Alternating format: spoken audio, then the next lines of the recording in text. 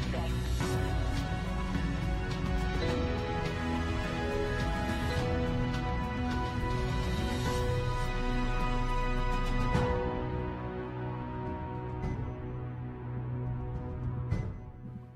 Good morning and welcome to America's spaceport here in Florida. This is a live look at Space Launch Complex 40 at the Cape Canaveral Space Force Station, where Crew-9 is in the process of suiting up for their mission. Today's T0 is 1:17 and 21 seconds p.m. Eastern Time. That's when a Dragon spacecraft sitting on top of a SpaceX Falcon 9 rocket that you can see right there will launch to the International Space Station. Crew-9 is a continuation of regular crewed flights from U.S. soil to station as part of NASA's Commercial Crew Program. What a beautiful shot outside as we circle Launch Complex 40. I'm NASA's Daryl Nail, and this is the official launch broadcast of Crew-9.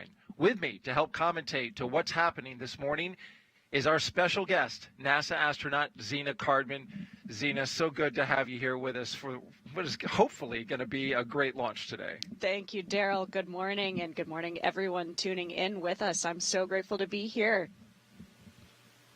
And we are very grateful to have you here as you look at the launch pad now. Such a great shot by our flight operations team here at Kennedy.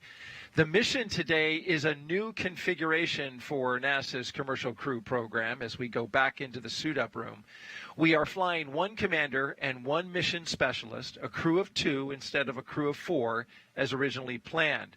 Now, the reason is to use those 2 empty seats to return astronauts Butch Wilmore and Sonny Williams. They flew up to the ISS in June, but remained on the International Space Station to prioritize their safe return. Meanwhile, their Starliner spacecraft, which had technical issues during a test flight, returned to Earth uncrewed earlier this month and returned successfully. And we'll have more on that in just a bit. Today, the crew's ride to space is the Dragon Freedom spacecraft, its 4th flight to space. As we look inside the suit-up room at the operations and checkout facility here at the Kennedy Space Center, we see both the astronaut and the cosmonaut sitting in their seats inside the suit-up facility. They've got their suits on, and now, Zena, of course, it's time to check them out. That's right, Daryl. This is the first time that the crew have gotten in their suits on launch day. Of course, this is not the first time they've been in their suits. We spend a lot of time training and practicing in these suits so that we are ready to go on launch day. But this is the first of multiple checkouts of the suits that will actually take them to the International Space Station. It's great to see. You can tell they're a little puffed up. When the helmet goes above the chin and the mouth area, you know that they're being pressurized, right? That's exactly right. Yeah, we're doing leak checks in these seats, and so it's great to see Nick Hague and Aleksandr Gorbunov here in suits that are looking good. When they pressurize, they get a little bit stiffer. They're actually about the same pressure as a volleyball. Oh, interesting. I Fun didn't know fact, that. yeah. That's a nice little factoid. Yeah. Well, over the next 4.5 hours, we will walk you through this detailed process and show you all the action live as it's happening from suit-up room all the way to liftoff and then in orbit. But first, I want to tell you a little background information about Zena Cardman, our co-host today. Zena was selected by NASA as a member of the 2017 Turtle astronaut class. She completed 2 years of training as an astronaut candidate. Leading up to today's mission, she was part of Crew-9 and trained extensively with the team before the flight was adjusted to 2 crew members. As you can see, this is video of her doing that training. Zena is also a geobiologist. She earned her bachelor's degree in biology and her master's degree in marine sciences, both from the University of North Carolina. There, she also researched geobiology and geochemical cycling in subsurface environments such as caves.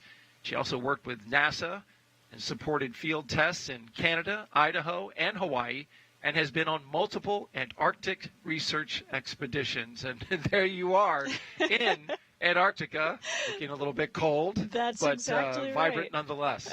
Yes, in some ways a very different environment than the one that I am training to work in now, but it's also, I think, really exciting to see a continuation of scientific research in remote environments and research that is collaborative and uses people who are not necessarily the scientists themselves actually doing the research, just like Nick and Alex are going to do on ISS. And you found actually a lot of similarities with training to go to a place as remote as Antarctica and similar to space. Yeah, that's exactly right. Of course, the reason that we're going to these places is to do research and for exploration, but it also takes an entire team of people to get us there. We also need to do training on maintenance, how to live and work in this environment and not just do the research. All right, as you look here at Commander Nick Hague, I want to talk a little bit about him. U.S. Space Force Colonel Nick Hague is your Crew-9 commander. He was selected by NASA as an astronaut in 2013. This will be his second space flight to the International Space Station. In 2018, he and his Soyuz crewmate experienced a catastrophic rocket booster malfunction after launch. They were forced to abort but landed safely. 5 months later, Hague launched on another Soyuz and served as flight engineer for expeditions 59 and 60, and of course, a safe mission to the ISS. He spent a total of 203 days in space and performed 3 spacewalks. The Kansas native is a test pilot and a distinguished graduate of the United States Air Force Academy. Nick spent 5 months in Iraq in support of Operation Iraqi Freedom. He voluntarily transferred from the United States Air Force to the Space Force in 2021 and is an active colonel. His wife, Katie, is a retired U.S. Air Force colonel, and they have 2 sons. Nick is certainly ready for this role, a role, Zena, that you had trained for, but a switch was made. Yeah, that's exactly right. Nick is going to be the commander of this flight today. This will be his second long-duration mission to the International Space Station, but as you just mentioned, his third launch to space. I'm really excited for him, and actually his crewmate on that Soyuz that aborted will be joining him on the International Space Station. How about that? Well, they'll be reunited after their unfortunate circumstance on that first flight, but they did make it to space, and they did do some great while they were on that particular mission. That's exactly right, and this is really a testament to these systems work when we need them to. Indeed. Well, as we mentioned, this is the suit-up room. It's one of many rooms on the 3rd floor of the Neil A. Armstrong Operations and Checkout Building that make up crew quarters. The crew has been living and working in crew quarters for more than 2 weeks now. Let's talk a little bit now about his fellow crew member, Hague's fellow crew member, talking about Aleksandr Gorbunov. This is Mission Specialist Aleksandr Gorbunov's first time going to space. He studied engineering with qualifications in spacecraft in upper stages from the Moscow Aviation Institute. Gorbunov graduated from the military department with a specialty in operation and repair of aircraft, helicopters, and aircraft engines. Before his cosmonaut selection in 2018, he worked as an engineer for a rocket space corporation and helped support cargo spacecraft launches from the Baikonur Cosmodrome. That's exactly right. It's great to see Aleksandr looking good in his suit today. He has been an incredible asset to the team, Crew-9. I'm so grateful that I got to spend the last 18 months training with him and with Nick. They are both flying today in roles that are slightly different than the ones they originally trained for, but they are both ready to step up. And talk a little bit about that, Zena. Initially, he was trained as pilot. Now he's in the commander position, but he also has to cover some of the responsibilities of the pilot, right? Because Gorbunov is still mission specialist, though he's also upped his level of ability for this mission as well. Yeah, certainly. It is an unusual circumstance. So the mindset for today is that Nick Hague is the commander, and we're referring to it as a single-seat commander. So he will be in charge of the vehicle, taking over the commander role it's a step up, certainly from the pilot role, but something that he's well trained to do. And the difference between transitioning from the pilot to the commander role is less of a difference than it would be to transition from mission specialist to pilot. And we simply did not have enough time to complete all of that training, although Alex is an incredible crewmate and a very capable cosmonaut. And so Alex will be flying in the seat that Nick was physically training in. Nick will be flying in the seat that I was physically training in, but they will both be sharing these duties. Alex will be backing up Nick in a lot of the duties, but Nick will be the commander of the spacecraft. And a little more insight into the decision that you touched on that was made on the crew assignments once this mission was changed from a crew of 4 to a crew of 2. NASA Chief Astronaut Joe Acaba, of course, made the call to fly Hague as the spacecraft commander. Acaba had to balance flying a NASA crew member with previous spaceflight experience to command the flight, while also making sure that the agency maintains an integrated crew with a Roscosmos cosmonaut who can operate that agency's critical systems aboard station for continued safe station operations. So a lot went into that decision, and we heard from NASA leadership in the press conference yesterday, and they said, look, you know, we had to make that call of experience in which it leaned, but they said it was a very, very close call between you and Nick. Very, very close. But it went to the experience, and you've been a professional about this. You're here on the broadcast talking about it, which, you know, I got to commend you for that as well. Thanks. But they said, look, you're going to fly. You're going to get a mission, and it'll be soon. Yeah, absolutely. I mean, this is a very privileged problem to have. If I can say, I don't know exactly when my launch to space will be, but I know that I will get there.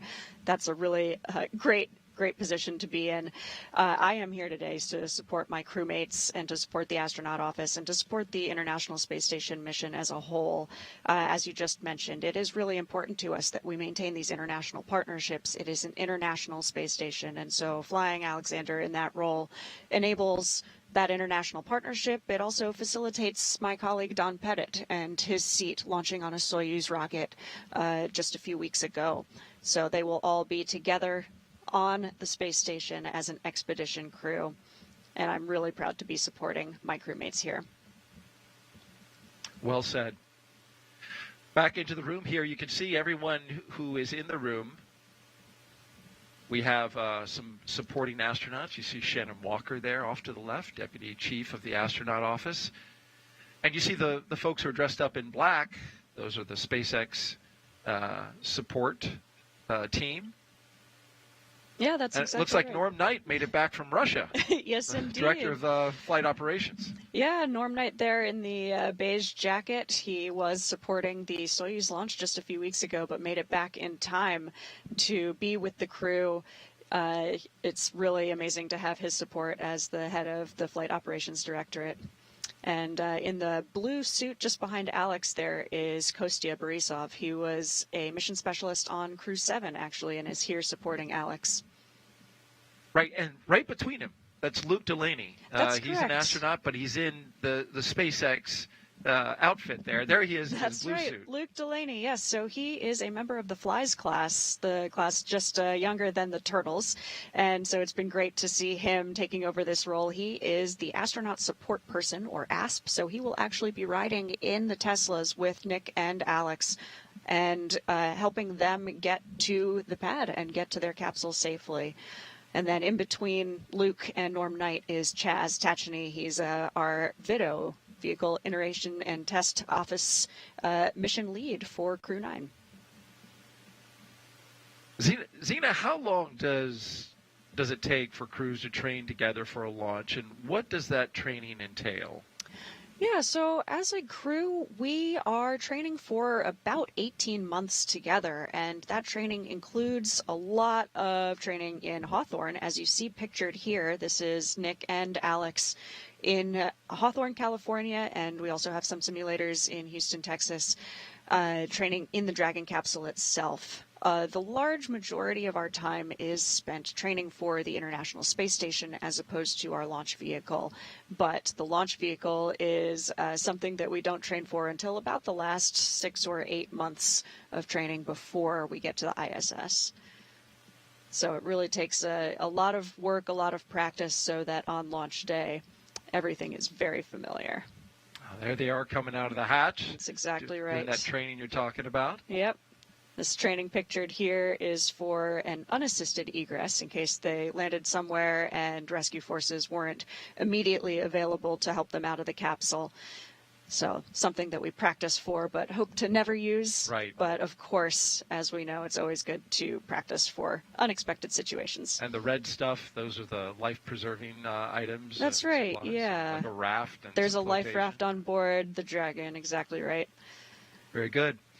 And so, as you can tell, Zena has great knowledge and insight into the mission today and into spaceflight in general. And so, if you're watching right now, we want to invite you to participate in the show. If you'd like to ask a question over the next 4.5 hours, just jump on X, Facebook, YouTube, or Twitch. Send your question in. Countdown T-minus 3 hours and 50 minutes. Suit leak checks are complete, and then side hatch is coming open imminently. All right, good update there from the SpaceX launch director. 2 good suit leak checks, and they're opening up the hatch out at the pad. But again, the hashtag #AskNASA. Use that on the platforms X, Facebook, YouTube, or Twitch, along with your question, and we will try and answer that question live. While they get ready to go here, take a few pictures and with some of the team and talk to the crew before they get ready to head out here. I want to talk a little bit more about what led to the configuration of this mission today.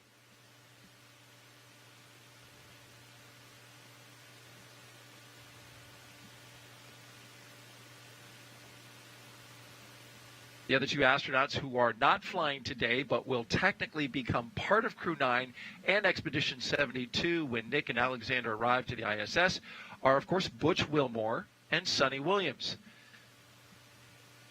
Butch Wilmore, he has flown on 3 missions, performed 4 spacewalks, and flown in 3 spacecraft, Shuttle, Soyuz, and Starliner. And Sonny, she has flown on 3 missions, performed 7 spacewalks, and also flown in 3 spacecraft, Shuttle, Soyuz, and Starliner. Starliner arrived to the International Space Station on its test flight. This happened back in June, and we have video of it. There it is.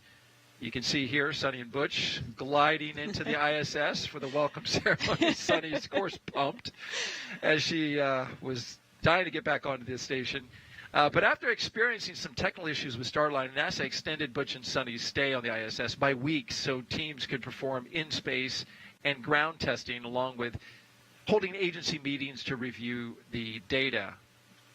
During that time, the pair of astronauts conducted research and performed maintenance on the orbiting lab. But in early September, Starliner undocked without its crew from the ISS as a result of NASA's decision to prioritize astronaut safety over the test flight.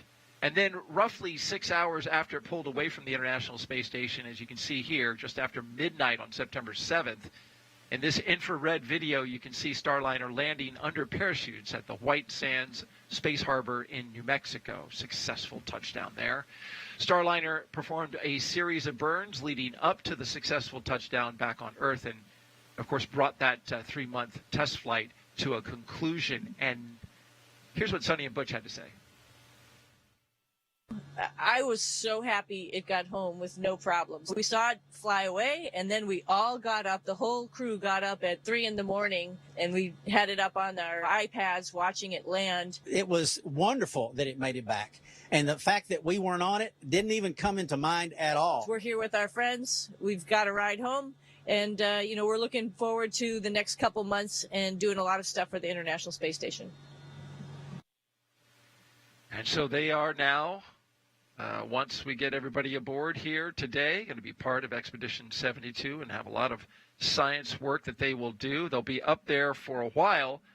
But if everything goes as planned and they return with Nick and Aleksandr on a Crew Dragon, then they will be, fun fact, the first astronauts to fly 4 different spacecraft that have launched and returned to Earth. That is a fun fact. Actually, really amazing. It's hard to do. It's difficult to do. Yes, that is quite the accolade. It's really actually incredible to me that I work with so many people, so many astronauts in our office who have now flown 2 different or 3 different types of spacecraft. And I mean, what a time to be alive that we have that many different spacecraft in operation. That's pretty neat. It's a great point. And to your point, to talk about just how few astronauts that have done this. If we kind of change the qualification to which astronaut has flown 4 spacecraft previously and not put the qualifier of launching from Earth and returning to Earth, it goes to an astronaut who is in this room on a picture in the background. That's John Young, who flew, of course, Gemini, Shuttle, but then the Apollo Crew module. That's and right. The Apollo Lunar module. That is truly amazing. And he's in that picture, that photo there that you can see at the very top of the screen. Yep, just above that Crew-9 patch. That's an amazing tie to history that this room and this building share. It's really, really special to get to suit up in this actual room. And so this is a tradition here. There's Shannon Walker with the 2 crew members laying out the rules to a card game. This is a tradition that happens before the crew can leave the suit-up room. Someone plays the crew. This someone is the case. It's Shannon Walker, the deputy astronaut chief. She'll play the commander and crew member, and they will play until the commander loses. That way, the team gets their bad luck out of the way and can now move on with nothing but good luck through launch. That's exactly right. I think spaceflight in general is full of traditions, especially on launch day.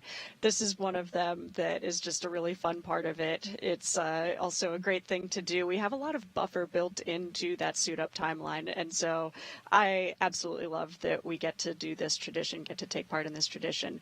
The rules change a little bit, and so the chief or the deputy chief might make up something special specific to that crew. So you can imagine maybe the number 9 is going to feature heavily today or something like that. So the rules change a little bit every time. But yes, you're exactly right. The tradition is that we must play until the commander loses. So we'll see what happens. And yeah, it's great to see they're playing with a card deck that I actually made for them.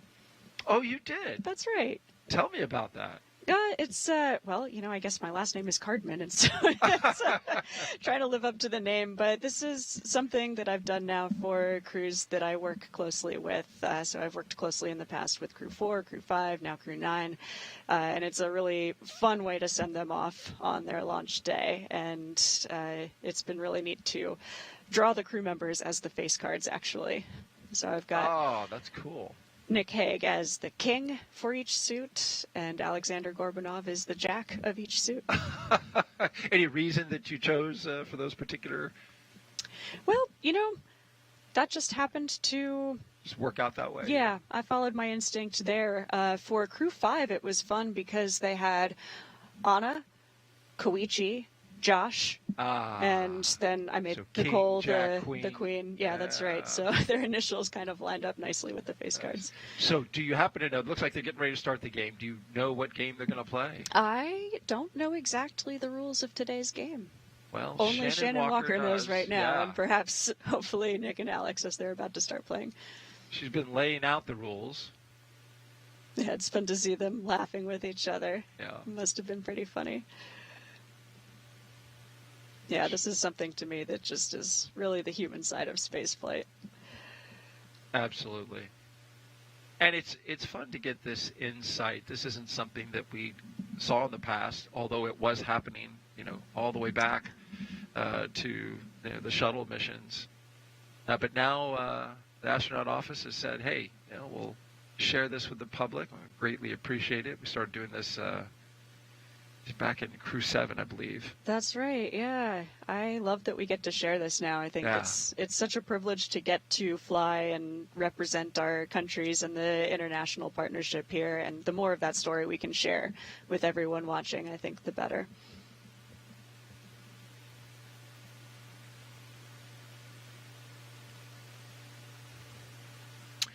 Seems like Shannon's trying to stretch out the time a little bit as she checked her That's watch. a good sign, actually. I Yeah, think they must that's be right, that's doing true. well on time.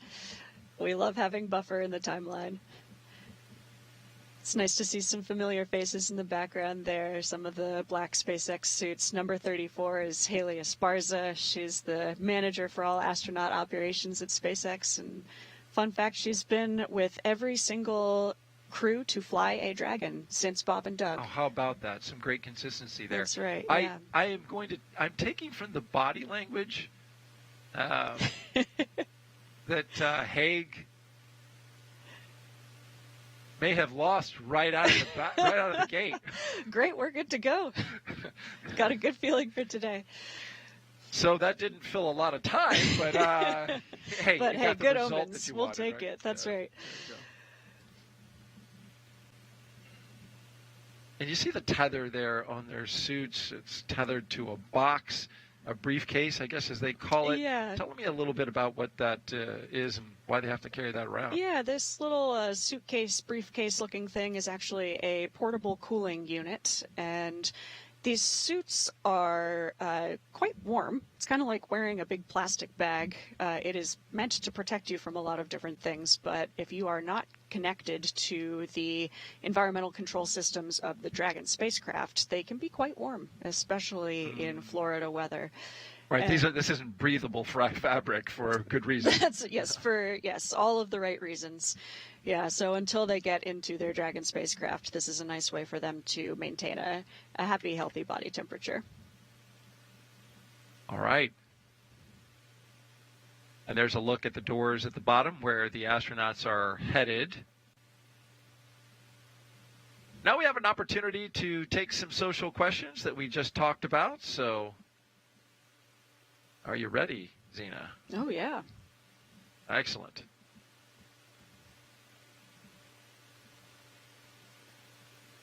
All right, first up, Dustin Burnham asks on X, can you share a surprising or funny story about the preparations for this launch that highlights the human side of space exploration?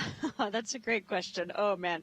As crew members training together for 18 months, we have a lot of opportunities to not only work together, but also travel together, and you get to see each other in many different circumstances. I can attest that Nick Hague is quite good at karaoke. You don't say. I do. Yeah, so that's what he can really sing. Oh, well, I would say he's very enthusiastic. Oh, okay. Absolutely. Oh, I see. Is he the guy that, he's always trying to get to the karaoke bar to sing? Or Yeah, does he kind of push it a little bit? I think it's an especially nice tradition, for example, when we are training in a place like Japan, where this is one of our international partners, and what better place to do karaoke than in Japan? No doubt. So we're looking outside the operations and checkout building at T-minus 3 hours, 38 minutes, and counting. This is where family, friends, loved ones have gathered to say goodbye to their astronaut. And let me tell you, the license plate is ready for it, as is the SpaceX Teslas that will head out to the pad. Always a great little tradition that they do with a custom plate. Yes, I love this tradition. All of the Teslas that have taken Dragon crews to their rocket have had a fun custom license from Haley Esparza, who just walked in front of the camera. She's the mastermind behind those license plates. I suspect this one is a Taylor Swift reference. Ah, I'm glad you got that. Uh-huh. Well, you see the 3 Teslas that are going out there, Teslas 1 and 2. Of course, with just 2 crew members today, they'll be in one Tesla together. That's right. It would be a lonely ride separate, so I'm glad they'll be together and listening to Pump It Up playlist on their way there. Well, you can see this is now the hallway back inside the astronaut crew quarters, and some really fantastic artwork that you can see lines the hall there. This has been a recent addition to the hallway, and it's just some beautiful stuff there. Yeah, I absolutely love this addition to such a historic place. And those doors, my goodness, it's amazing thinking how many crews, all of the people who have walked through those doors on their way to orbit. All the way back to Gemini in the 60s. It has been a long time as we zip over. And, well, there's Rajachari, one of our astronauts, former crew members. Yeah. Is out there helping out. That's right. Rajachari, a classmate of mine, Turtle classmate, and the commander of Crew 3. And he is here as a family escort for Nick Hague.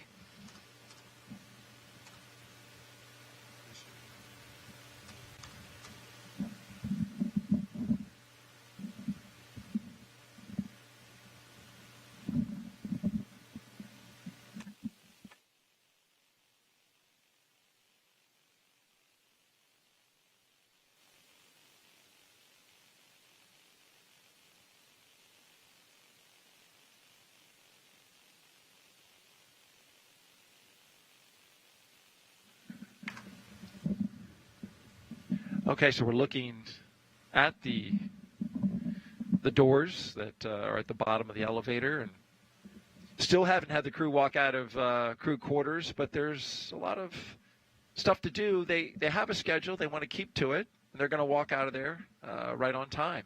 That's right. Yeah, leading the way in that black suit there, I think she was number 11, is Katie Bishop. She is the closeout lead for today's mission.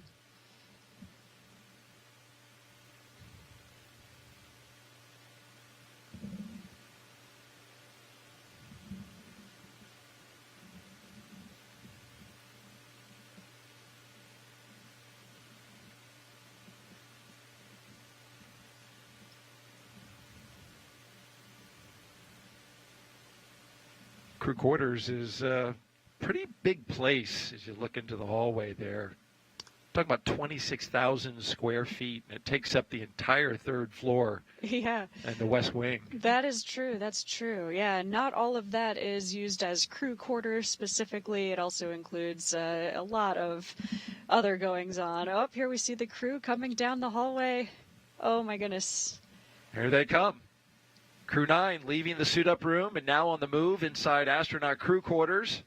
This is a big moment, and there's so many people who have supported them in quarantine who are lined up in these hallways, wishing them well on their journey. You can see them waving goodbye as they get in these elevators. Yeah, Aleksandr Gorbunov on the right, Nick Hague on the left, stepping into the elevator with Shannon Walker.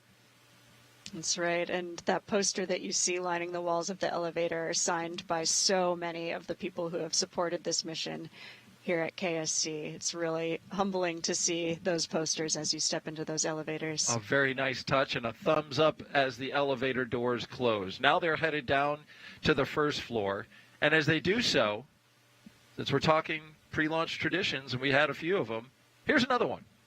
Both Nick and Aleksandr signing their mission patch inside crew quarters. The patch shows, of course, the trail of a rocket launching. And you can see a Falcon 9 in there with the number 9 on its beak, along with a crescent moon as its eye. That's a nod to the Falcon 9 rocket in the patch.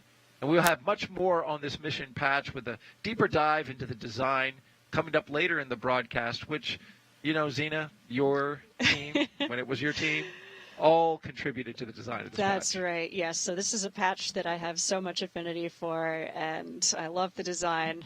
Nick and Alex will represent it well today.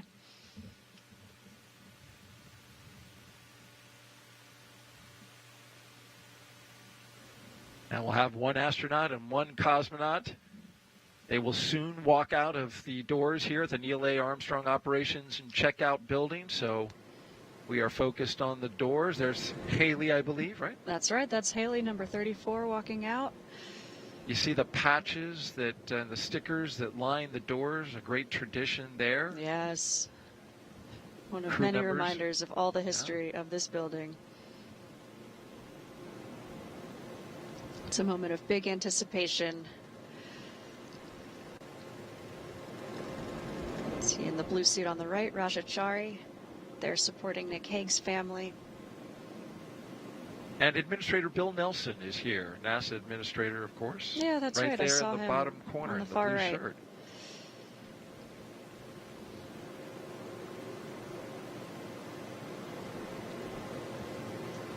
The doors are open on the Teslas. They've allotted about 25 minutes to the pad with a security escort that will lead the way. We've got a on-car camera. We'll follow them as they go out there, so we'll get to see the same things that the astronauts see on their first ride ever out to Launch Complex 40 this time, which has been certified for human spaceflight, a recent addition to the capability of that launch complex out there at the Space Force, the 45th Space Force Wing, the Cape Canaveral Space Force Station. Yeah, that's right. This is one of many historic aspects to this Crew-9 mission, and it's neat to have Nick Hague, who is the first person to launch as a Space Force member. Ah, yes. Of course, Mike Hopkins transitioned over to the Space Force while he was already on orbit. So he launched as Air Force, landed as Space Force. An important distinction there, and I believe Nick said in his little crew pack, he's taking the Space Force flag. Yeah, we get a really small volume of personal items, much of which we tend to take up with gifts. Oh, here they come. There they are. Nick Hague, commander of Crew-9, with his crewmate, Aleksandr Gorbunov.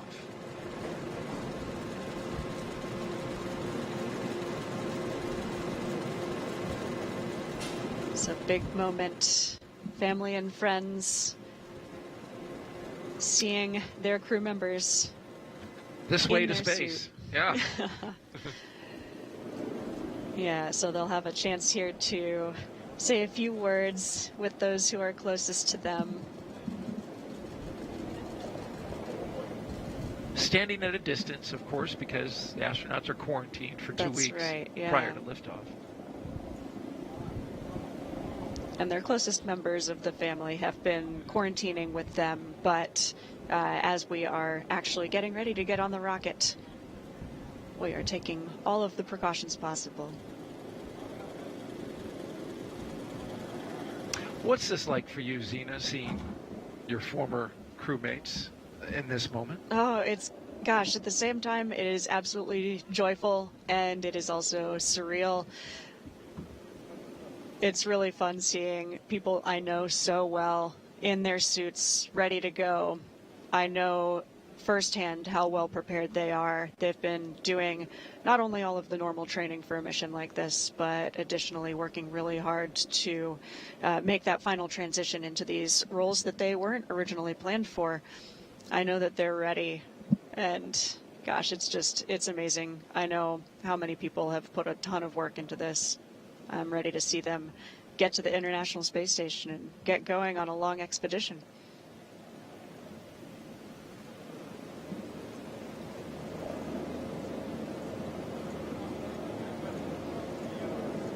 And they'll have a few minutes here to say hello, say some words with their family. There's Haley letting them know it's time to move towards the Teslas.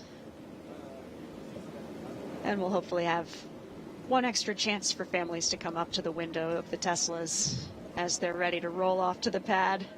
A few final cheers, some photos.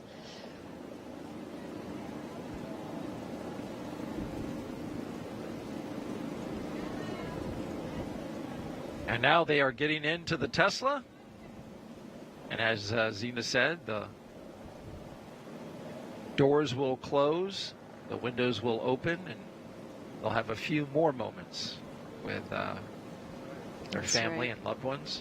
You can see them hooking back up to that cooling umbilical connected to their little personal briefcases. Get them some air on their way to the launch pad. Switching from the handheld to the in-car system, right? The handheld system is actually in the back behind their seats. So it's all part of it. Okay. Yeah, but they ditch the little cooling suitcase as they walk out, just less to carry. Gotcha.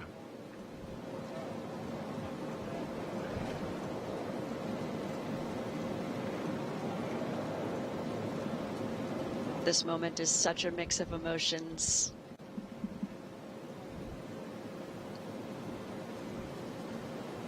I know families are all at once so proud of their loved one. It's also incredibly difficult to know that it's going to be a long time before you see them again. Of course, we have a lot of great communications assets. It's really easy to stay in touch, but it is nevertheless really challenging to be a family member on the other side of this. And as a crew member, you are feeling so excited for this launch that's about to happen. You're so ready for it, as this license plate says. They are ready for it indeed. And you've been down there on the ground as an astronaut support person with these crew members as they've been getting ready to. You were there for Crew 4, That's right. Yeah, I was the support person for Crew 4. I was a backup crew member for Crew 4 as well. I've been on most sides of this this barrier here. I've been there as a support person, riding in the Teslas with the crew to the pad. I've been a family escort. I've been there as effectively the family member for a crew member. So I've seen it from a lot of different sides. It's really, each one is challenging and humbling. So I know firsthand all the work that goes into something like this. And they are off on their way to Space Launch Complex 40 at Cape Canaveral Space Force Station. You can see the crew driving away from the Neil A. Armstrong Operations and Checkout Building, and this will begin a roughly 20-minute drive with a full security escort across NASA's Kennedy Space Center, including the Vehicle Assembly Building. And there they are, the onboard camera. I just want to follow up on a note that you said. You've seen this from so many sides that by the time you get to space, you will probably be the most highly trained astronaut to ever do a crew launch. Well, I don't know about that, but I will be ready for it as well, that's for sure. All right. Well, while we've got the astronaut and cosmonaut in their vehicles headed to the pad, let's hear from them now. And let's start with Commander Nick Hague, who spent 5 months in Iraq in 2004 in support of Operation Iraqi Freedom. Let's listen more from the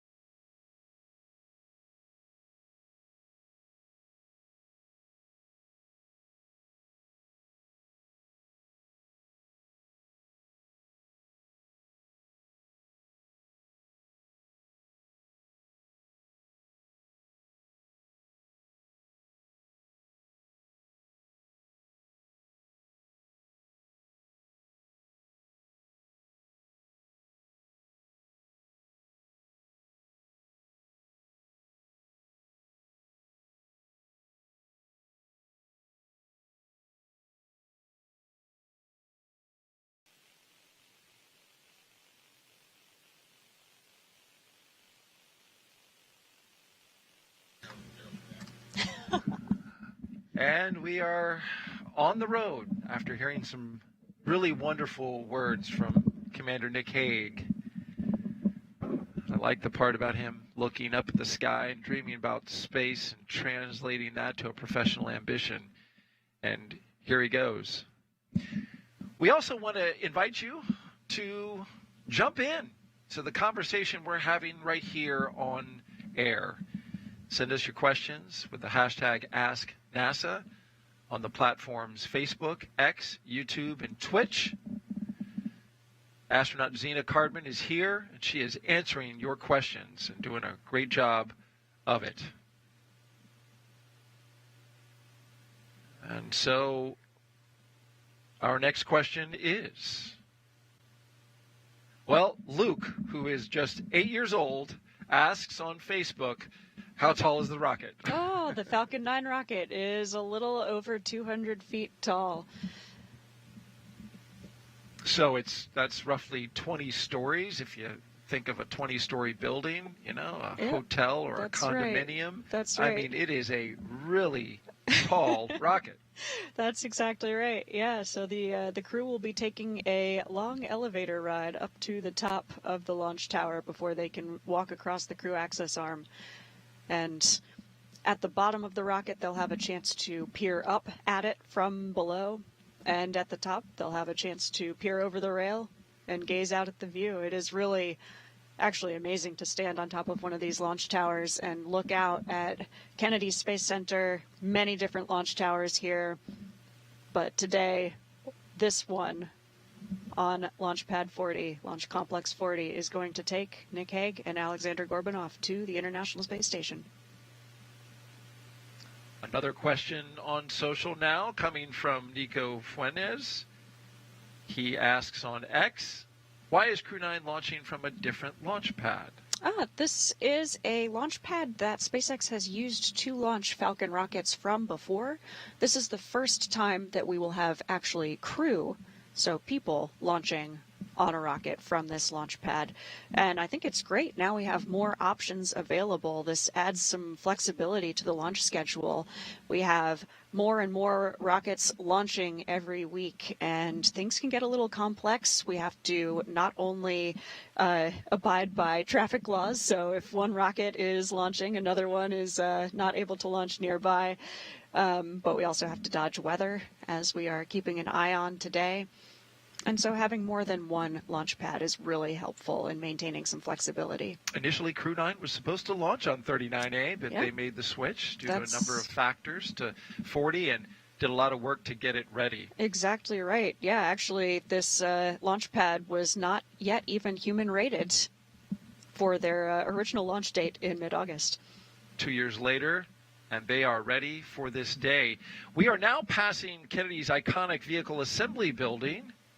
As you see, as we pull out the shot here, this is where NASA will stack its Space Launch System rocket and Orion spacecraft for Artemis 2, sending 4 astronauts around the moon. It'll be the first crewed mission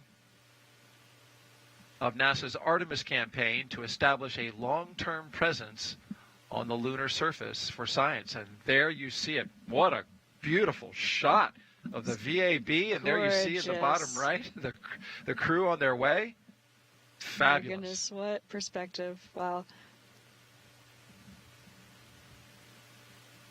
Well, speaking of Artemis 2, the Space Launch System core stage rocket, well, Zena made its final stop to Kennedy Space Center in Florida before it's going to get ready for launch. The commander of the Artemis 2 mission was in New Orleans back in July for the big move to KSC. And let's listen in to him now with a closer look at what's next for the SLS. Hi, I'm NASA astronaut Reed Wiseman, standing here at the Michoud Assembly Facility in Louisiana, and behind me, our Space Launch System core stage is on the move. That booster back there is going to power me, Victor Glover, Christina Cook, and Jeremy Hansen around the moon on Artemis 2. For the last 3 years, technicians have been manufacturing and assembling our 212-foot-tall Space Launch System core stage. In July, The core stage made the trek on NASA's Pegasus barge and shipped to the Exploration Ground Systems team at Kennedy Space Center in Florida. The core stage rocket's arrival now puts the biggest piece of hardware for Artemis II ship to Kennedy at the Vehicle Assembly Building. It joins the SLS rocket's twin 5-segment solid rocket boosters and the Orion spacecraft, already undergoing testing and checkouts at the spaceport. That's a look at your Artemis Moon Minute. The Space Launch System, with its 2 propellant tanks and 4 RS-25 engines, is the only rocket that can send the Orion spacecraft, astronauts, and supplies to the moon on a single mission. And as we continue to watch the crew here, they're taking that curve. That is pad 39B. And that's a live look as they are passing that pad right now. Testing is in the works for the Artemis program there. Last month, teams at Kennedy Space Center. 15 minutes. Advanced team is complete with their actions and ready for crew arrival. Okay, that's a good milestone that they've met. That just means that the advanced team, which got everything ready, is now ready for this crew right here that is driving on the way to the pad right now. But back to the note on the VA, or on 39B, and talking about the Artemis program. We have some video to show you about some of that training that happened last month. Teams are here. I hear that sound. That's the sprinkler system there, the fire suppression system activated as the Artemis mission emergency procedures during a series of integrated system verification and validation tests happened. Members of several teams practiced the process of getting inside and out of the emergency egress baskets and then exiting at the terminus area, and then once there, they got into an armored emergency response vehicle and then drove away from the pad to one of the designated safe site locations at Kennedy. Critical training for them that all astronauts do before they go on a mission. For more Artemis updates, you can scan the QR code on your screen that's coming up right there. Or you can go to the website, nasa.gov/Artemis-Roman numeral 2. And as we continue to make our way to Space Launch Complex 40, this is a live look as they are pulling up and going past Pad 39A. This is where all previous launches for SpaceX crewed launches have happened here at Kennedy Space Center. So today will be another first, launching not from 39A where they would have turned in and been there already. Now they're going over to the Space Force side and launching from Space Launch Complex 40. But what a great shot there, showing the venerable and historic 39A as they go past that pad. That's right. Over to the Space Force side. That's amazing. And you can see SpaceX working on their Starship launch tower just to the right of the water tower there. Yeah, that's exactly right. It's neat to see a developmental program right next to one that is so operationally proven. Absolutely. Great observation. And, of course, SpaceX, a partner with the Human Landing System, going back to Artemis, will be helping out with Artemis 3 and getting our NASA astronauts onto the surface of the moon. Now they approach the beach side where the road goes right down the waterway. This is a nice shot of the Atlantic Ocean and the beachside road that leads to Space Launch Complex 40. Absolutely beautiful. And this connection to the ocean is one of the reasons the Crew-9 patch also depicts the ocean. Very nice. As we take in this lovely view, we also want to give a chance for, nice wave. Oh, wow. That's awesome. For the surfers out there, boy, that was a sweet one. Back to our crewmate here on Crew-9, cosmonaut Aleksandr Gorbunov is Crew-9's Mission Specialist, a first-time flyer who studied engineering at the Moscow Aviation Institute.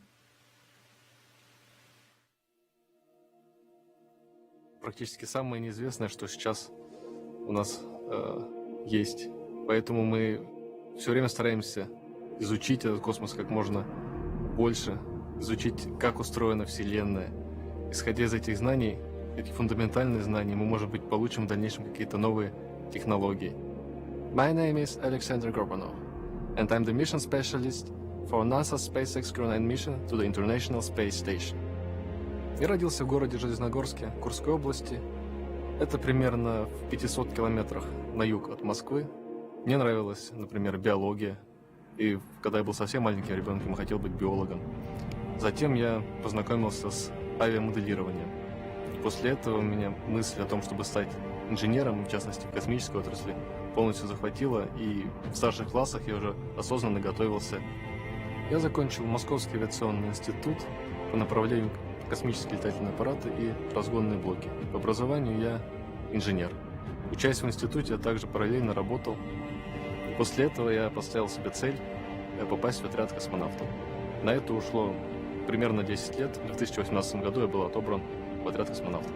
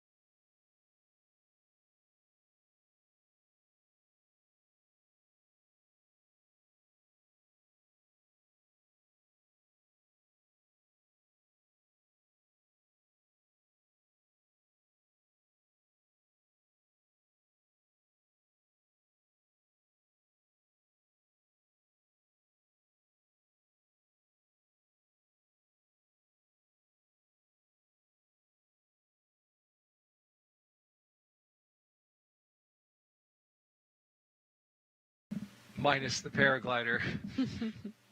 Well, we saw some beautiful waves for surfing, and then there were some beautiful views of paragliding. I haven't been, but that looks amazing. Yeah, absolutely. I know that's something that Aleksandr is very passionate about. Hopefully I get to give that a try with him someday. T-minus 3 hours and 9 minutes, and there you see the access road as we're going towards Launch Complex 40. The lead vehicle, part of the security team that's leading the caravan. That's right. A little bit longer of a drive than it is to 39A. Gives you extra time for your launch playlist. There you go. And I don't know what the playlist is for the car this time around. Sometimes the astronauts, as you know, post it on social media. We didn't get one for Nick, but you know, it got me to thinking. Sometimes it's just nice to just drive and just have the sound of the tires underneath you. You know? That is true. Though I don't know if that's suspect the case, but, yeah. Today I know that they are listening to some tunes. Okay, so it is a good thing to rock out and get the adrenaline going. That's Absolutely. Certainly what the astronauts did on Demo 2 and many missions afterwards. Oh, for sure. Yeah, it's interesting. Some people choose to have some pump it up jams. Others really want to relax and just get in a calm mindset. And it's really up to the crew members. So this is pretty cool, Zena, as you're driving up and seeing the rocket in through the front windshield. Oh, yeah.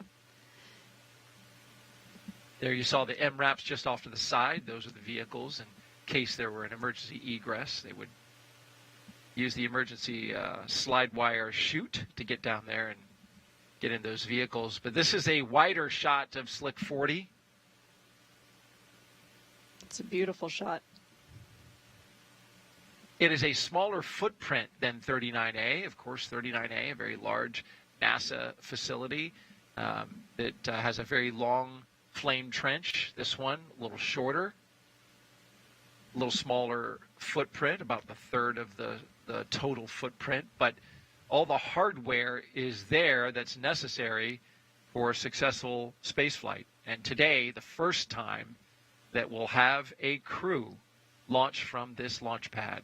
And a lot of work, about 2 years worth of work, went into getting this pad configured and outfitted with hardware that can support a crewed launch. And you need a tower, you need an access arm. So I want to give you a little closer look at what we're dealing with. You can see there's the entire complex. And if you look to the right of the screen, that's the launch tower. You see the elevators. Astronauts will be going into those elevator doors.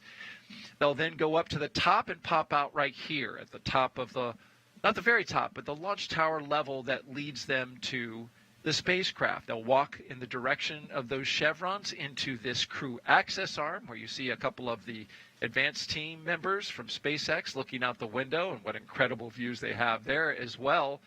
And then that crew access arm leads to this, the spacecraft Freedom.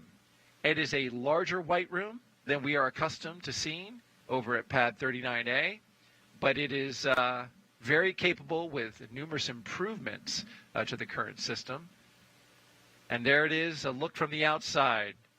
Outside the crew access arm and the Crew Dragon that is atop the Falcon 9 rocket. A little wider look, and you can see all around the Space Coast as we have a beautiful day forming up.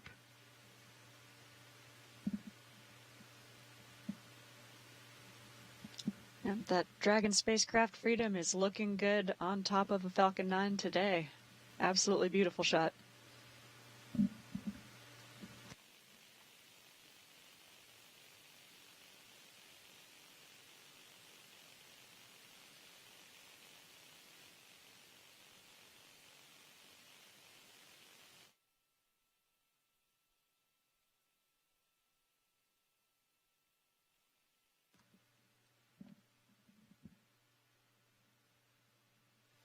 T-minus 3 hours and 4 minutes and counting. At T-minus 4.5 hours, we got a weather brief from the launch weather officer with the 45th Space Wing today. And though that shot looks beautiful there, we got a little blue sky mixed in there, there are some weather matters to talk about that the team is tracking. If you look here at the satellite view from the GOES satellite of Florida, you can see we've got there in the lower half of the screen, you can see the clouds developing and starting to push from the west towards the east. That is coming in our direction. That was expected, streaming some moisture over our area, according to the launch weather officer. It's all because of a trailing boundary in the wake of what was Hurricane Helene. It stalled out over top of us and has kind of concentrated that moisture over the launch site and staging areas.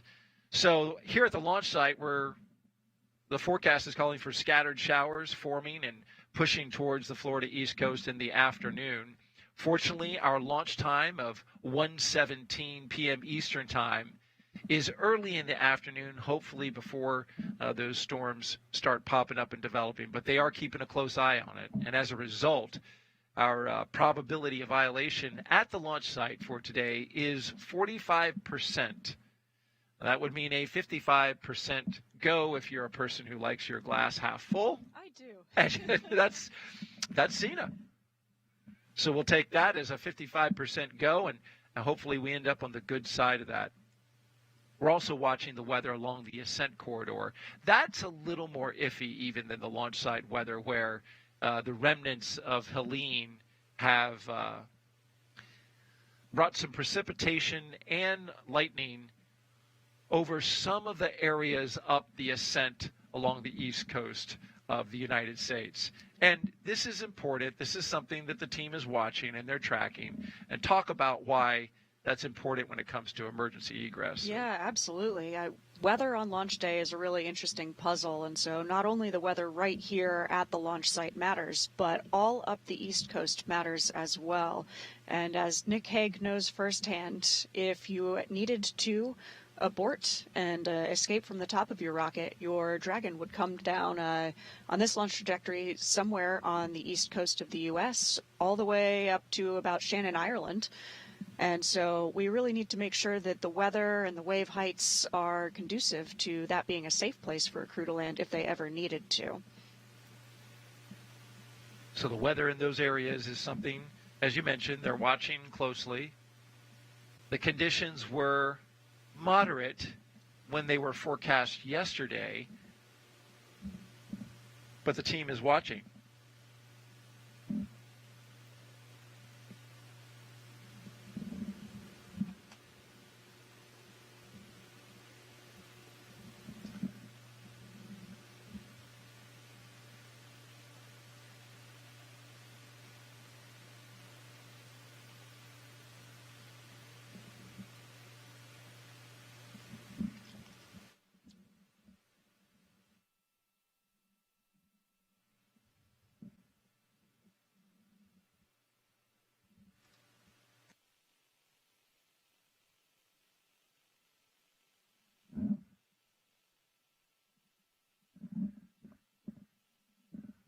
A quick note, Zena and I are listening into the weather brief that's happening right now. We're going to update you once that's complete.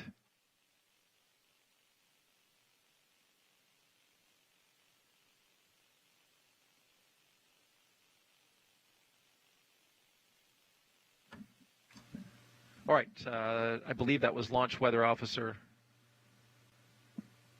Brian Sizik. Stand by.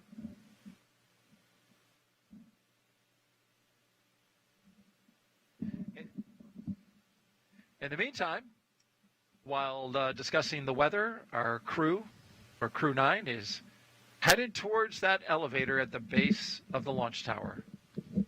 Yeah, you can see them walking towards that elevator right now. I am sure they will take a moment to look up and really take in their rocket from the foot of that 200 and change foot tall rocket.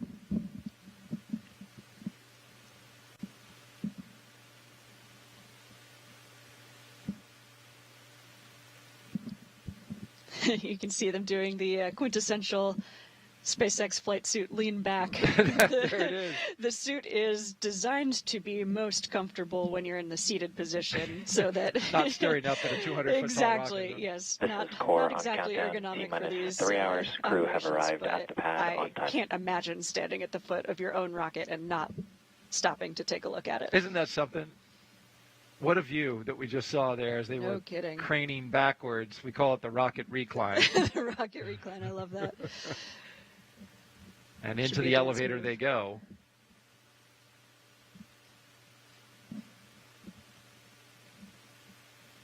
I have not been inside this elevator, but I suspect they designed it similarly to the one at 39A. There is actually a button for space. There it is. There it is, right on cue. Yeah, I know which one I would choose. Absolutely. Well, it's, why go to the 230-foot level when you can go to space? Send it. Send it, indeed. And there's the top, and that's where they'll pop out. And the crew, as we showed you in our little mini tour, will follow those chevrons on the ground, which are also there in white, high contrast with the black paint, so they can be seen in the case of an emergency egress. Yep, that's exactly right. This launch tower is well designed for humans. It's part of the long process to get it rated for these crew members, Nick and Alex, today. And there's Luke Delaney, number 43. You can tell by his red name tag. A little bit different than the SpaceX ninjas.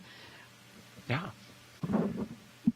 And there's some important differences between this crew tower. This elevator takes the crew all the way up to the level of the crew access arm, as opposed to at 39A, they have to actually go up a few flight of stairs. That's exactly right, which is no easy feat when you're in a suit like this. So quite nice to just go all the way direct in your elevator. Yeah. Direct flight. Mm-hmm.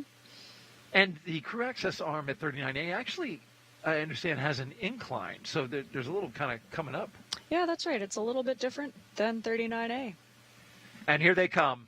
Commander Nick Hague and Mission Specialist Aleksandr Gorbunov walking the crew access arm towards their Dragon Freedom capsule. They are all smiles, and I can understand why. With phenomenal views to either side of them, walking confidently and certainly anticipating these next few moments where they'll get into the spacecraft and get seated and strapped in. There's Katie Bishop, who is in charge of today's operations here at the Cape as the closeout lead for the SpaceX team. She handed a Sharpie to Aleksandr This is Gorbunov. core on countdown T-minus 2 hours, 56 minutes. Another Crew one have of those arrived many at the White spaceflight Room. traditions, signing the wall of the White Room before you get in your Dragon capsule. And these will be the first signatures on the wall, unlike 39A, Yeah, which is here actually we go. full They of get signatures. to be the first. Isn't that something? Choose a good spot, Alex. Yeah. No pressure. Oh, yeah. Very nice. Good. Boy, yeah. He went big, too. There's only two of them. They can take up twice as much space as they would. That's right. Nick is a lefty, apparently. That's true. Strangely, the astronaut office has, I think, a higher percentage of lefties than most of the U.S. population. How about that? Wonder why Random that is. fact. I don't know. Who knows? I Don tried had to it. make some kind of observation of left hand, right brain, but Yeah. I don't know if that would work. Well, look at this. What Taking a in that view. Yeah, absolutely. I love nighttime launches. Looks really spectacular as the rocket lifts off, but getting to see this view, taking in some final scenes of my favorite planet before getting in your rocket. That's a great point. You walk down that crew access arm at night, and it's just black, but during a day launch like we have today, I get beautiful vistas the entire way. Absolutely. But night is fun for people who watch launches. Yes, And yes. it lights up the sky. Yep. We've got a split screen now showing you the crew access arm, exactly where those astronauts are inside, and then our look inside it on the right-hand side. Nick Hague and Aleksandr Gorbunov having a little chat there about their final instructions to ingress, which means just get inside of the capsule. And their signatures, the first two signatures on this wall that no doubt will be filled with signatures over the coming years as crews continue to launch from this now human-certified launch pad. That's right. The first two of many. And we've got one already in the seat. There we Aleksandr go. Gorbunov taking his spot in what is typically the pilot's seat, but as the mission specialist in a crew of two, he'll be sitting there right next to Nick Hague, who now takes his or kind of falls into it. Yeah, so this is that was really funny to watch This is actually, core Nick, on because countdown he is T-minus 2 hours, used to 53. training. Crew have ingressed the capsule. Yep. Used to training in seat number 3, so the seat that Alex is sitting in. You saw Nick lean to the right. He's used to dodging location 8 where the displays are to the right to get around it. Ah, It's one of the many human aspects of training for something like this. yes.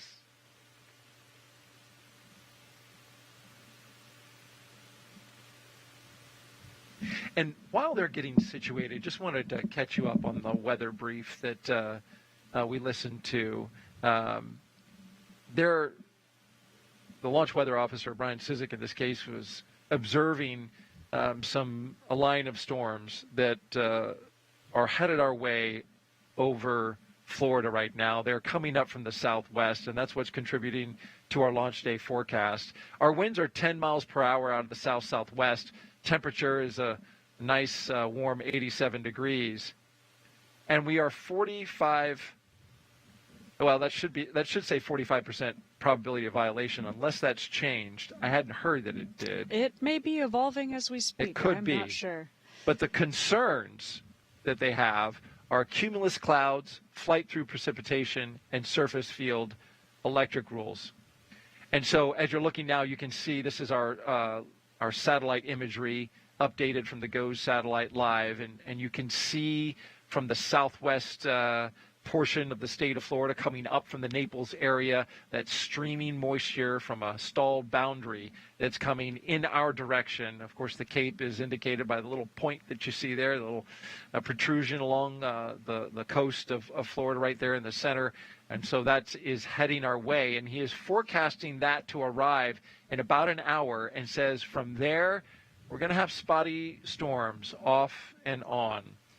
So you've trained for this mission, so you know this well. As we go along through the count, things really get locked in once you start tanking at T-minus 35 minutes. But at 2 hours and 51 minutes, they can afford to continue to walk along and go through the launch preparation procedures until that moment and see if this is going to be something that could be a problem for launch or not. Yeah, that's exactly right. I think in spaceflight and in life, it's important to remember that being an optimist and a realist are not mutually exclusive. And so even as we are continuing to monitor this weather, we are going to progress in hopes of weather clearing and everything be come and go for launch.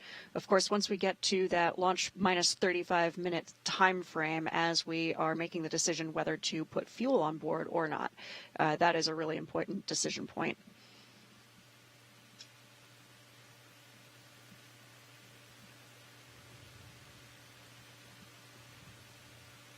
And so our crew are now getting settled into their seats. It looks like Aleksandr has his 5-point harness on already and moving through his procedures there.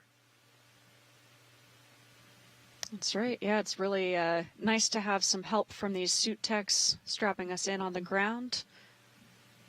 The seats are in a slightly more upright configuration than they will be for launch, and so that helps you with ingress, with getting in your seats. But it is still difficult to strap yourself in. You can see Nick is taking care of his shoulder harness straps right now, plugging it into the center point where all 5 points of that harness attach. It certainly is cozy and comfy, isn't it? I mean, they're elbow to elbow. Absolutely, yeah. It's pretty roomy inside as spacecraft go. It's a really nice cabin interior.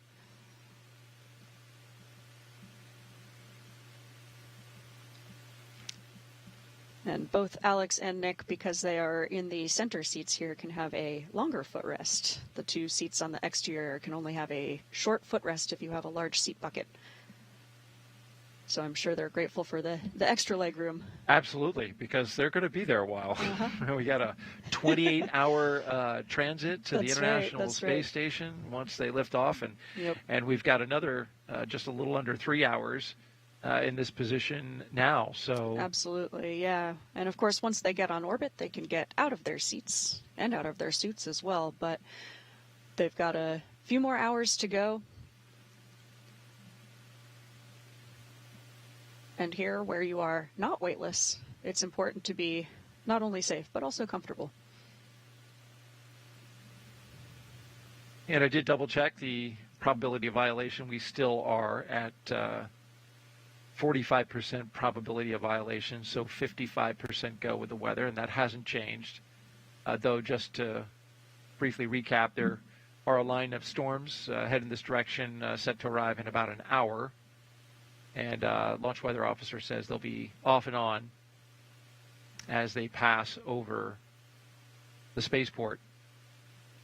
But I have seen, it's rare, I think actually I only saw it one time, 80% no-go.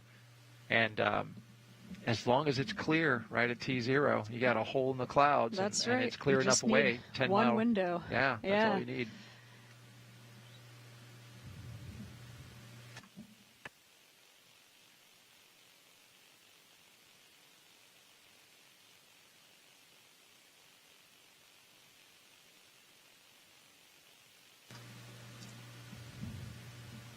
Throughout the program, we've been taking your questions from our hashtag AskNASA sites, which include Facebook, X, YouTube, and Twitch. Zena Cardman, NASA astronaut, has been taking those questions, and enlightening those who are curious enough to ask, and we appreciate you sending those questions in. And next up, Zena Craggy Williams asks, where was your favorite place to train? Oh, my goodness. You know, I love that we have so many different training centers. A lot of the training that we do is for the International Space Station. And we train all over the world, in Japan, in Star City, Russia, and at the European Space Agency in Germany. Most of my training happens at Johnson Space Center in Houston, Texas, and same for Nick Hague, my crewmate there. I love the facilities that we have at JSC. One of my favorites maybe would be the Neutral Buoyancy Laboratory, NASA's NBL. This is an amazing million-gallon swimming pool where there is a 1-to-1 scale mock-up of the exterior of the space station, and this is where we train for spacewalks in the EMU, the Extravehicular Mobility Unit. So that's a spacesuit, but different than the spacesuits that you see the crew wearing today. You can't understate the size of that pool. You mentioned 1 million gallons. This is like a gigantic indoor lake. It's humongous. It's about 40 feet deep, but it's such clear water. You can see all the way to the bottom. It's really hard to judge the scale of it. But I still remember the first time that I was submerged underwater in the NBL. You look down and your hands are in spacesuit gloves. And that was one of the first moments where things felt really real. As a newly hired astronaut. Right. Another one of my favorite places. Did you pinch yourself, like in that moment? When you... Absolutely, yes. Absolutely surreal. But yeah, what an amazing place to train. Sorry, you were going to say? Oh, my other favorite places to train include also the Dragon Training Center in Hawthorne, California, near Los Angeles. This is where SpaceX headquarters is and where actually Mission Control Hawthorne is, so the Dragon operators on the ground, in addition to our Houston Mission Control Center operators. And there in Hawthorne, they have a capsule simulator that is a perfect mock-up of this Dragon spacecraft. It's so real that I've heard crews say they are convinced that the side hatch is going to open, and their lead trainer, in this case, a person named Paul Weiss was our lead trainer for Crew-9. We're just convinced that Paul is going to pop his head through and say, okay, good job on the sim today. I have heard other astronauts say the same thing. Absolutely. When they get in, this moment we're seeing right now with Nick Hague and Aleksandr Gorbunov is so familiar because of all that training. Absolutely. That even the day of launch, that familiarity just takes over and says, oh, this is just the way we train. Absolutely. It's so important to train in as high fidelity an environment as possible. And of course, there are some aspects of space, for example, the weightlessness, that are very challenging to simulate on the ground. But this capsule, it's really amazing to be able to train in a capsule that's such high fidelity and has exactly the same avionics and software, so that on launch day, you have been through this 100 times, and the training takes over, you know exactly what to do.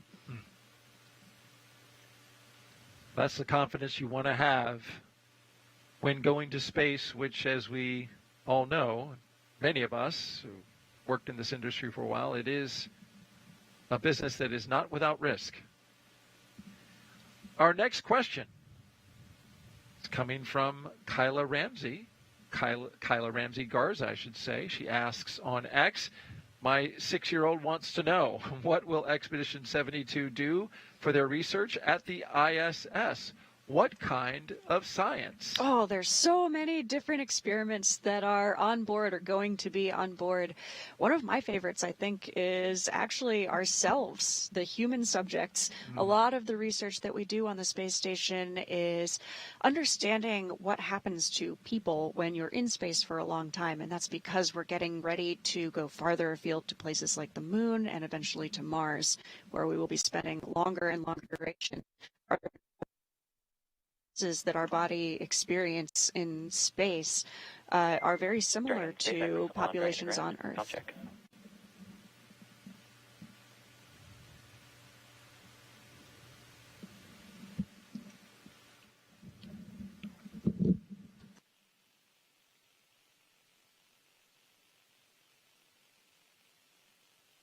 Tex Freedom, I'm with you. Got you loud and clear.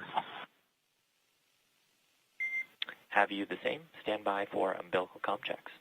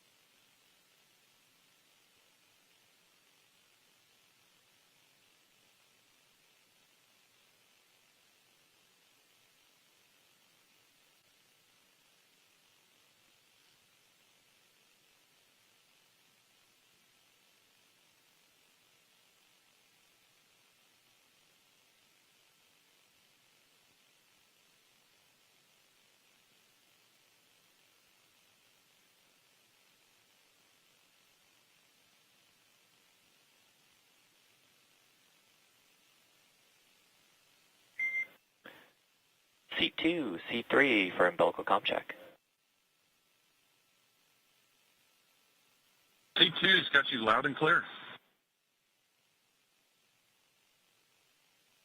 We got you loud and clear. Core has you loud and clear. Umbilical comm checks are complete. Report when you are ready for seat rotation.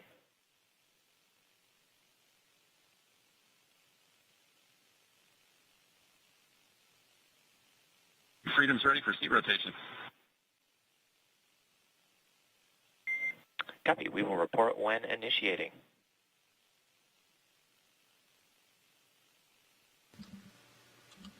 Starting off with some comm checks there, which is a routine part of this procedure. That's right. That was the core. His name's Shiva in Hawthorne, California, talking to the crew just before seat rotation here. Shiva is a former SpaceX broadcaster. Yes, Dragon, we are initiating seat rotation. A good communicator. Yeah, good to hear his Ready. voice.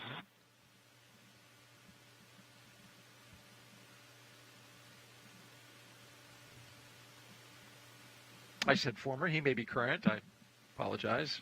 But he has done launch broadcasts, so I recognize his voice. Absolutely. And this is someone that Nick and Alex have had the chance to do simulations with in Hawthorne before. So it's nice to have a familiar person on the team. And there they go, articulating the seats into launch position.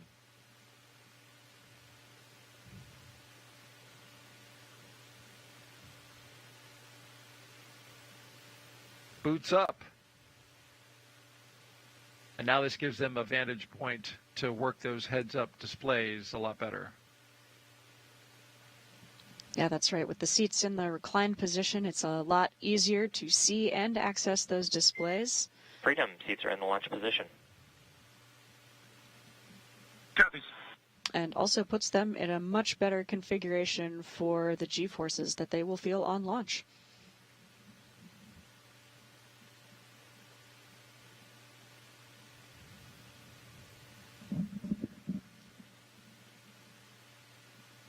If you just joined us, welcome to our coverage of NASA's and SpaceX's Crew-9 mission, launching from Launch Complex 40. On the left, our flight operations team from the Kennedy Space Center is orbiting Space Launch Complex 40. Dragon SpaceX, you are go for 4.100, Section 2, suit leak check prep. Freedom copies. Go in section 2 of 4.100. Suit leak check.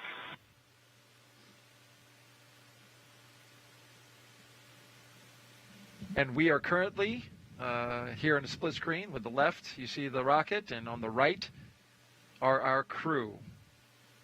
One astronaut, one cosmonaut, getting ready for the second of 2 leak checks so far today. Exactly. They did the first in the suit-up room at the operations and checkout building before they walked out and saw their families. This second one is because they have actually had a chance to open up the zippers of their suit, And we are now also zipped back up and connected to all of the systems of the Dragon. So their actual umbilicals connecting to the Dragon vehicle itself is one place where you might have a leak. So in the suit-up room, we've eliminated the variable of the suits themselves, and now we're just making sure that our tear complete, ready for leak checks. all of those interfaces with the vehicle itself are going to be good to go.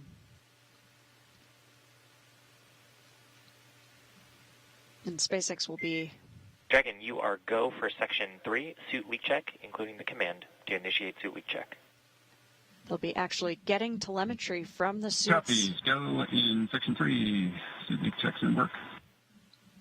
Including exact pressures as these suits begin to inflate. Right there on the heads-up display, they can see all the pressures of the suit.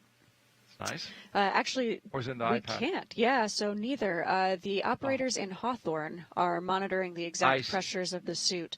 On the displays, you basically get a good or not good, a check mark whether your suit has passed the leak check or not.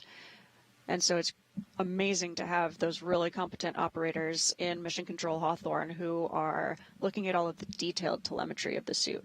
But of course, because we have done so many leak checks at this point, and we've spent a lot of time pressurized in the suit, you really get to know kind of the characteristics of exactly your suit, what a nominal rate of inflation feels like, what 2.5 or 4.5 pounds per square inch feels like.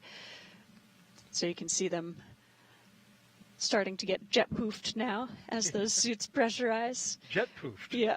Is that an official astronaut term? It is now. And you can see the crew they tend to keep their hands up by the displays, and so that keeps your hands in a good configuration where you could actually interact with the displays if you needed to, but once the suit is pressurized, it's really difficult to move around. As I mentioned before, it's about the pressure of a regulation volleyball, so imagine yourself inside a person-shaped volleyball trying to move your arms and legs around. It's a lot of force to work around. And you experienced that when you were doing your training, your underwater and beyond. Now, granted, that's a different suit. That's for your true. EVAs, that's right. Yeah. But it's still that pressure, and you can see the limited movement when somebody is in a pressurized suit. That's right. Yeah. So this pressure that the crew are at now in their soft IVA suits, so launch and reentry suits, is about half the pressure of the EMU. Oh, how about that? They're going to about 2.5 pounds per square inch here on screen now. And for spacewalks, we go to 4.3 psi. That large suit, it looks really bulky. And Dragon, no concern. Closeout lead is just jumping in to double check something. But it's actually incredible for mobility, having that hard upper torso and rotating bearings on the shoulders and the waist. We've got the closeout crew taking some pictures of Nick and Alex now. This will just give them some good verifications and the ability to send those pictures to a whole team of people who will take a look at it, make sure everything is good to go. And you can see in seat 4 and seat 1, we've got some extra mass simulators. Dragon, we show 2 healthy suits. Yeah, Freedom copy. 2 good suits.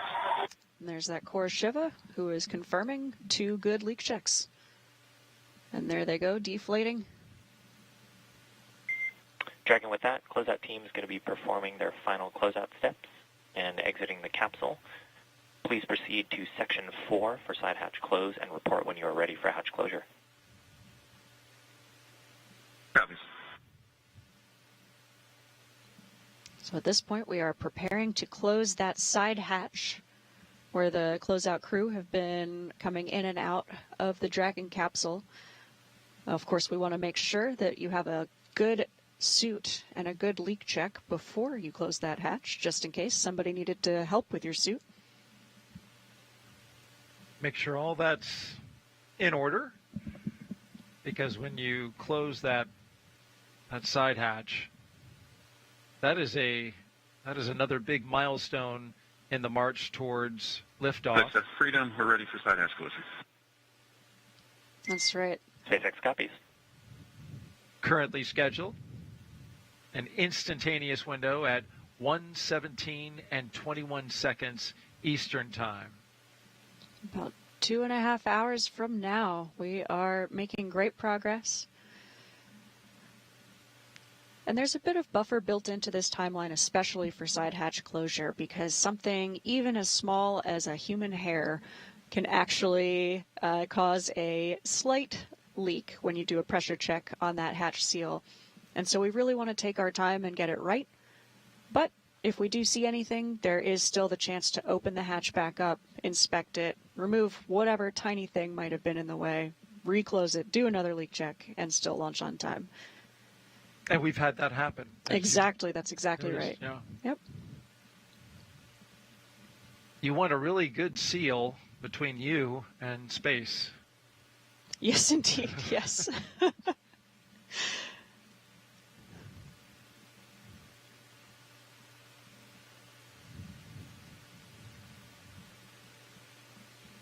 Hatch closure coming up next. This is really momentous, and even in the capsule simulator, it still feels like a really significant moment when they close that side hatch. You really feel like a crew in your spacecraft getting ready for launch.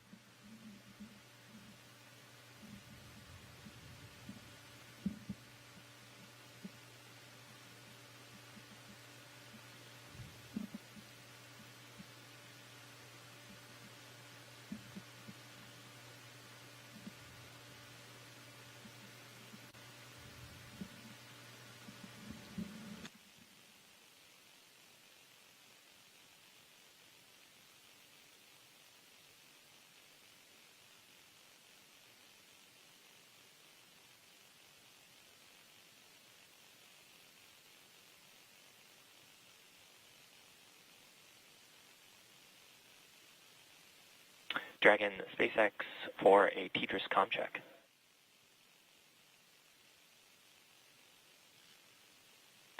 Freedom switching. Encore has you loud and clear. Tetris comm check is complete. Stand by for comm checks with the DC, MD, and LD in the launch configuration.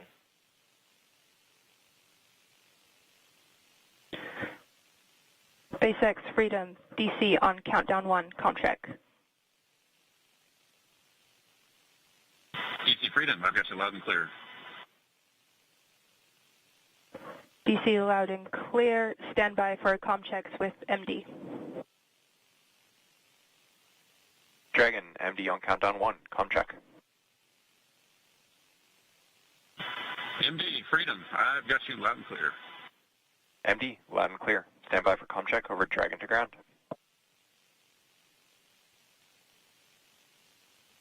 Dragon, MD on Dragon to ground, comm check.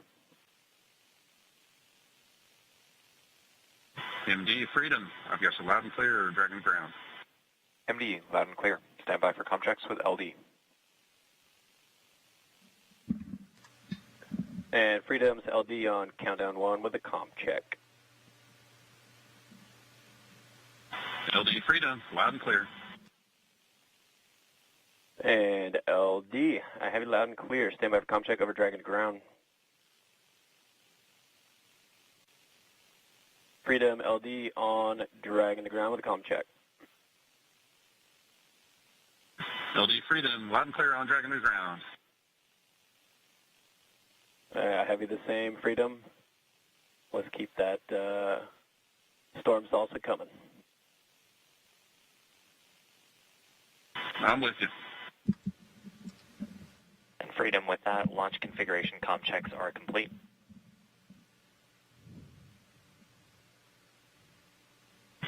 Copy all, Siva.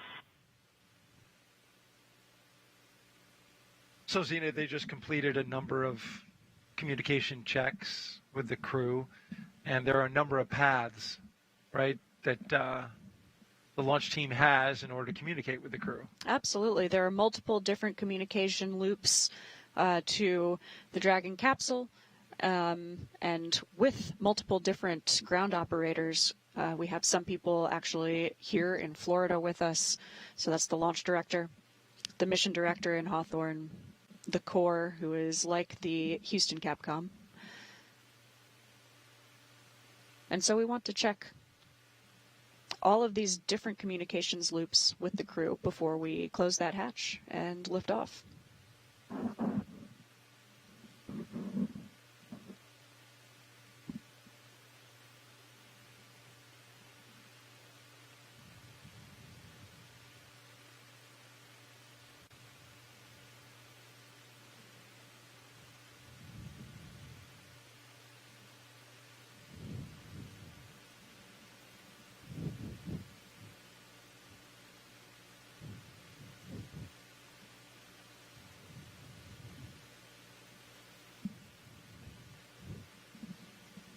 And just another quick update on the weather.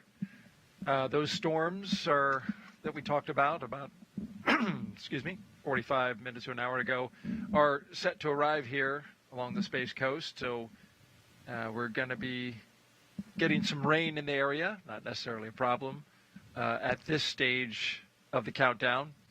But you can see it's all coming from the southwest. You can see the bubbling up of the storms there in the southwest portion of Florida, then moving across the state towards the east and towards the spaceport. So if you're in the area and you are camping out or getting ready to watch the launch, be aware that we got some storms in the area. Definitely lots to keep an eye on. Any launch is a complex puzzle of many components, so this one will be interesting as it unfolds today. T-minus 2 hours and 25 minutes and counting. I'm Daryl Nail with NASA, joined by NASA astronaut Zena Cardman, as we are walking you through the milestones as Crew-9 is prepared to lift off today at 1:17 p.m. Eastern Time. We are split screen on the right, Crew-9, a crew of 2 for this launch. The closeout team is in their final steps in preparation for side hatch closure. Please stand by for that and the state machine transition to pad hatch closed, and ensure all items are secure from now through launch. So as you heard, the Freedom copies all. Corps, a man named Shiva, coming to you from Hawthorne, is letting the crew know we're getting ready for those final steps before side hatch closure.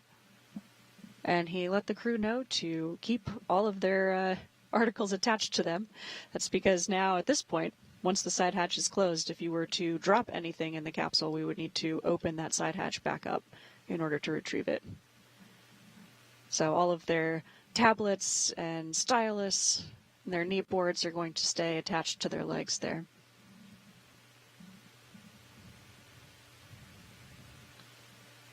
On the left, you can see the closeout crew removing some of the final pieces of protective material that you have over the side hatch seals as the crew ingress the capsule.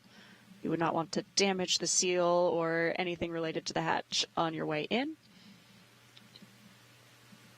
And we remove that just before side hatch closure. The closeout team is now taking photos, all per procedure, so that we have something to reference in case the leak check is even slightly different than expected.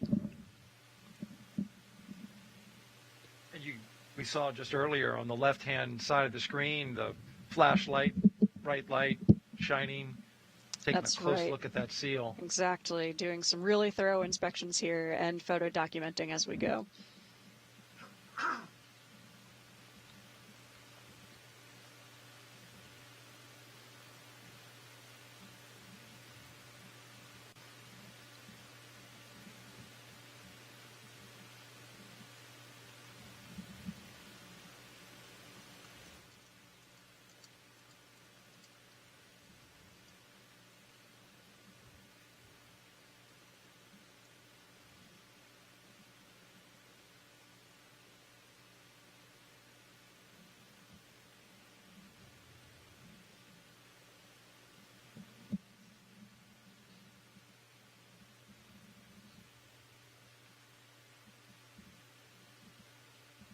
Now's an opportunity to take some more social questions. Zena, what do you think about that? I'm ready.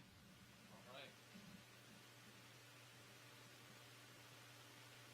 Of course, if you want to submit a question, we are taking your questions throughout the broadcast. Just punch in hashtag AskNASA to following platforms, Facebook.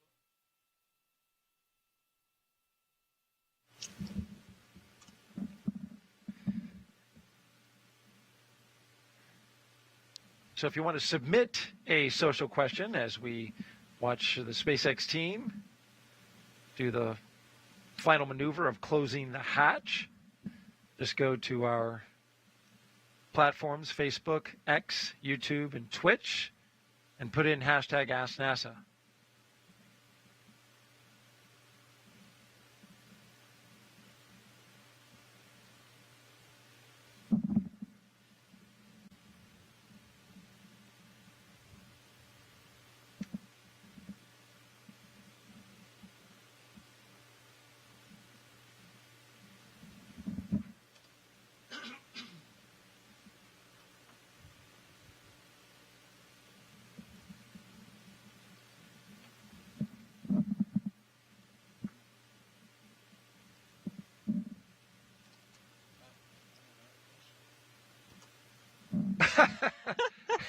This question coming in from SpaceX's Haley Esparza. Zena, why are you so cool? Oh my goodness, probably because I have such cool friends. Like well SpaceX Ninja number 34. Is she out? She's not out there, is she? Not today. She's not on the launch tower, although she has certainly been there in the past. So she's she wrote somewhere with her cell phone sending in a question.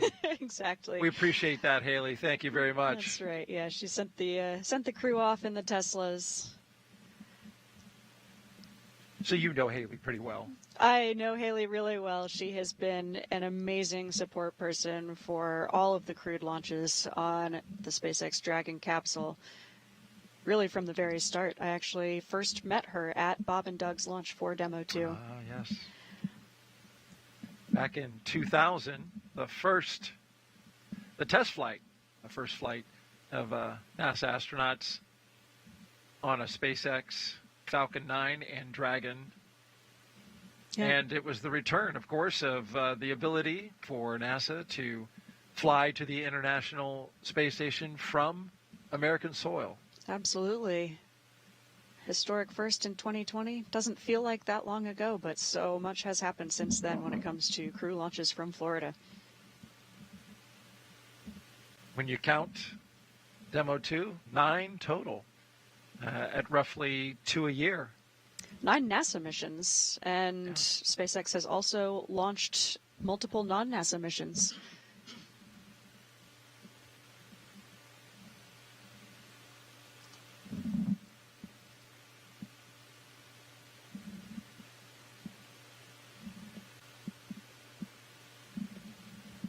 It's really amazing to see how much diligence it takes to get this side hatch closed.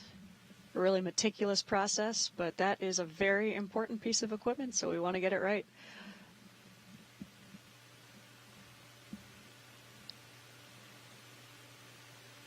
And that side hatch needs to stay closed throughout the space flight for the 6-month increment. It sure does. All the way until, and it won't open again until they splash down in the ocean. That's right. Yeah, its current planned next reopening would not be until February 2025. So close her up good. Yes, indeed.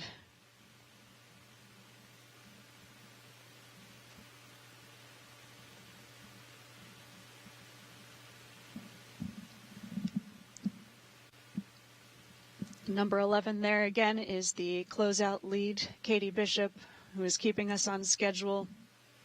She's got a play-by-play of every minute of this launch countdown.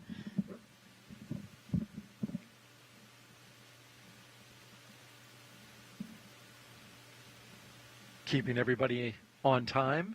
Yes, indeed. Integrating many teams who are working together to make this launch happen today, including the crew inside the Dragon capsule, the closeout team in the white room there, as well as teams on the ground.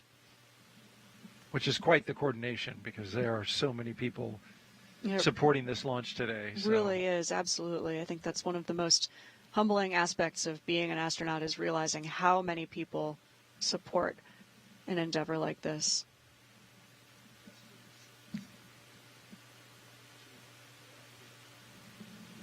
As we watched the side hatch getting closed, note that we are at T-minus 2 hours and 16 minutes and counting from liftoff of the Falcon 9 from Space Launch Complex 40 at the Cape Canaveral Space Force Station. To bring you up to speed, if you're just joining us, Crew-9 is currently inside Dragon Freedom. It's a crew of 2 today. Commander Nick Hague. It's his second flight to the International Space Station. And we also have a first-time flyer on this mission, Mission Specialist Aleksandr Gorbunov. So far, they have completed their comm checks and making sure they can communicate with the teams here on the ground. You see the technicians on the outside on the left screen working to close the hatch, but they got to make sure that seal is clean first and documented. And on the right-hand side, we see our 2 crew members. Their seats have rotated from upright to their reclined launch position, which allows them to see and access their display panels. They have also completed their suit leak checks to make sure their spacesuits are working properly, and we got a good confirmation of that. The closeout lead verified the cabin environment was good, and they all exited or I should say egressed the spacecraft and began their procedures to close the side hatch of the Dragon spacecraft.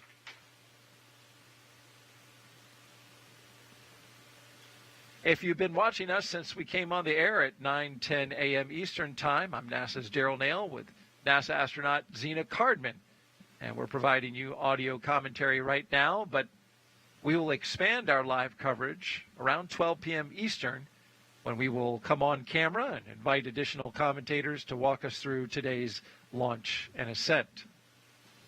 It's going to be a really exciting day here. We're a little over 2 hours from launch, and I am just so excited to be here with you, Daryl. This is a crew I know really well. I'm excited to watch them launch to the International Space Station today. And we couldn't be happier to have you, Zena, here as well. You trained with this crew. You know this crew, and you have great insight, and we appreciate you sharing that with the audience. Absolutely, yeah. These 2 especially feel like not only colleagues, but family and friends. We've been working really hard together for about the last year and a half, getting ready for this mission. And as we've said before, it takes a huge team of people to make a space flight like this happen. I'm proud to be one of them. And Dragon, we're doing final photo verifications on the side hatch seals. We'll let you know when we're stepping into side hatch closure. Freedom copies, thanks.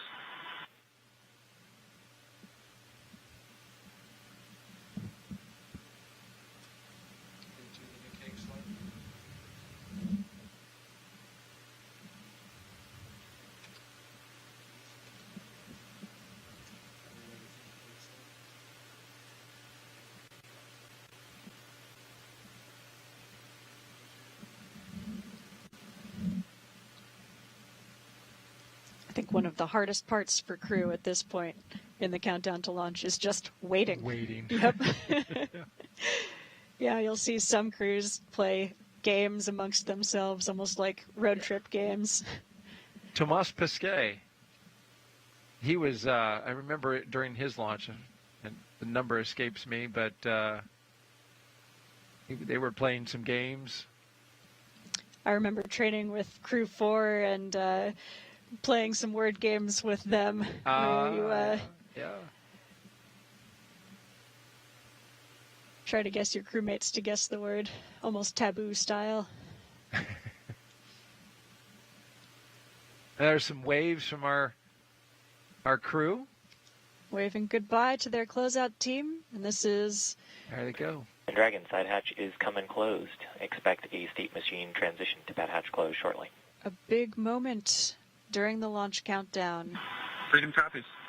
And that state machine transition that they mention is the flight computer state on board the Dragon. So that software is transitioning now to a state where the vehicle knows its side hatch is closed.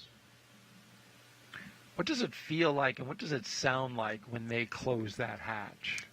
It's really difficult to hear the hatch itself closing. At this point, the crew are in their suits with their visors down and their earpieces are in. And so you really are getting only muffled sounds from the outside world. Do you get like a little pressure change? You know, when you seal something up like that Yeah, sometimes? you know, not that I have actually noticed.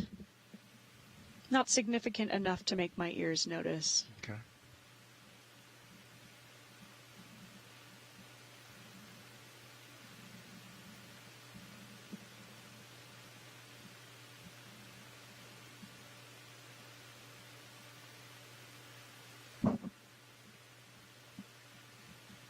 As they're working to secure that hatch, let's talk a little bit about the crew. And we'll start with Nick Hague. He's a U.S. Space Force colonel, and he is the Crew-9 commander today. He was selected by NASA as an astronaut in 2013. This will be his second space flight to the International Space Station. In 2018, he and his Soyuz crewmate experienced a catastrophic rocket booster malfunction after launch. They were forced to abort, but landed safely. 5 months later, Hague launched on another Soyuz and served as flight engineer for expeditions 59 and 60. He spent a total of 203 days in space and performed 3 spacewalks. The Kansas native is a test pilot and a distinguished graduate of the United States Air Force Academy. Nick spent 5 months in Iraq in support of Operation Iraqi Freedom. He voluntarily transferred from the United States Air Force to the U.S. Space Force in 2021 and is an active colonel. His wife, Katie, is a retired U.S. Air Force colonel, and they have 2 sons. Absolutely. Nick is an amazingly qualified astronaut. He's brilliant. He basically taught orbital dynamics, actually, at the Academy. So he's quite smart, but he's also incredibly kind, a really thoughtful teammate. He's the kind of person when you're out doing some training in the field in a very cold winter environment who is up late boiling water so that his teammates can have a hot thermos before they go to bed. Oh, wow. Really thoughtful teammate. I absolutely loved Dragon, we are commencing health checks for the launch escape system. Expect a momentary state change followed by a transition back to pad hatch closed. Okay. Progressing along nicely. Freedom copies. Thanks for the heads up. It's an expected call from the core, the communicator Shiva in Hawthorne. I really loved doing spacewalk training with Nick. He's a veteran of multiple spacewalks, and so for myself, a rookie of both spaceflight and spacewalks, it was incredibly valuable to get to train with him. He's the kind of person where if you have stored one of your bits for one of the tools in a difficult to reach location and you're sitting there struggling, he's just reaching over and helping you retrieve it and has put it on your tool before you can even think to complain out loud. Exactly. Wow. Great teammate. And in this configuration today, he has a lot to be thinking about, to your point there. He is commander, but he's also does not have a pilot per se. He has a fellow crewmate, mission specialist, who's sitting in the pilot seat, but he's not trained to be a pilot today. So more responsibility is on Nick in this position. Yeah, that's exactly right. He's really in a mindset today of being both spacecraft commander and pilot.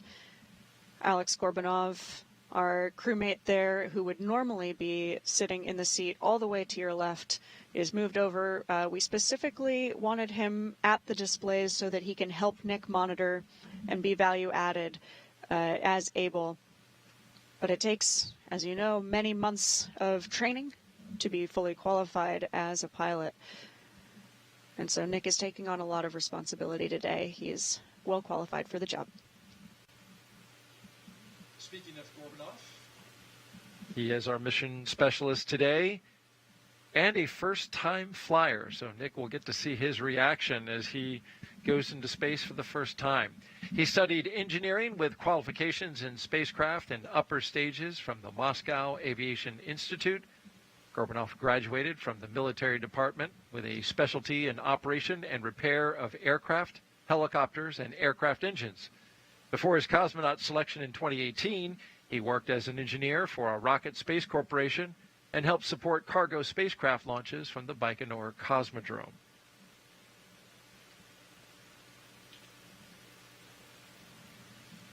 Alex is a brilliant engineer. He's always got really insightful questions. I've loved getting to train with him, especially because he has experience with other types of spacecraft. And knows a lot about it. Absolutely. Yes, he was trained in the mission specialist role. He was always very engaged, asking thoughtful questions, keeping track of procedures. One note on that storm that we were telling you about that is now here. You can see it on your screen there, and the raindrops hitting the lens. So it is raining at the launch site right now. It's some classic Florida weather for you. It certainly is. Engulfed nice and sunny before. Here we are. That's right. And we're expected to bounce back and forth between rain and calm conditions, according to the launch weather officer. So this was not unexpected. It was part of the probability of violation. You can even see the raindrops falling past the crew access arm. So the pad's getting a nice dousing, a nice soaking out there, but not to worry about any of the hardware out there. The rain itself is not an issue. So far, there haven't been any lightning strikes detected in this cell that is currently over top of us, so that's good. But it is moving. It's moving about 20 knots to the northeast. It passed over Florida on its way to us. And we've heard the SpaceX launch director communicating with our launch weather officer for today, Brian Cizik, about this storm. So they've been tracking it the whole way.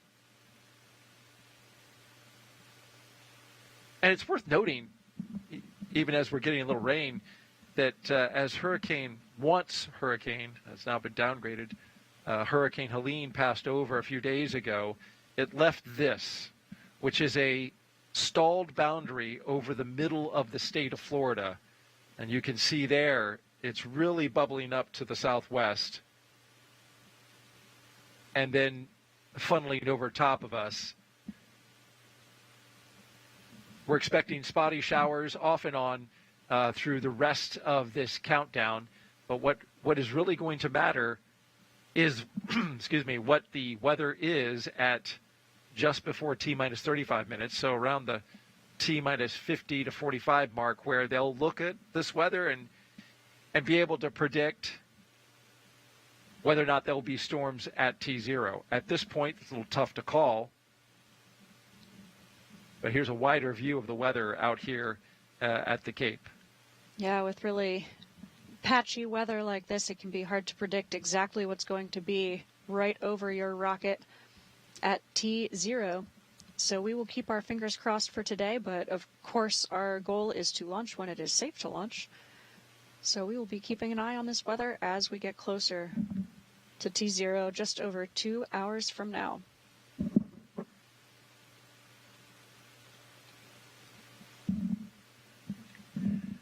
We're currently at T-minus 2 hours and 2 minutes and counting until the liftoff of NASA's SpaceX Crew-9 mission. We have one astronaut and one cosmonaut inside of Dragon Freedom, atop a Falcon 9 rocket from Space Launch Complex 40 at the Cape Canaveral Space Force Station. They are headed to the International Space Station to help maintain the orbiting lab as well as conduct science, critical science that benefits all of us. Both Nick Hague and Aleksandr Gorbunov will launch as Crew-9 and then join flight engineers Butch Wilmore and Sonny Williams and others to become members of Expedition 72 once on board the International Space Station. There you can see the complete Crew-9 crew. Again, once on board the International Space Station, they will conduct plenty of science experiments, research, technology demonstrations, and perform maintenance activities.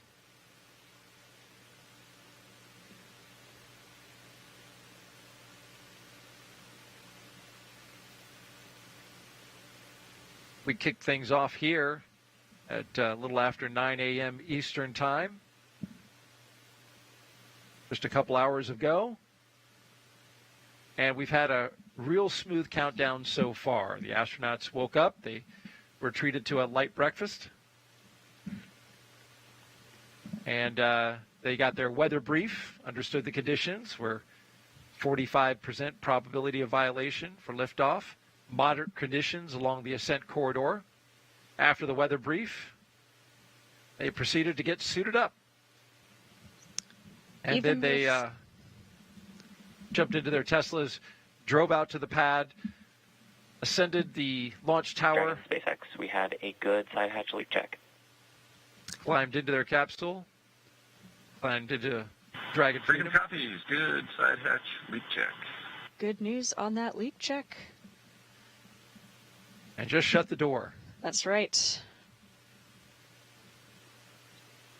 So another big milestone complete.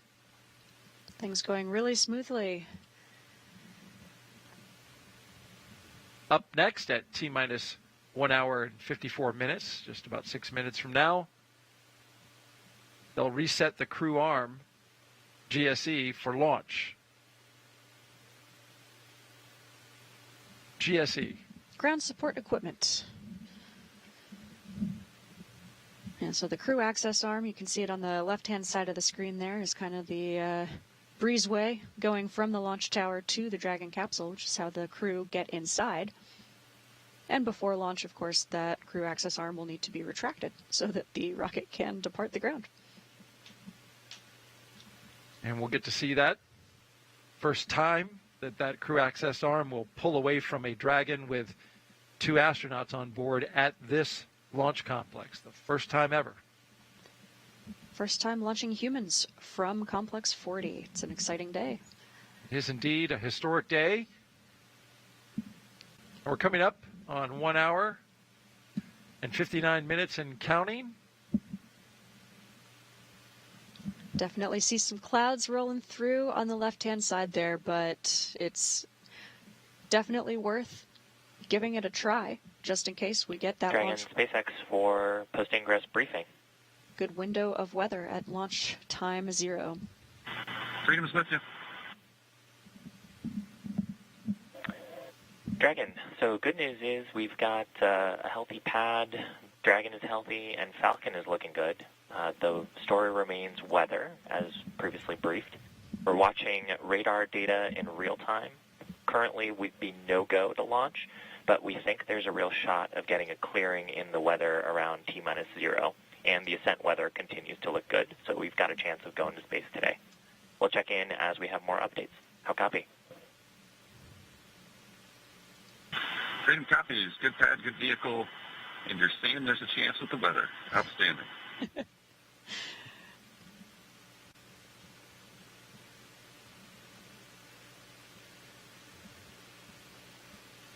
So they just got their crew brief from SpaceX, and mostly good, except for the weather, but as Nick Hague just pointed to the positive side of things. So you're sounds saying like there's a chance. That's right, exactly. That's right.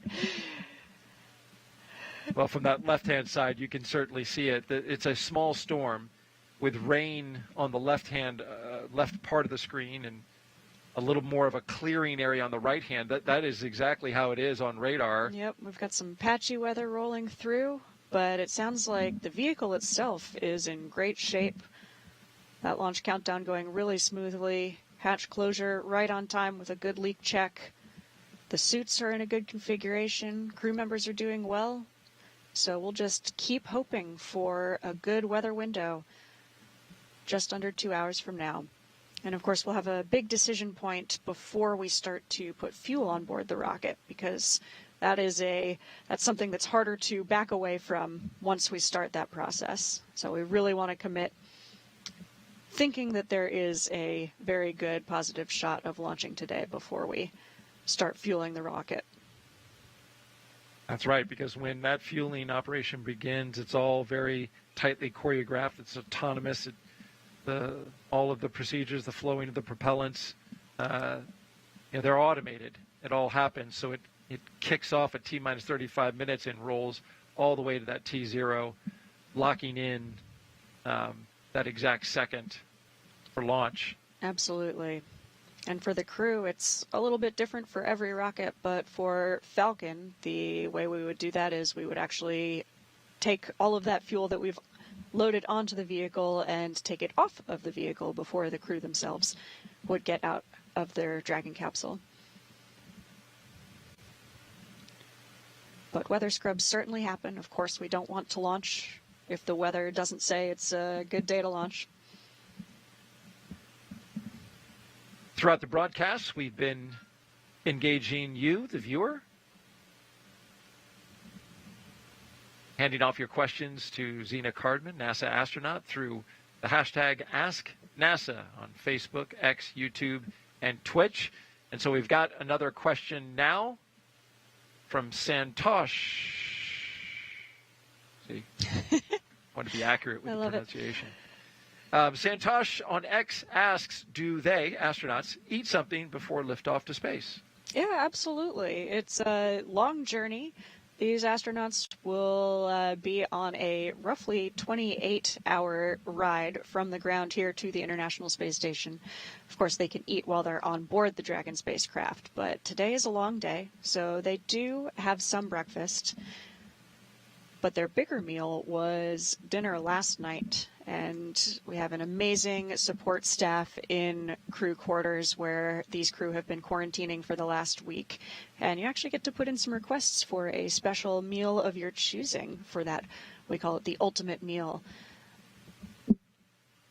And the chefs here are amazing. I hear they can make just about anything. Absolutely. Yeah. They are incredibly talented. And we have those people in place because the crew are in quarantine. And so we really want to keep them healthy and make sure that all of the food that they're eating is not going to be one barrier of many little puzzle pieces that all have to come together on this launch day. Right. You wouldn't want any food poisoning happening, any kind of shaking, any kind of chance of the food. No, indeed. Not on this day. Absolutely. And probably good to get a really good meal as your last meal on Earth, because space food is different. Yeah, it's different. It's actually, in my opinion, really quite good. I've had a chance to try a lot of it. Of course, everybody's different. Some people are more food motivated than others. And for crew members like Butch Wilmore and Sunny Williams, they didn't necessarily have exactly the menu that they would have chosen for this longer than expected mission. And so we all have to learn to be flexible and share our food with each other. But the ability to have a hot meal that you can share with your friends and colleagues is still really, really amazing for morale when you're in space. For their free flight on the way to the space station, they will, of course, have food in their Dragon capsule, but they don't have a way to heat it up. And so they'll be eating room temperature food, which is better than nothing. So if you're a severe foodie, space food will be an adjustment. I can imagine. Yes. That's something you can live with for 6 months. Absolutely. I certainly would. Yes. We've got another question now. K Aerospace asks on X, how does the astronaut underwater training significantly simulate in-space conditions and microgravity? Yeah, so being weightless is actually pretty similar in some ways to floating underwater. And it's really difficult to find an environment here on Earth where you could be weightless, but floating in a pool is a great way to practice. One difference is that, unlike in space, underwater in a swimming pool, you experience water drag. And so that can be both a blessing and a curse. In the swimming pool, it is really difficult to get moving. but it's pretty easy to slow down. Whereas if you're doing a spacewalk on the International Space Station, it's pretty easy to get going, but it can be harder to stop. So you have to really think ahead and remember to decelerate yourself. The spacesuits that we use for doing spacewalks, unlike these launch and landing suits that you see Nick and Aleksandr wearing today, they weigh about 350 pounds. So, and of course that's on Earth. They're weightless in space, but they still have mass, and so they still have inertia. So it's really, really valuable to get to train for those spacewalks here on Earth. Getting to know all of the procedures, all of the equipment, and how to move in a spacesuit that doesn't necessarily move exactly like your body does. And there's an extra spacesuit going up on board this Crew-9 Dragon today, and that is the SpaceX spacesuit for Butch Wilmore. That's right. Yeah, there is one already on board that Sunny has tried on, and we're sending up an additional one for Butch Wilmore, and that is so that when they come back home on this Crew-9 Dragon capsule, they will, just like Aleksandr and Nick, have a way to connect to the communications and the life support systems of the Dragon capsule. All right, T-minus 1 hour and 50 minutes and counting. Let's take you inside Mission Control in Houston now, where flight controllers are constantly monitoring the International Space Station and the people living on board. We welcome in NASA's Nilofer Ramji, who is live there at Johnson Space Center. Nilofer, good afternoon. Hey, good afternoon, Daryl. Thanks so much. This is Mission Control Houston here in the International Space Station's Flight Control Room here at NASA's Johnson Space Center. The team continues to prepare for launch, and it's led by Flight Director Nicole McElroy. Assuming weather is acceptable for launch, we will be launching the 9th rotational crew mission to the International Space Station under the agency's Commercial Crew Program. So about 3 weeks ago, the port where Crew-9 will dock was vacated by Boeing Starliner as part of the agency's crew flight test. Teams safely returned the uncrewed Starliner to Earth following a landing on September 6th at the White Sands Space Harbor in New Mexico. The spacecraft concluded its 3-month flight test to the International Space Station. Now, with the arrival of Crew-9, Dragon Freedom will be Butch and Sunny's ride home in February, as you said. Right now, the Crew-8 Dragon has been reconfigured so that Butch and Sunny have 2 seats available for them in the event of an emergency aboard station. The arrival of NASA astronaut Don Pettit and Roscosmos cosmonauts Alexei Ovchinin and Ivan Wagner earlier this month, and the departure of the Soyuz MS-25 on Monday with NASA astronaut Tracy Dyson coming home marks the commencement of Expedition 72, led by the new commander, Sunny Williams. So we currently have 9 people living and working aboard the space station, and that number will be bumped up to 11 for just about a week. During that time, Hague and Gorbunov will go over handover procedures with Crew-8, which includes a safety briefing and orientation. Then they're going to jump right in and help advance scientific knowledge and demonstrate new technologies supporting our efforts preparing for human missions to the moon. Following the week-long handover, the Crew-8 members, which include NASA astronauts Commander Matthew Dominic, pilot Michael Barrett, and mission specialist Jeanette Epps, alongside Roscosmos cosmonaut Aleksandr Gorbunov, will prepare for their undocking no earlier than October 7th. Direct handovers between crews allow for continuity of the activities and helps to ensure a continuous U.S. presence on the space station at 23 years and counting. And now, with under 2 hours before launch, we're going to send it back to you, Daryl, at Kennedy. Thank you very much, Nilofer. A great look inside Mission Control in Houston as they get ready for the arrival of Crew-9, Commander Nick Hague, and cosmonaut Aleksandr Gorbunov.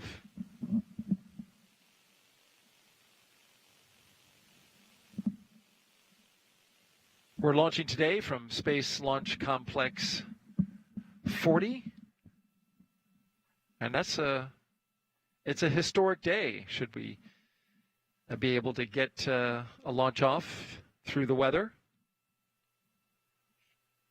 Slick 40 previously hosted NASA missions NG-20, CRS-30, and NG-21. Those are cargo resupply missions.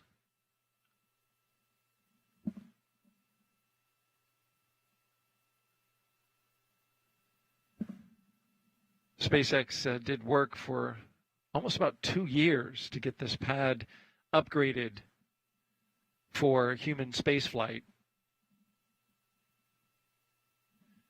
It's a long process, one that NASA walked alongside of SpaceX through those years of building out the infrastructure and making the necessary upgrades, not the least of which was the crew access arm,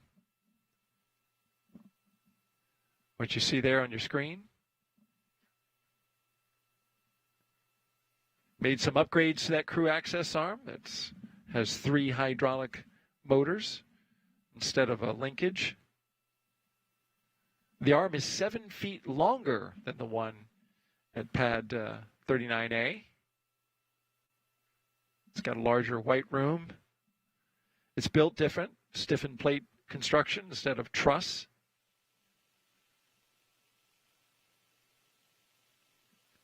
And the arm, you can't really tell from this shot, but it is horizontal and perpendicular to Dragon versus coming in at an angle.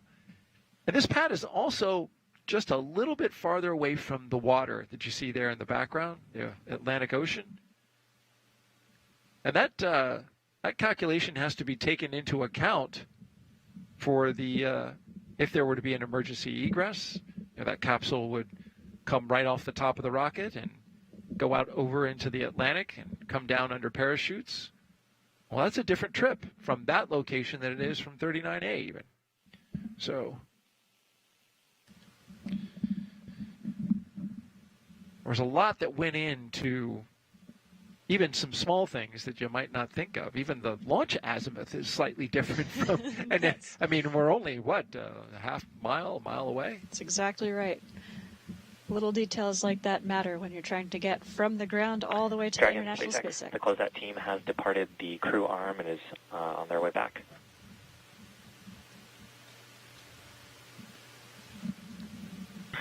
Freedom copies, and if they're listening, thank you guys. Some kind words there. We'll relay to them. Nick Hague to the closeout crew who have strapped them in to their Dragon Freedom, closed the side hatch, and now leaving these two as the only one who will be on the pad for launch.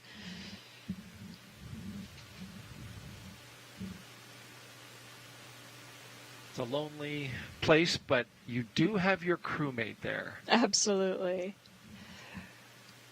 Yeah, it might seem, but you know how many people have been rooting for you the whole way, prepared you for this day, and are there supporting you for liftoff. So we have an enormous team of people here at Kennedy Space Center, in Mission Control Hawthorne, in California, and in Mission Control Houston in Texas.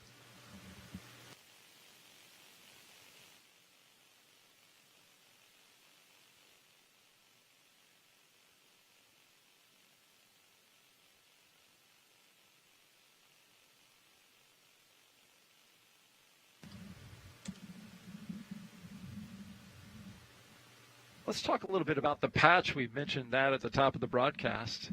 It's a very special patch. One of the first tasks Crew-9 did was design this patch. This is their mission patch.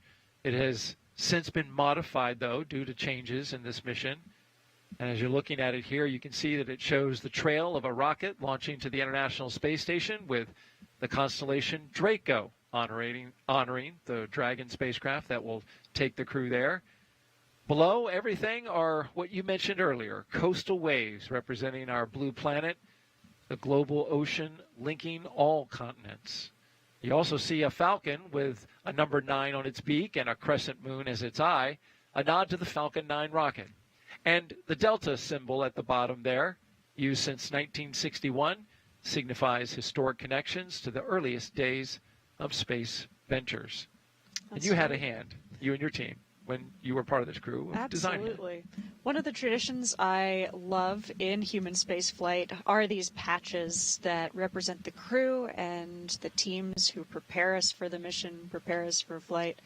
And so our entire crew was able to contribute to the design of this patch, able to include meaningful symbols. Even some of the colors that we used for the patch, the gold and the red, the black and the white, are a nod to the maritime signaling flag for the number 9, another little piece of trivia. So there's so much symbolism that goes into a patch like this, and a patch that I've been really proud to wear on my shoulder for the last year and a half. It's a little bit modified today, as you mentioned, Daryl. It's been modified to have no names on the patch. Previously, we had the names of the 4 launching crew members across the top there, but as we have modified this mission to save 2 seats for Butch Wilmore and Sonny Williams on the downhill, we removed the names from the patch, and this was a gesture to, it's not just the people on the rocket who are a part of this mission. It takes an entire team to include my crewmate Stephanie Wilson, myself, and all of the people who have gotten Nick and Aleksandr ready for this launch today. So I'm really, really honored to see that patch that they've represented. We've seen it several times here on launch day in the operations and checkout building as they were walking out to the Teslas, and we've seen it many times throughout this launch day. And great seeing Nick and Alex ready there. We are doing well on the timeline. The Dragon capsule is in great shape. The hatch is closed with a good leak check. Their suits are closed with a good leak check. Everything's in a good configuration. We are just standing by for monitoring the weather as we continue to progress towards T0 in an hour and 40 minutes from now.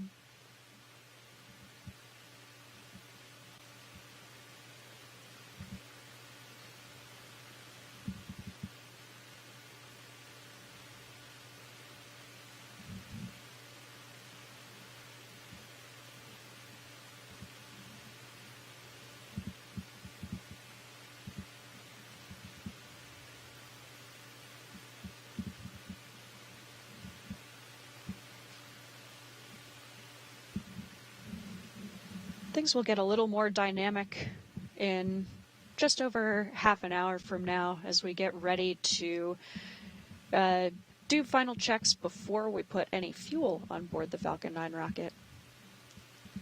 But for now, because we have some extra buffer built into the timeline for things like the side hatch leak check, we're in great shape. And the number one job of the crew right now is to just be mellow and be ready. You might see them wiggling their toes a little bit in their boots, keeping their legs from falling asleep as they're in this position. It's a long time to be lying on your back.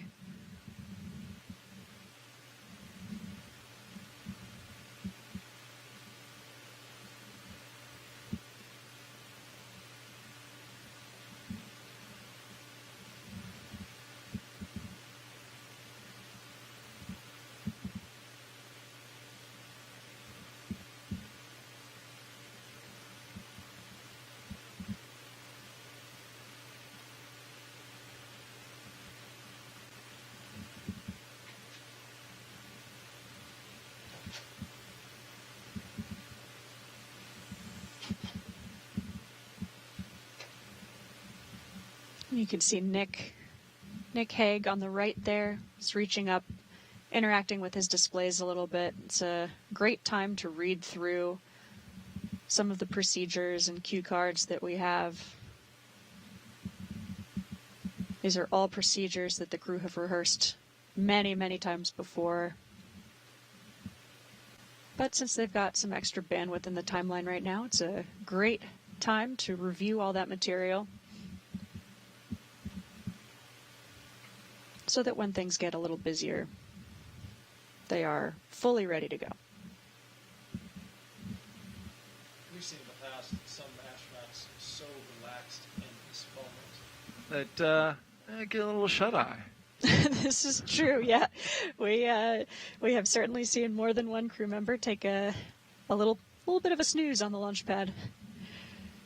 But you know you're comfortable and confident if Exactly. you can do that. Absolutely, yeah. It's easy to laugh at, but I think it's also a great indication of how calm and confident the crew are in the team and in the vehicle. They will definitely wake up when it's time to go. But doesn't look like any shut-eye for Nick or Alex today. No. Yeah, nothing like a launch to get the blood flowing. Absolutely, yep.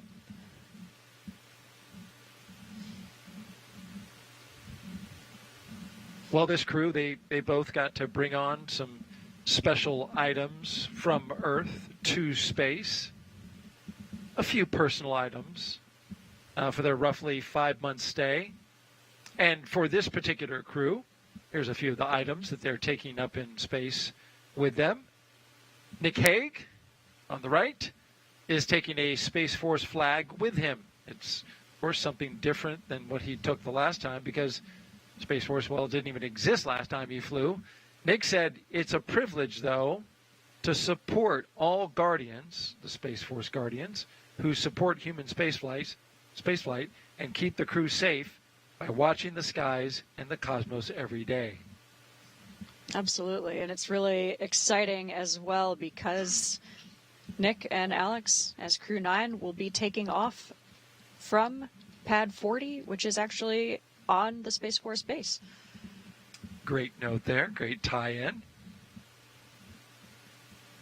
For Aleksandr, he has pictures of his family and friends and other personal items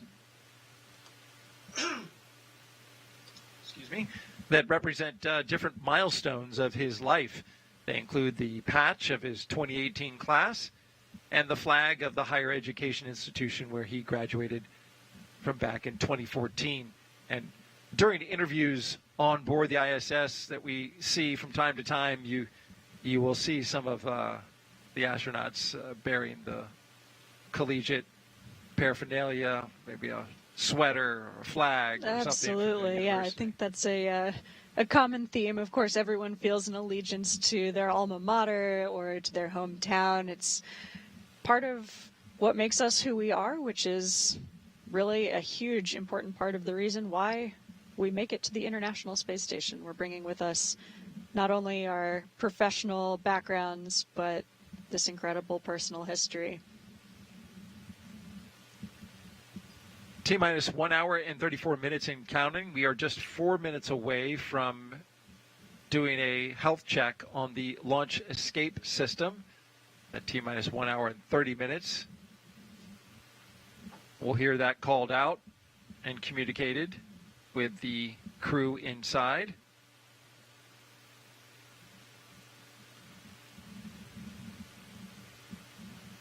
As Crew-9 launches today, we get a launch. That only means that Crew-8, it will be their turn to come home. That's exactly right. I know there's a picture of Crew-8. Yeah, this is them as they walked out. NASA, many months ago. Yeah. Matt Dominic, Michael Barrett, Jeanette Epps, and Roscosmos cosmonaut Aleksandr Gorbunov. There you see them launching from the Space Center, and then, of course, they've been living and working on the space station now for 6 months. Once Crew-9 arrives, there will be what's called a handover for about 5 to 7 days, and then Crew-8 will undock. Yeah, absolutely. That handover period is really, really useful. I mean, you can train for months and in most cases years to live and work on the International Space Station, but it's really hard to know exactly what it's like until you get there. So for rookie flyers, first-time flyers, that handover period is a great time to get a lot of advice from the people who are the experts who have been there most recently.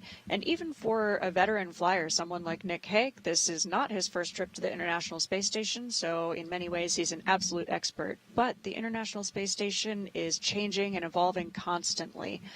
So it's a great time to get to know what is new on the space station, what little quirks have changed, stowage locations, how things are working now, and a great chance to get that institutional knowledge from the people who have spent the last many months there. So I know Crew-8 is anxious for Crew-9's arrival because that means that Crew-8 can get home to see their families after a long and successful mission that's actually a little bit longer than even they anticipated.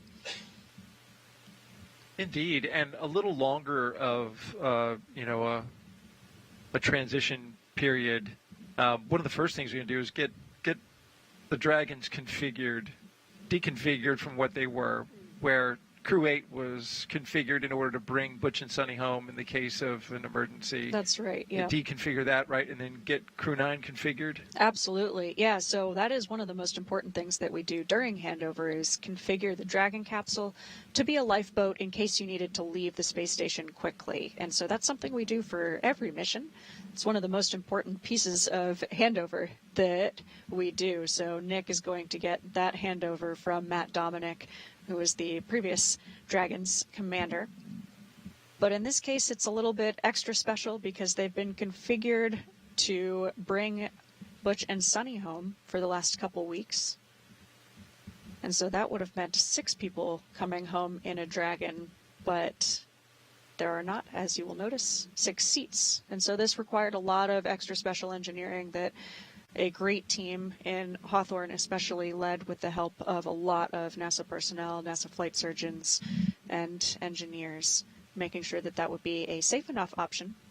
But the better option would be bringing Butch and Sunny home in suits that interface with seats so that they have all of the life support systems and communications that you normally would in a spacecraft.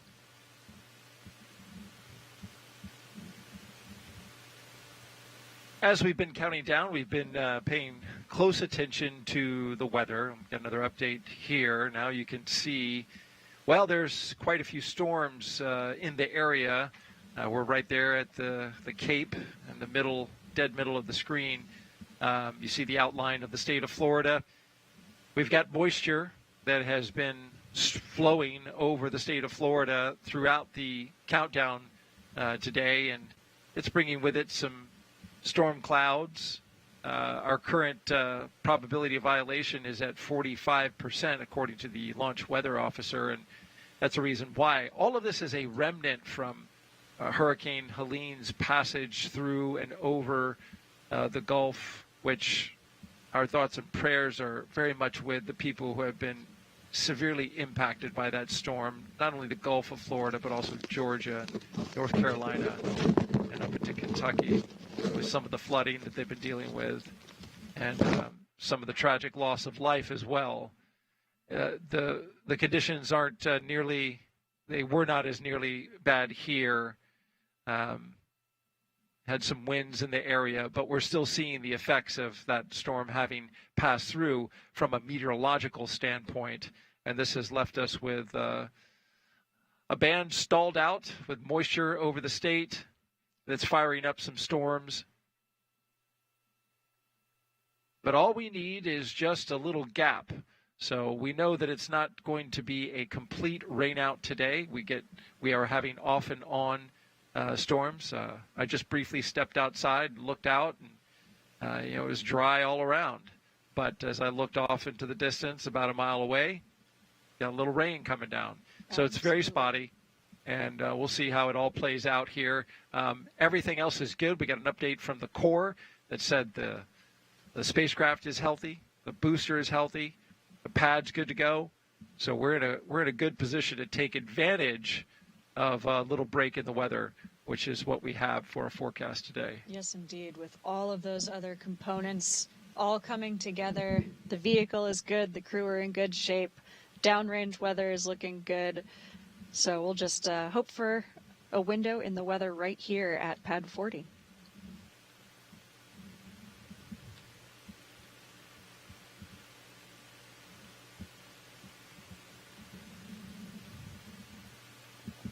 You're looking inside the Dragon Freedom. This is the spacecraft that will take Crew-9 up into space, and there's a look at it from the outside. It is the capsule's 4th spaceflight.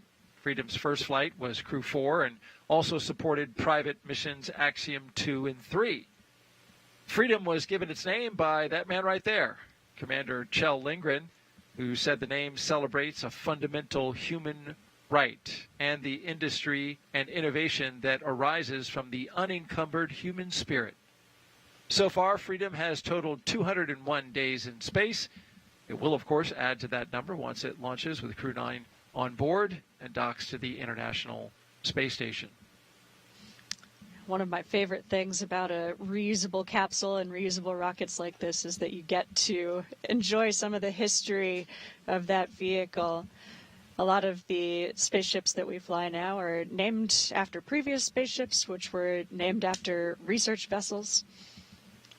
But this one is new and unique. What an amazing vehicle to get to fly in. This is actually the only Dragon that I have ever been in, but I've been in it twice. Once for Crew 4 launch and once at CEIT, which is kind of a test drive where we get inside the flight vehicle for Crew-9.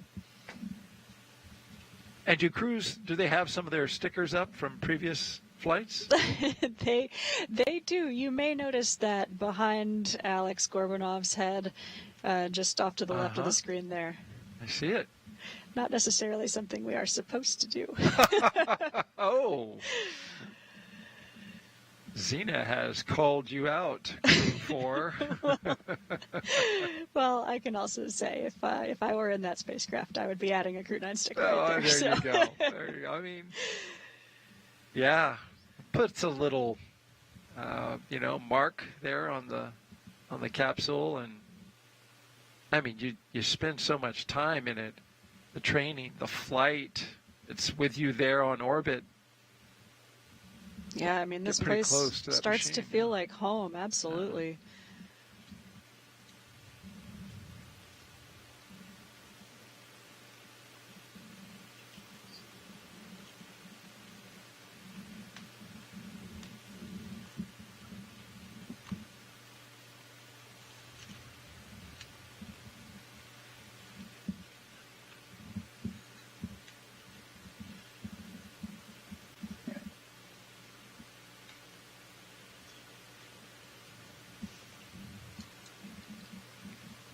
We're still about 40 minutes away from the go, no-go for propellant loading on the vehicle, which will be a big decision point for us today as we continue to watch this weather window here at the pad. Yeah, that's the big one.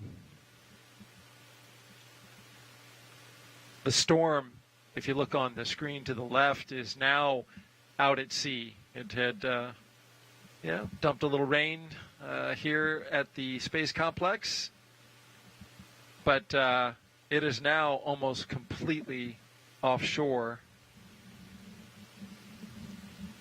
There's more behind it, but we've got a nice little gap between the storms that just passed and the ones that are coming along the way. We can see them coming.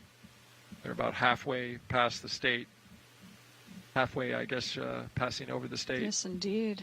It's actually really amazing to see the sun is starting to come out. You can see that on the left screen there, but you can actually also see it hitting Alex Gorbunov's right knee as it's coming through the Dragon craft window. Great reminder that they are, for now, still on Earth.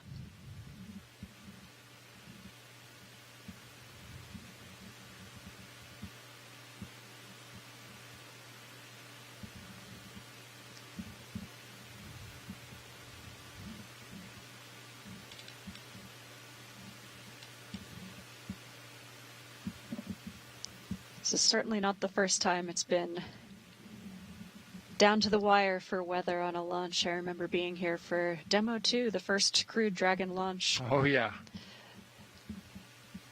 We got so close. There was a weather scrub. That's right. And then I believe on the second attempt even, there was also a storm cloud that was in the area, came into the the zone of... that first attempt, I thought we were going to go and we didn't. That second attempt, I thought we wouldn't go, and we did. That's exactly right. That's exactly how it played out. So it goes. Thought the same thing. Yep. Well, we just got a few minutes before we welcome in our teams from our broadcast teams from SpaceX in California and Johnson Space Center in Houston, Texas. And before that happens, though, how about we take another social question?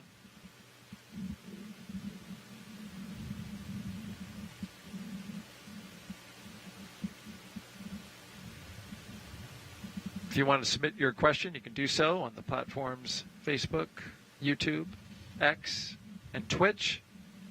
Just use the hashtag AskNASA, and we will be able to see it. Like this question that we got from Future on X, who asked, my son Ryan, who is 8 years old, asks, can NASA take this rocket to the moon next? Oh, that's a great question. We will be taking a different rocket than this one for our return to the moon with the Artemis missions. You'll notice rockets that took the Apollo astronauts to the moon were a little bit larger than this one. A 3-stage rocket, the Saturn V rocket. It's quite a bit more delta V, or ability to move mass from the surface of the Earth to somewhere really, really far away, like the moon. Actually requires a lot more propellant, a lot more power. So we won't be taking the Falcon 9, but SpaceX is certainly involved in developing their own heavy lift rocket, the Starship, which will be part of the infrastructure of the Artemis missions. So the current ConOps, or the current way we're going to do this, is that Crew, the astronauts, are going to take off from Earth on a NASA rocket in an Orion capsule, and then a different rocket, the Starship, will rendezvous with those NASA crew members and then take them to the lunar surface. Part of the human landing system that we've contracted with SpaceX to provide that descent down to the lunar surface. And the rocket you mentioned, Space Launch System. We currently have the segments for that rocket here at the Kennedy Space Center in our complex around the VAB, or Vehicle Assembly Building. It's all part of the Artemis program, NASA's program to return to the moon, put the first woman and person of color on the surface of the moon.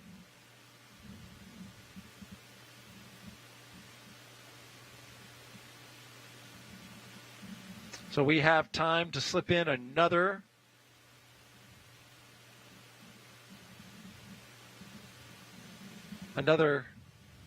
comment from Zena, I was going to say.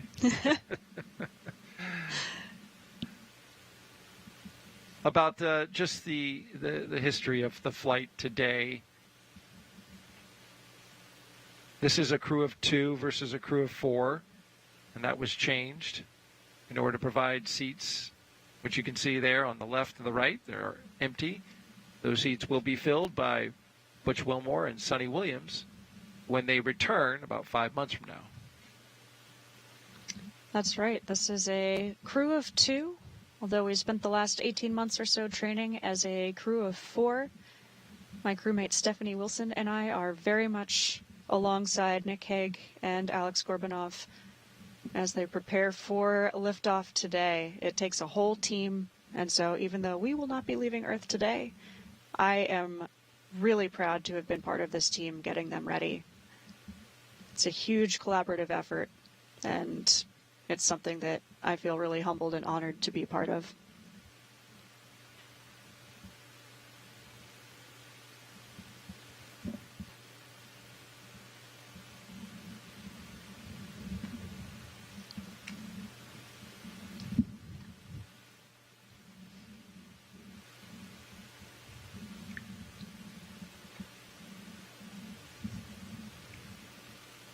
Just a few seconds away now from our joint coverage with SpaceX.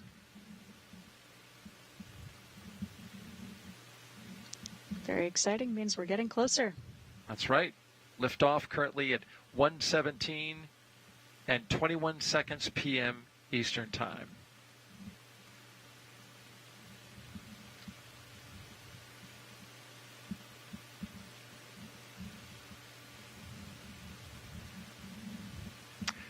Good afternoon. I'm NASA's Daryl Nail, and I'm joining you here from the Kennedy Space Center. And this is NASA astronaut Zena Cardman, who has been gracious to spend the last 3 hours with us as we count down to the launch of Dragon spacecraft Freedom, sitting on top of a SpaceX Falcon 9 rocket. Liftoff time is still holding for 1:17 p.m. Eastern Time.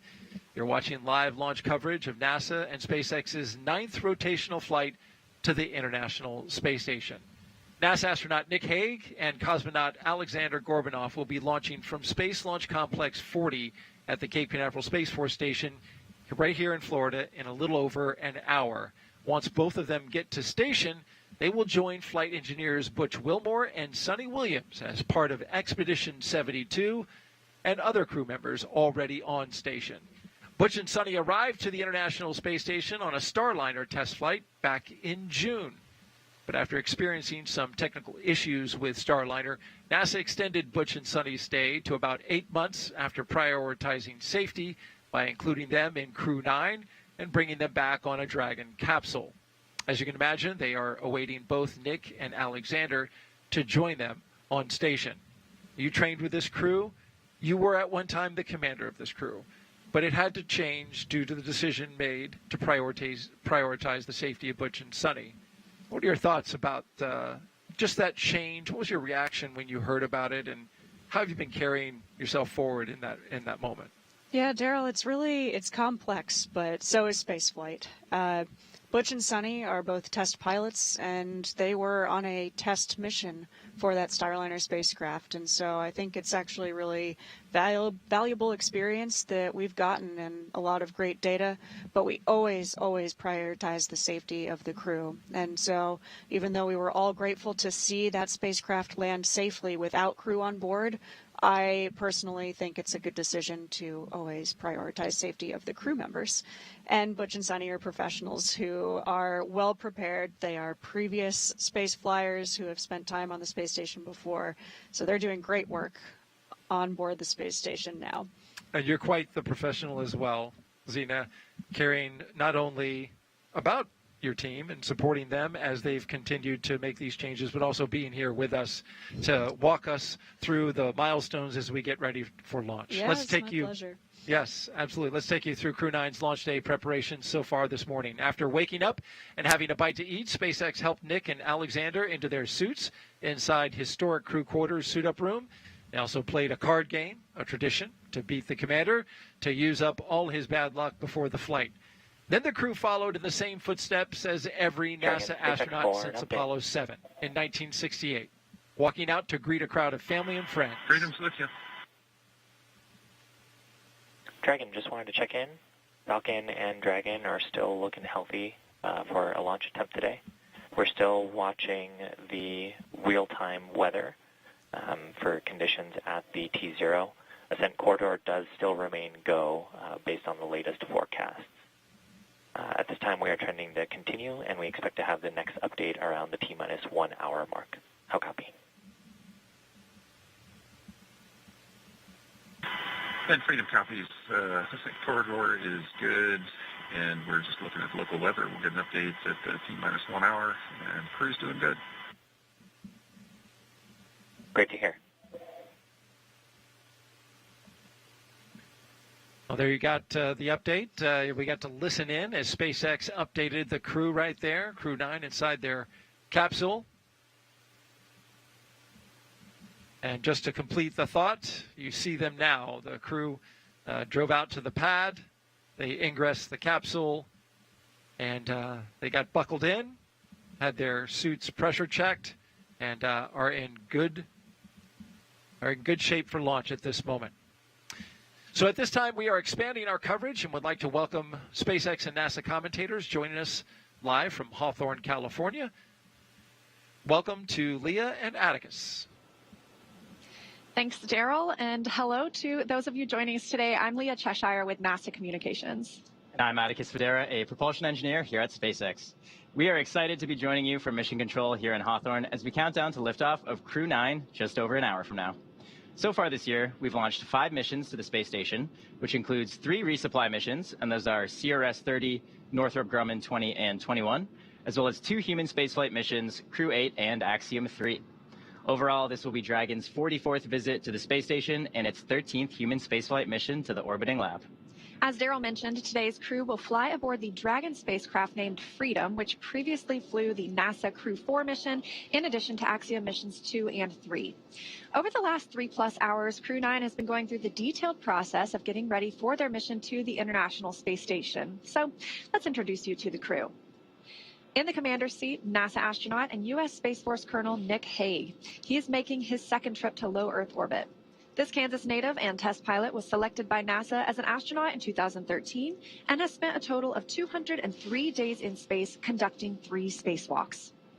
Next to him is Mission Specialist Aleksandr Gorbunov, who was selected to be a cosmonaut in 2018.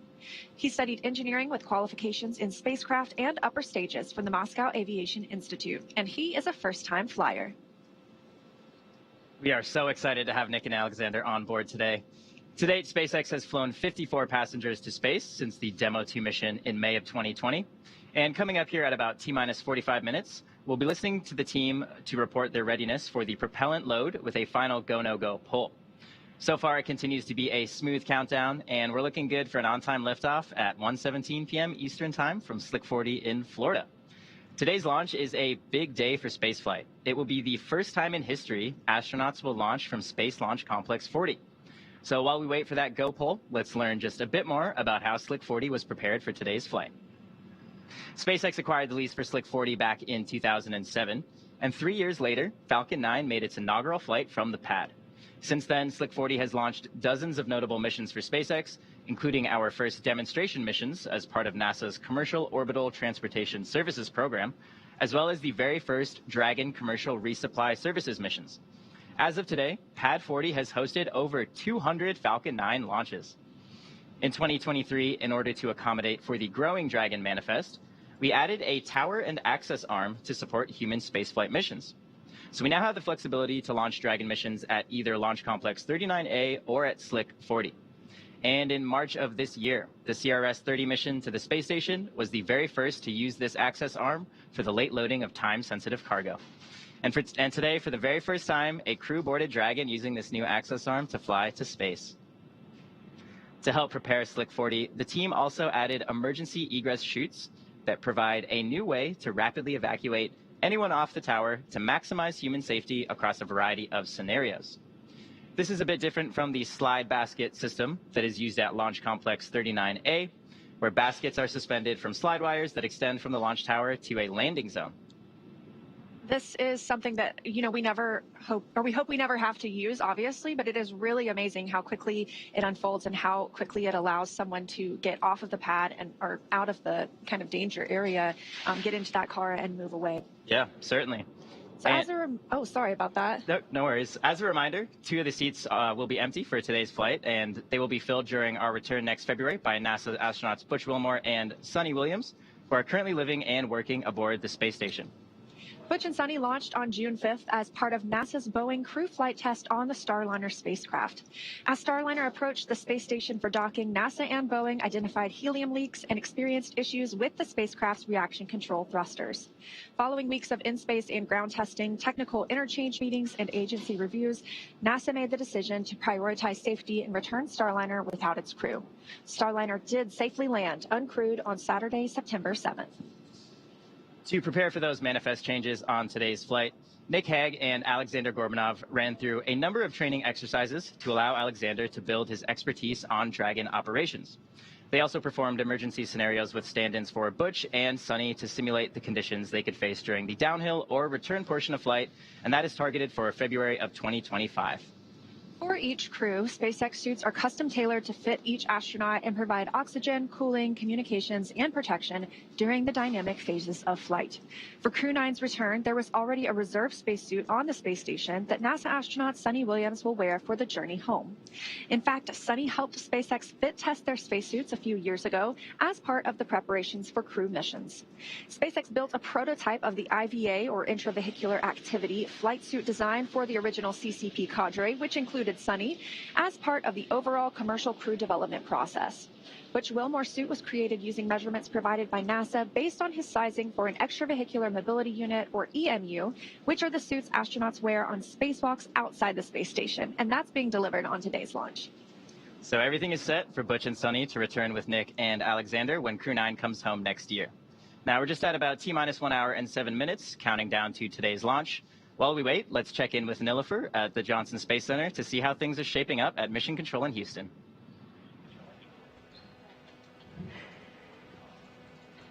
Yes, and thank you so much, Atticus. Welcome back to Mission Control here at Johnson Space Center in Houston, Texas. We are here in the hub of human spaceflight at NASA. The team has pulled go for launch. The International Space Station is ready for the crew to lift off as they begin their journey to the orbiting laboratory. In the home of Rendezvous Tomorrow, NASA and SpaceX flight controllers will enter into integrated operations. This means that both flight control teams will conduct a series of go and no-go polls for Dragon Freedom's docking to the space station. Rotation missions like Crew-9 help NASA to continue to maximize the important research and technology demonstrations made possible only in the International Space Station's unique microgravity environment. The space station is critical for NASA to prepare for future commercial low Earth orbit destinations and to understand and overcome the challenges of long-duration spaceflight necessary for a long-term presence on the Moon and crewed missions deeper into our solar system, including Mars. So now let's take a closer look at the mission and what Crew-9 will have to look forward to during their 5-month stay aboard the International Space Station. Dragon, heads up that we are going to be cycling The mission hasn't changed in 25 years. It's to get to the space station, conduct research, and come home. How we're going to do that is going to look a little bit different. Alex and myself are going to launch with 2 empty seats, so we've got room for Butch and Sunny to join us once we get there. They've been on orbit months already, and one of the biggest challenges ahead for Alex and I, one of the most exciting aspects, is how are we going to integrate into their crew and get to work on the space station, doing the research and performing the spacewalks and the station upgrades and helping us continue that mission of discovery.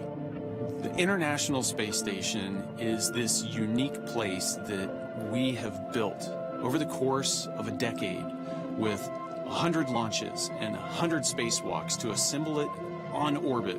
It lets us remove gravity from all of our science experiments. You've all seen video of balls of water floating around and morphing it, and we can do that with other materials and see what properties we aren't able to see when gravity just squashes everything flat.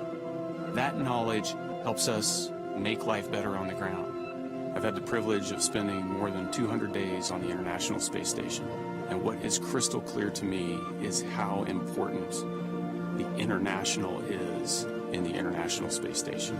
Together we accomplish more than we could by ourselves. Together we tackle all the problems that dynamic nature of space throws at us. The more we explore, the more we try to overcome all those challenges of living in weightlessness, in a high radiation environment, and how to counteract those things, the more we learn about how the human body works. But a long-duration mission is something really to cherish because it's a unique opportunity to let your body fully adapt, and then at some point you reach this kind of steady state where you are working and living in space, and that's your normal. Spaceflight is hard. It's dynamic, it's unpredictable, but that's no different than the way it's always been. And just being able to watch the agency navigate those decisions over the last several months and balance the risk and the safety of the crew has been phenomenal. And what is crystal clear in that entire process is the commitment to making sure that when we launch crews, we're going to bring them home safe. I'm excited to get back to the space station. I'm excited to be part of Expedition 72 so we can get to work, because that's what this is all about. It's about exploration, exploring the human body, exploring Earth, exploring the universe. It's about discovery. It's about learning. It's about how do we imagine the impossible and make it possible.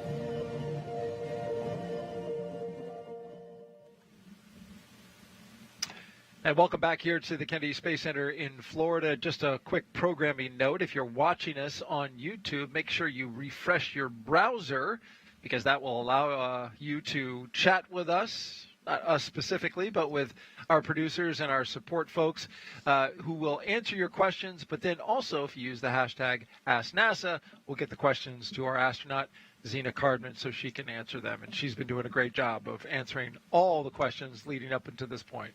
Thanks, Daryl. It's been a blast to be with you. It's been a several hours long process, actually, just part of an even longer process to get astronauts to the International Space Station. And we're just a little more than an hour away from liftoff now, as we look forward to a launch from Space Launch Complex 40 here at the Cape Canaveral Space Force Station. We have been monitoring the weather.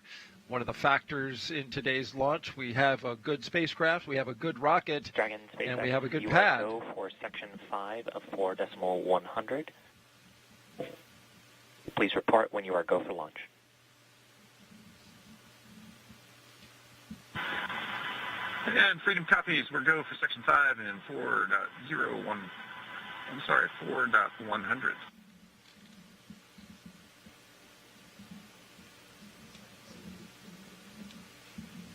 And there you heard communication between Commander Nick Hague and SpaceX Core, the Crew Operations and Resource Engineer.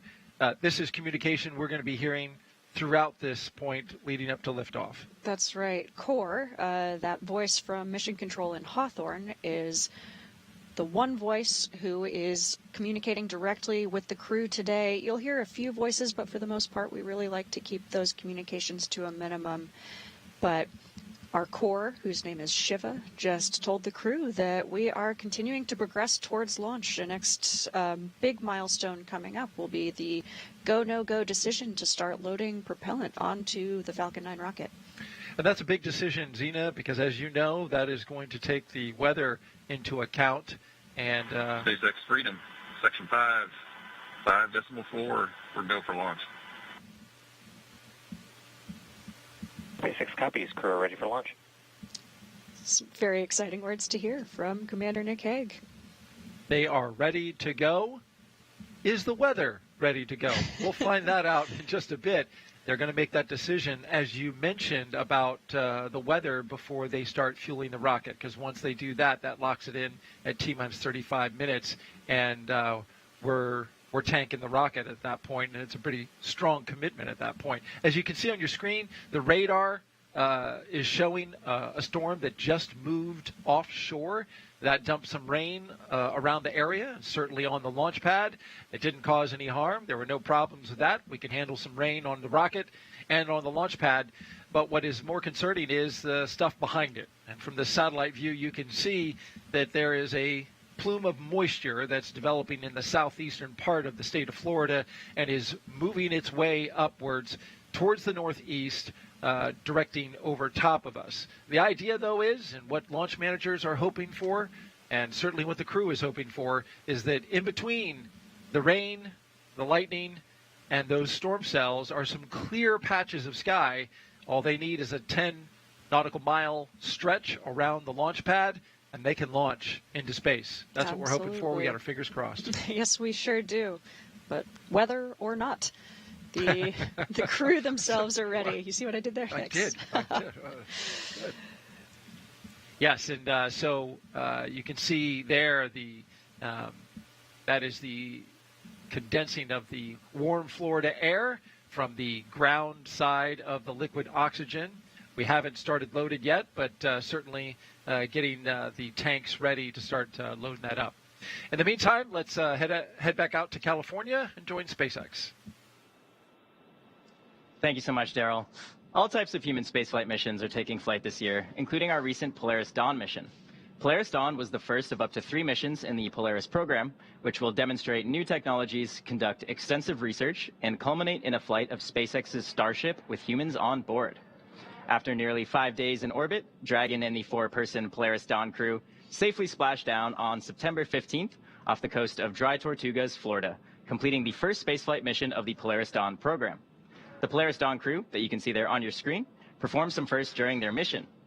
Dragon and the crew reached over 1,400 kilometers altitude, the highest Earth orbit flown since the Apollo program, making Anna Menon and Sarah Gillis the current record holders for traveling farther from Earth than any other woman to date. The crew also participated in the first ever commercial EVA, or extravehicular activity, wearing SpaceX's newly developed EVA suits. They also conducted about 36 research studies and experiments from 31 partner institutions, including NASA. And in addition to all of that, they also tested Starlink laser-based communications in space. That's right. As Atticus mentioned, NASA's Human Research Program flew 3 investigations on Polaris Dawn. The first study tested a compact, commercially available device that can collect astronauts' blood pressure, body temperature, ultrasounds, and other health information to see how easily it can gather data in space. The investigation will also assess whether the technology can help provide robust telemedicine in space. Another investigation sought to better understand the space-related motion sickness that's experienced by many astronauts through surveys and other health data. And the third study evaluated whether crews experience any injuries or discomfort from re-entry back to Earth, helping us at NASA design re-entry protocols that best protect crews. Additional human research was conducted on the Polaris Dawn crew members through the NASA-funded Translational Research Institute for Space Health, a cooperative agreement with multiple universities assessing sleep, eye health, immune systems, and more to help NASA build and maintain a robust archive of human health on everyone who flies in space. Missions like Crew-9 and Polaris Dawn are important steps in building our future in space. Each mission delivers critical lessons and science that can inform long-duration spaceflight missions and help us continue on our journey to making life multi-planetary. Lessons learned also help guide development of SpaceX's Starship vehicle, which will be a key element in putting humans back on the moon and eventually on Mars. Before we head into our next interview, let's learn a bit more about what's happening with Starship down at SpaceX headquarters in Starbase, Texas. The first flight of Starship was in April of 2023, and the vehicle for the 5th flight is currently stacked and ready to fly. We made major strides with Flight 4 earlier this summer with a successful landing burn and a soft splashdown of our Super Heavy booster. We also saw a Starship survive re-entry for the first time with views live streamed from the vehicle via Starlink from space all the way through splashdown. We've got more flights planned that will start demonstrating some of the key technologies that will help make Starship fully and rapidly reusable. Now, the one I'm super excited about is catching that Super Heavy booster, which we'll be attempting on our next flight. If you've seen Starbase recently, you probably noticed that our teams have completed stacking the 2nd launch tower at Starbase, which will be coming online early next year. Having 2 operational launch towers, paired with ships and boosters rolling off the line in our new Star Factory, will allow us to increase our flight cadence and test more rapidly. Our teams at Starbase have been hard at work on the continued Star Factory expansion. This 1 million square foot facility brings Starship and Super Heavy manufacturing closer together for more optimized production. And that will set the stage for us to rapidly produce hundreds of ships each year. And that's what it's going to take to build a self-sustaining city on Mars. Production lines are spinning up in Star Factory with multiple next-generation Starships currently in build as we get ready to ramp up our launch rate. We did recently static fire the Starship for Flight 6, producing some incredible video of its 6 Raptor engines in action. And we do have boosters already built for the next several flights. And I'm really looking forward to seeing us catch the booster on the tower. That'll be a huge milestone. So I think we're all looking forward to that. Now, because Starship will serve as the lunar lander on Artemis 3, which is currently scheduled for the second half of 2026, it'll be the first to send humans to the lunar surface since Apollo. So we can expect to see SpaceX ramping up testing this year and next. The NASA and SpaceX teams have been working through a ton of additional hardware milestones outside of the flight tests, including the recent testing conducted with Starship's airlock and the Axiom spacesuits NASA astronauts will be wearing on future moonwalks. One of the next major milestones in testing will be the first ever ship-to-ship propellant transfer, where 2 starships will rendezvous in space and transfer propellant from one to the other. Putting humans back on the moon is a major milestone. Our mission at SpaceX is to enable this type of exploration, and we can't wait to see this future unfold. For more on what else is happening in the world of exploration, we'll hand it back over to Daryl and the crew in Florida. Thank you very much, Atticus. T-minus 52 minutes and counting until liftoff. T-minus 52 minutes and counting until liftoff. As we've mentioned, today will be the first time we launch astronauts from Pad 40. For more on what was done to make that happen, we now have NASA's Megan Cruz live from a nearby launch viewing location here at Kennedy. Hey, thanks, Daryl. And I'd also like to introduce Alec Jacobs. You see him right there next to me on the screen. He's the launch site integration lead with the Commercial Crew program. And we wanted Alec on today because, Alec, you were part of certifying Slick 40 for this inaugural crewed launch. Can you tell us about that? Yeah, so I've had the pleasure of being on the team that's been working on Slick 40 for the past 2 years to get it ready to launch Crew. 2 years ago is when NASA and SpaceX made the decision that we wanted to be able to have Slick 40 as a backup launch pad for crewed missions. So since then, the teams have been hard at work implementing all the crew systems. We've implemented the crew tower, crew access arm, emergency egress systems, and all the Dragon systems needed to fuel and get ready the Dragon spacecraft for launching crewed from this pad. So it's been a great work over the last 2 years, and things have really come together in the last 6 weeks as we've focused our effort on Slick 40. Yeah, and you guys had to pivot to Slick 40, right? Because Crew-9 was supposed to launch on 39A, but as we know, it's really busy here on the Space Coast. Yes, it is really busy on the Space Coast, like you said. So a lot of launches going on from both 39A and 40 across the Space Coast. One of the ones we were looking at closely was NASA's Europa Clipper, which is actually planned to go off of 39A in October timeframe. So because of that and because of the move to the Crew-9 launch date, we were able to move to Slick 40 because of the crew capability we've been working on for the last 2 years. So really glad we put all that effort into that backup capability at Slick 40, and now it's all coming together today as we hope to launch here in just a little bit. Yeah, so it sounds like agility, flexibility, that was really key to getting us to launch day today. Can you walk us through some of the other changes that maybe the program had to navigate? I mean, including, obviously, launching 2 members instead of 4. Yeah, so a lot's happened in the last 6 weeks, and like you said, Megan, launching 2 crew members versus 4. Our teams have had to adjust to that, make sure we have the right training protocols and plans in place for the 2 versus 4 contingent. We're also able to let our first stage booster fly on its first mission out of Slick 40, get a flight on that booster, and now we're using it for the second time. And like you said, we're moving from 39A to Slick 40 for this launch, so a lot of flexibility among our teams and a lot of capability within our program and within NASA for our crew launch capability. So it's really great to see that we're able to accommodate all of these changes kind of at the last minute and still be able to get to launch today.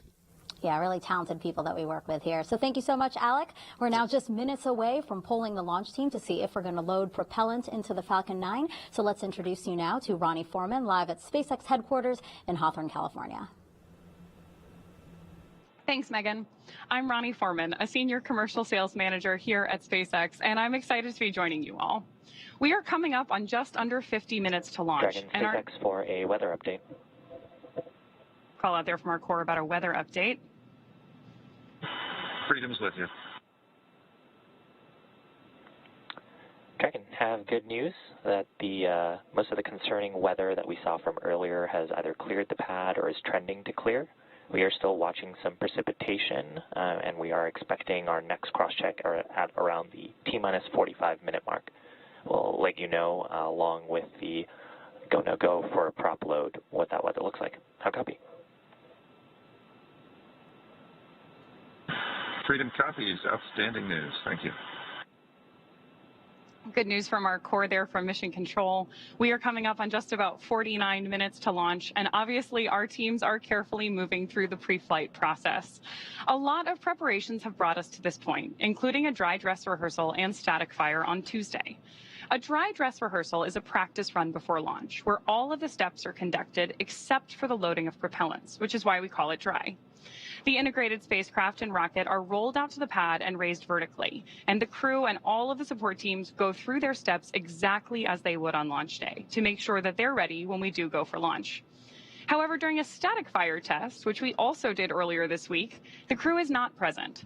Propellants are loaded and the engines on the booster are fired for just a few seconds while the rocket is held down to the launch mount.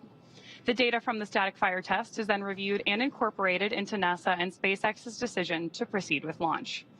All of that hard work brings us to today, and next up in our countdown, our launch director will check in with the team for readiness, both for prop load, as you heard earlier, and for launch. The Dragon team, as well as key NASA launch members, are currently at the Launch and Landing Control Center at SpaceX's Hangar X in Florida. The launch director will also check in with the Dragon mission director, or MD for short, and NASA launch manager to make sure they're ready to move forward. Right now, of course, our 2-person crew is on board Dragon waiting to get that green light to stow the crew arm for launch and arm the launch escape system. Once our LD gives the go-ahead, we should get a good view of the access arm moving away from the spacecraft. The range continues to be go for launch today, monitoring the clearance area surrounding our launch pad, as well as the air and sea space along the flight corridor. If you're joining us on the Space Coast, you know it's about 85 degrees out with just a bit of a breeze, and we're hoping you are going to have a great view of launch today. And of course, as you heard earlier, overall weather is trending in the right direction, and we are currently tracking a 35 to 40% chance of weather violation at our target liftoff time. Our teams will continue to keep an eye on the weather. Propellant load and launch. For all operators in MCCX and Hangar X, both control rooms will go into lockdown at T-minus 45 minutes and will remain in that state until the launchscape system is disarmed. All operators are to remain at their console, maintain the sterile cockpit until MD confirms successful disarmament of the launchscape system following orbit insertion or propellant offload. In the event of a scrub, stand by for hold and launchscape protocols. For non-urgent no-go conditions, brief the CE or LD and they will approve aborting the countdown. For urgent issues affecting the safety of the operation, operators shall call hold on the countdown net. Launch control will abort the launch auto-sequence and immediately proceed into the launch abort auto-sequence. In T-minus 10 seconds, launch control will be hands-off and relying on automated abort criteria for the remainder of the count. Operators advise the launch director whether structural breakup or fire is imminent or occurring per Dragon manual escape flight rules.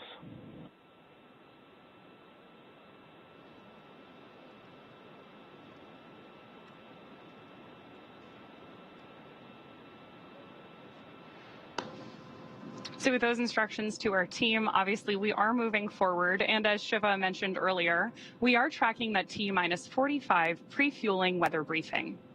Our biggest watch item, as Daryl mentioned earlier, is a few lingering rain and storm systems, but we do think we're going to have a good shot at launch today.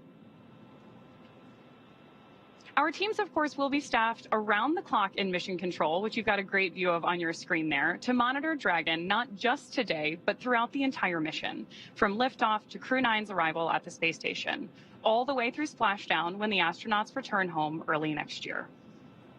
On console and mission control, there are 6 key positions. The mission director, or MD, is in charge of the room and tasked with making real-time decisions to ensure mission success. The person that you've heard talking to the astronauts is the crew operations and resources engineer, who you'll hear us refer to as the core throughout the broadcast. And launch control, at this time, you may proceed with arming the crew arm for movement. Launch control copies, arming now. Good news that we're about to get that view of the crew arm moving away from Dragon. And we are moving ever closer to launch with just under 45 minutes to go. Crew arm is armed for motion. The 4 additional team members focused on vehicle systems in mission control include avionics, navigation and control, software, propulsion, life support, and communications with ground support teams. Apart from mission control, Crew access arm retraction has started. Confirmation there. Oh, and a great view on your screen that crew access arm is moving away from Dragon on Slick 40 for the first time. Now, apart from mission control, our Falcon 9 team is currently located at the LLCC at Hangar X in Florida. With just about 44 minutes until our T0 today, all the teams are settling in for final checkouts, propellant loading, and for launch.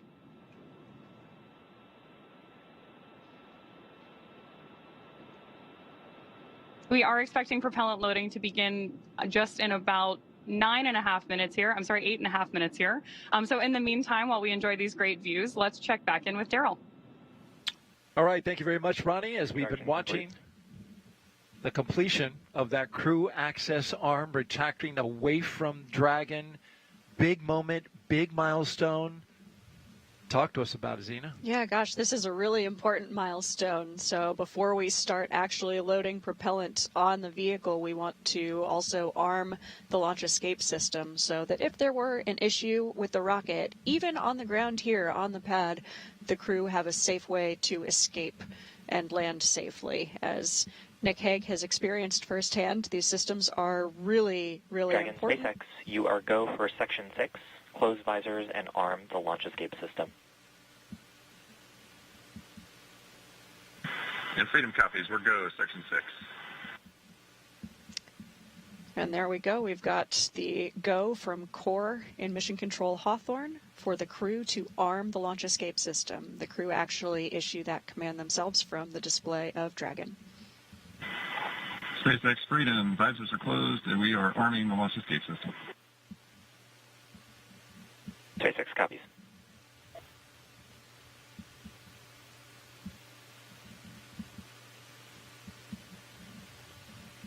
All of these milestones moving towards the big one, which is tanking Falcon 9 with propellants, which would kick off at T-minus 35 minutes.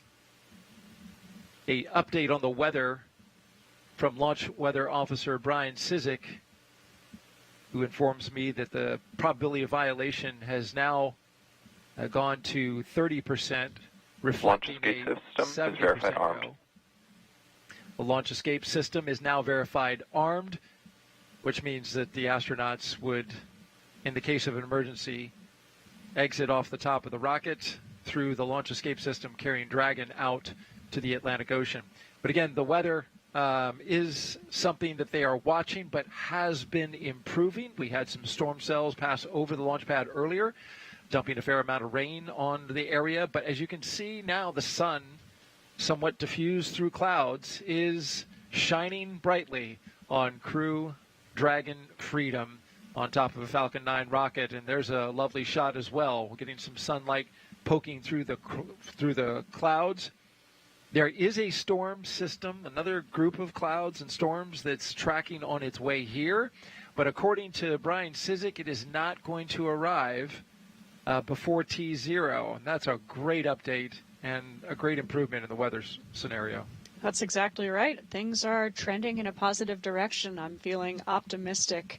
And of course, we want to make sure we have a good weather window before we give the final go to launch, but things are looking positive today. That launch escape system, of course, there for an emergency.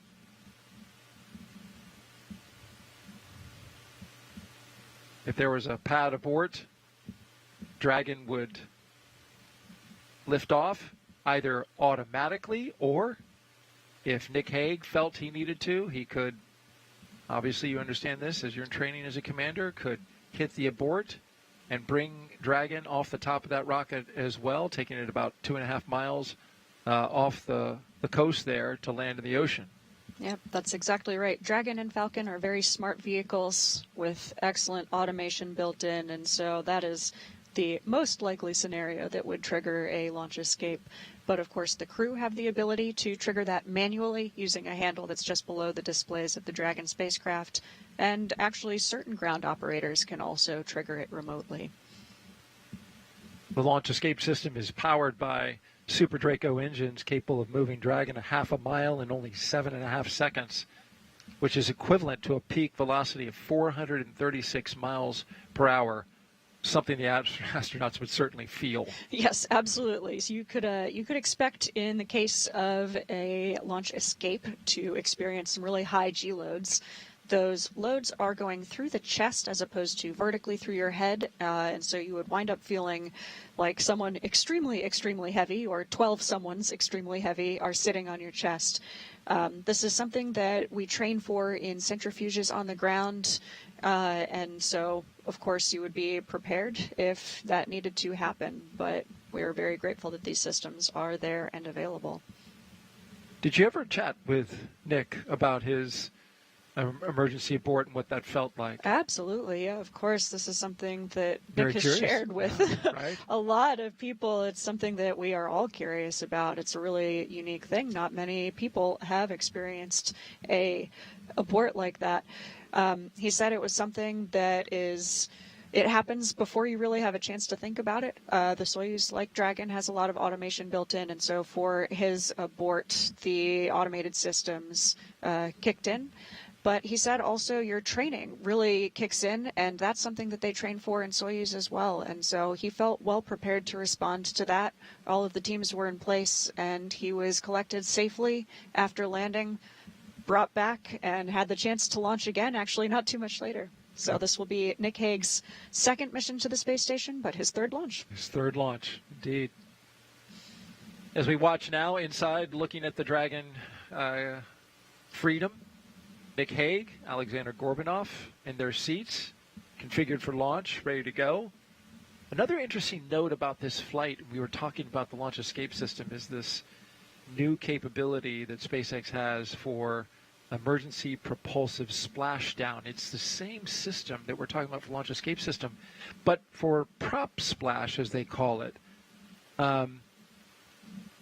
It's amazing that this is there just in case there's a complete failure of the parachutes, where those Super Dracos would also fire, right? That's right. Yeah, this is a really interesting capability. And of course, we have multiple parachutes on board the Dragon, and so this would be a backup to the backup in a Tanks really are venting for the start of propellant load.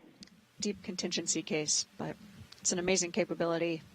The software has been built in, the plumbing has all been there from the start, but now we're actually flying with that software enabled. And of course, we could unenable it if something changed in the configuration of that Dragon capsule. Just another good backup to have as we encircle the launch complex there, Space Launch Complex 40. A historic first today, launching astronauts from this launch pad for the first time ever. T-minus 36 minutes and 20 seconds and counting. Just a little over a minute away from propellant load. A big milestone on our way to launching today.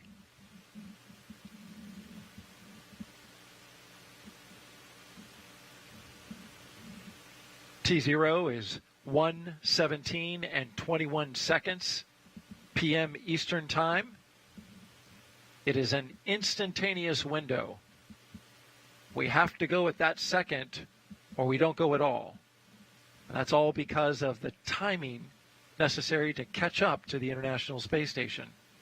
It's the most efficient time of this day to launch there, using the least amount of propellant that you would have to otherwise. And propellant is needed for a lot of things. Get the astronauts up, and of course we're bringing this booster back as well. Absolutely. Although we would like to think we are in charge, it's actually physics is the boss today. Absolutely. Let's listen in now as they start up propellant load.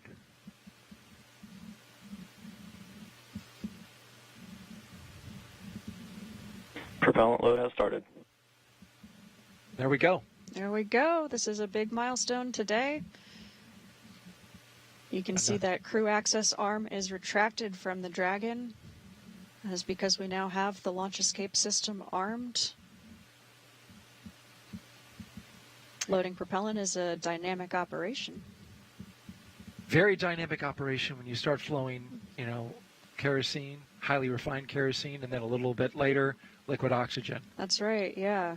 So we'll be starting to load the liquid oxygen on stage 1. T-minus 34 minutes, 20 seconds in counting until liftoff of Crew-9. We've got them seated inside the SpaceX Dragon at the top of this rocket, spacecraft called Freedom. Aleksandr Gorbunov, the mission specialist. Nick Hague, the commander. Launch team is now preparing to continue the propellant load. That's right. Yeah, a little over a minute ago, we heard the start of propellant load. We'll be starting with stage 1, then stage 2. Skipping a little bit forward, once they launch, get into space, and arrive at the ISS, they've got some incredible science that they will be doing. Here's a closer look at how we're getting that science done.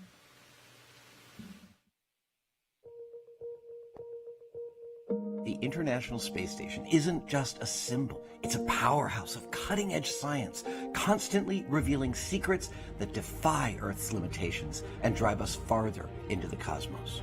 Our mission is research and science. We have experiments mounted on the outside of the station that are looking at Earth. We study our own bodies and how they react to space, to weightlessness, to radiation. And that helps not only us go on further in future missions, but also helps for medical research back home. And then we study lots of different things as well, like materials, combustion, all sorts of things that help us understand life back on Earth. Yeah! Microgravity doesn't play by the rules. It flips them upside down, transforming how liquids flow, how flames burn, and unraveling biological mysteries before our eyes. I saw some heart tissues beating in space, and it was incredible. So Tom, we see that top one beating. Looks like happy heart cells. But we're not just along for the ride. We're explorers, diving headfirst into the challenge and harnessing the power of this unparalleled platform, just as we have been for decades.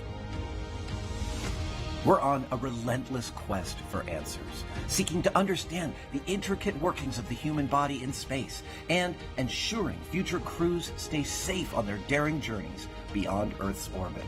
The human aspect of human space exploration is always going to be very important for decades to come. And when it comes to technology, we're not waiting around. We're discovering new ways to grow crops in harsh environments and engineering innovations to tackle Earth's greatest challenges. We have amazing technology that allows us to recycle water and create water for us to drink. It's delicious. Microgravity isn't just a curiosity. It's a game changer in the fight against diseases back on Earth, paving the way for breakthroughs that benefit us all and enabling new economic opportunities in space. Welcome Axiom 3 on board the International Space Station. From our vantage point more than 200 miles above Earth, we are not just spectators. We're gaining unprecedented insights into the world we call home, and we're sharing our findings openly. We're not just achieving results today. We're sparking inspiration in future generations of explorers and embracing the power of global collaboration as we reach for the stars. What was your favorite experiment on the International Space Station? Toby, great question. My favorite experiment was the one that I got to eat. It was us growing hatch chili peppers in our plant habitat. Station Huntsville on 2, we have video in Node 1. Look at those chili peppers. And as we soar through space at 17,500 miles per hour, each moment is a step closer to unlocking the mysteries of our Earth, our universe, and propelling our pioneering spirit even farther into space. So come along for the ride aboard the International Space Station. Well, you heard a moving and saw a moving tribute to the science that's going on board the Start of Stage 1 cryo helium loading. And there you heard the call out that we're now cryo-loading liquid oxygen into the Falcon 9 rocket. Another great milestone passed. T-minus 29 minutes and counting. And here's now more about the crew that's going into space today. U.S. Space Force Colonel Nick Hague is your Crew-9 commander. He was selected by NASA as an astronaut in 2013. This will be his second space flight to the International Space Station. In 2018, as we've mentioned, he and his Soyuz crewmate experienced a catastrophic rocket booster malfunction after launch. They were forced to abort but landed safely 5 months later. 5 months later, I should say, Hague launched on another Soyuz and served as flight engineer for Expeditions 59 and 60. He spent a total of 203 days in space and performed 3 spacewalks. The Kansas native is a test pilot and a distinguished graduate of the United States Air Force Academy. Nick spent 5 months in Iraq in support of Operation Iraqi Freedom. He voluntarily transferred from the United States Air Force to the U.S. Space Force in 2021 and is an active colonel. His wife, Katie, is a retired U.S. Air Force colonel, and they have 2 sons. This is Mission Specialist Aleksandr Gorbunov's first flight to space ever. He studied engineering with qualifications in spacecraft in upper stages from the Moscow Aviation Institute. Gorbunov graduated from the military department with a specialty in operation and repair of aircraft, helicopters, and aircraft engines. Before his cosmonaut selection in 2018, he worked as an engineer for a rocket space corporation and helped support cargo spacecraft launches from the Baikonur Cosmodrome. Aleksandr and Nick are an excellent pair. They've trained together for a long time alongside Stephanie Wilson and myself.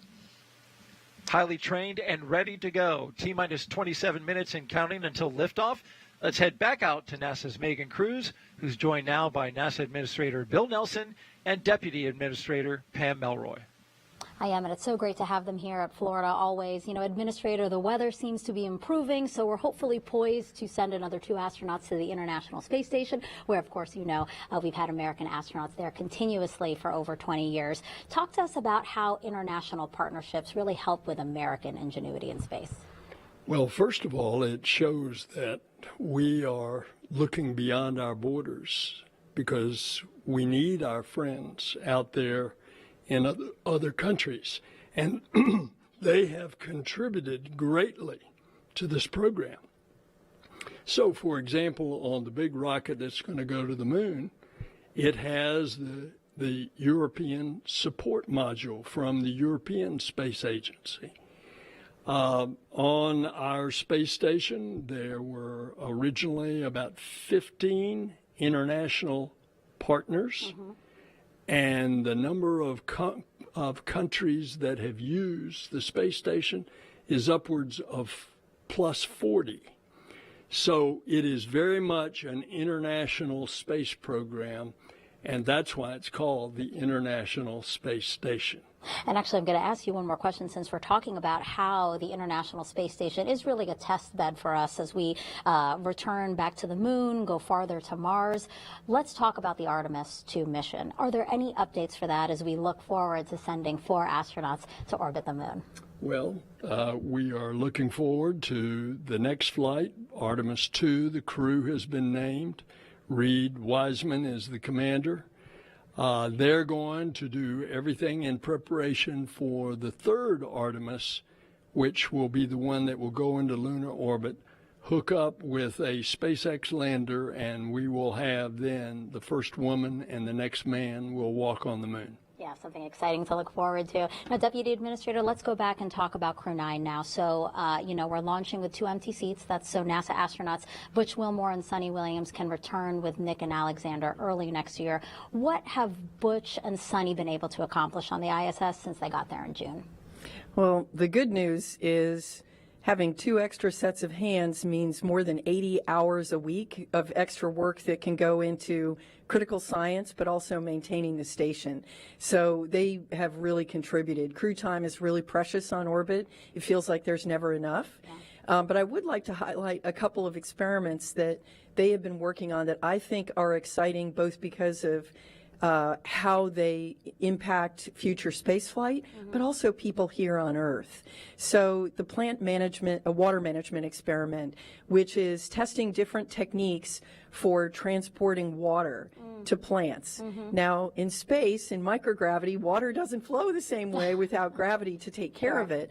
But what's interesting is not only will that help us when we go to the moon and we go on to Mars, the ability to grow our own plants, but it also affects hydroponic systems here on Earth. The other experiment that I think is really significant is looking at taking some tissue cultures of the bone marrow that creates platelets, right? Very important in our blood system. And they're going to grow them in cultures.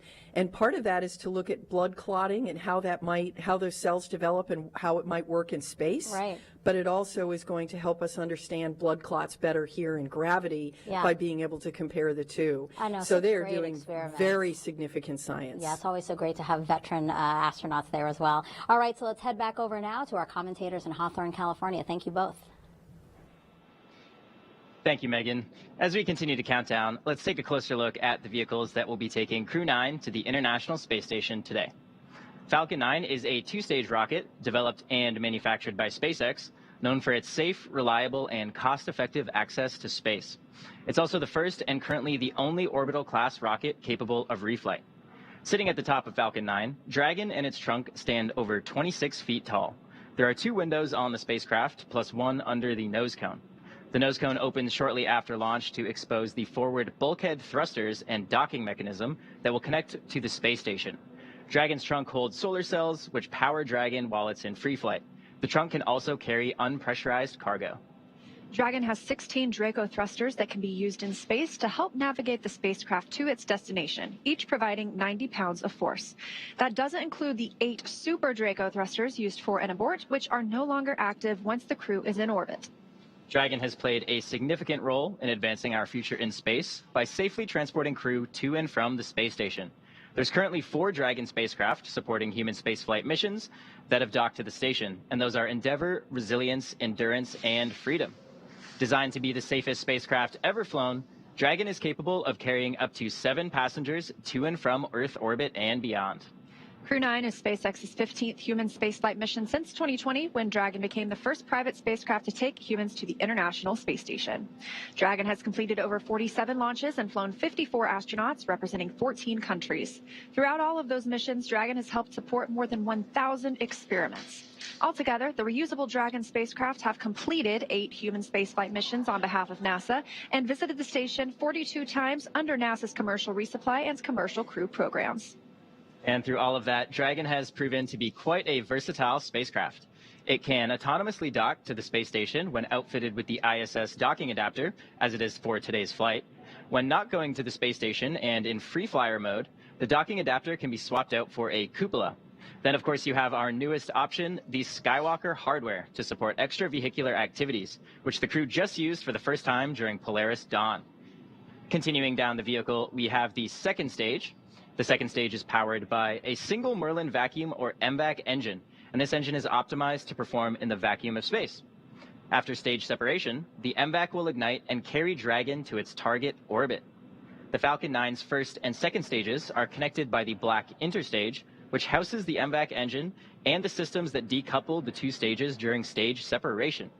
Below that, of course, is the first stage, which is powered by 9 Merlin engines.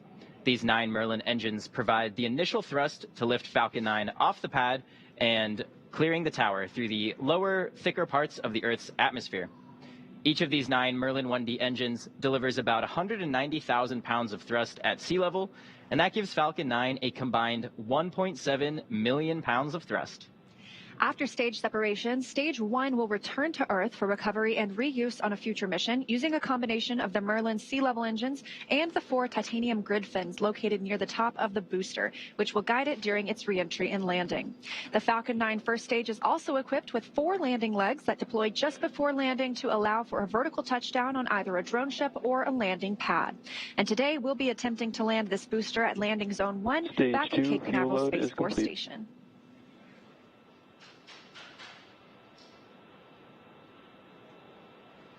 The second stage will power Dragon into its initial low Earth orbit before separating, leaving Dragon to continue its journey to the space station using its own thrusters. About 40 seconds after separation, Dragon's nose cone deploy sequence will begin, exposing the guidance navigation controls that help Dragon autonomously fly to the space station. With T0 coming up in just under 20 minutes, our teams at the Cape are doing a series of system checks to ensure Dragon and Falcon 9 are ready for flight. So for now, let's check in with Ronnie for a quick status update. Thanks, Atticus. We are still looking good for an on-time launch just under 20 minutes from now. Both Dragon and Falcon 9 continue to be healthy. As we continue to listen and watch the countdown, our teams are prepping the vehicle for flight. Propellant loading of both RP1 and liquid oxygen began at T-minus 35 minutes. We also heard the call out that the launch escape system is now armed. The launch escape system is designed to propel Dragon away from Falcon 9 in the event of an emergency during launch. The range, which is monitoring the keep-out zones, among other key flight requirements, also continues to report no issues, and they are go to support today's launch. As you heard earlier, weather is also looking good, and we are still tracking roughly a 30% chance of violation at our target liftoff time. But we are optimistic that we're going to have good conditions at that T0. Now, as a reminder, today we have an instantaneous launch window driven by our planned rendezvous point, the point at which Dragon and station will meet in orbit. The space station is currently orbiting the Earth at more than 17,000 miles per hour, and Dragon needs to catch up to it. That means we have to deliver Dragon to the correct orbit by timing its trajectory relative to the orbiting laboratory so that they are in the same place in space at the same time. A precise liftoff time is crucial for hitting that rendezvous point. Of course, that means that at this point, if we hear a hold for any reason, we'll have to stand down and target our backup opportunity, which is tomorrow at 12:54 Eastern Time. Now, with all systems go, I'm going to turn it over to Nilofer for a status update from Houston. And thank you, Ronnie. Back here in the International Space Station Flight Control Room at NASA's Johnson Space Center in Houston, teams are continuing to work around the clock to monitor activities aboard the orbital outpost. Leading the team inside the room is Flight Director Nicole McElroy. The team in Mission Control Houston, the team in Hawthorne, and the astronauts aboard the space station will track the autonomous docking of Dragon Freedom on Sunday when they enter joint operations. This will happen when the spacecraft enters the approach ellipsoid, the invisible boundary that helps us monitor arriving and departing spacecraft. Once docked, Dragon Freedom's crew will perform a series of leak checks, then work to open the spacecraft's hatch before floating into the station to begin their 5-month stay. We anticipate that the hatch will be opened about an hour and a half after docking. When they enter the orbital outpost, Crew-9 will be greeted by the rest of their Expedition 72 crew and will come together for opening remarks. The anticipation for launch continues here in Mission Control. How's it looking on the Space Coast, Daryl? Well, we're looking pretty good, Nilofer, and thank you very much. Weather improving here at the Kennedy Space Center. If you're just joining us, we are 16 minutes and 37 seconds away from the launch of the 9th astronaut rotation mission to the International Space Station under NASA's commercial Stage 2 LOX load has started. And there you heard Stage 2 LOX load has begun, the final loading of propellants into the Falcon 9 rocket. Commander Nick Hague and Mission Specialist Aleksandr Gorbunov are strapped into their seats inside Dragon Freedom. As you can see right there, the Falcon 9 rocket fueling operation well underway. The launch escape system is armed, and that means Dragon is prepared to launch itself away from the Falcon 9 in case of an emergency. So far, operations look and sound as expected, and we are counting down to liftoff at 1:17 and 21 seconds p.m. Eastern Time. And I want to welcome in a special guest here on set now. NASA astronaut Stephanie Wilson is here, joining us alongside Zena Cardman, both of you NASA astronauts. It is so good to have you both here. You both trained for Crew-9. This is where you probably expected to be on this day. But you have accepted this role of supporting your friends for launch. And as they get ready to launch with 15 minutes left to go, Stephanie, question for you. What is the mindset of the crew that you trained with? You've flown into space 3 times on the space shuttle. What's the mindset of the crew right now? Well, thank you, Daryl, and thank you, Zena, for having me join you today. And yes, both Zena and I have trained for 1.5 years with Nick and Alex. They have trained hard. They are well prepared. In this moment where they are strapped inside the vehicle with just the 2 of them, they are reviewing procedures. They have trained for this moment. They are ready to execute the mission. They are, of course, looking forward to the work that's ahead of them on the International Space Station. Perhaps a little bit sad to be leaving family and friends, but they'll be talking to them soon once they have docked to the International Space Station. But it's a moment to review all of the hard work that has gone into this moment in the preparation and to be ready to execute the mission, which they will do very well. Speaking of hard work, you both trained for Crew-9 for 1.5 years. And so from a human level, we know you are professional astronauts. Your seats were needed for Butch and Sunny to bring them back. What was it like for you personally when you learned that you wouldn't be flying today, but you would be flying some other time, but not today? Yeah, gosh, Daryl, I think I felt a lot of emotion when I saw Stephanie walking through the door there. It's bittersweet, but it's a really beautiful thing. I think any launch is a testament to the power of collaboration, and this launch maybe even more so than usual. I think from my perspective, it's a privilege and a choice to take part in something that's larger than yourself, and that's a choice that I make today and the next day and the next day. So in this moment, it's feeling exciting, it's feeling bittersweet, but for the most part, I'm feeling a lot of joy and pride in our space program, and so excited for our crew members, especially Aleksandr. This is his first launch to space. Nick, this will be his second mission to the International Space Station. It's going to be a beautiful day. And I think for you, Steph? Yes, very, very similar. I think that We all train together. Adaptability and flexibility is key as we look across our corps. You know, we all train for various roles, and we select people that can serve in various roles and can be seamlessly thrown into different roles.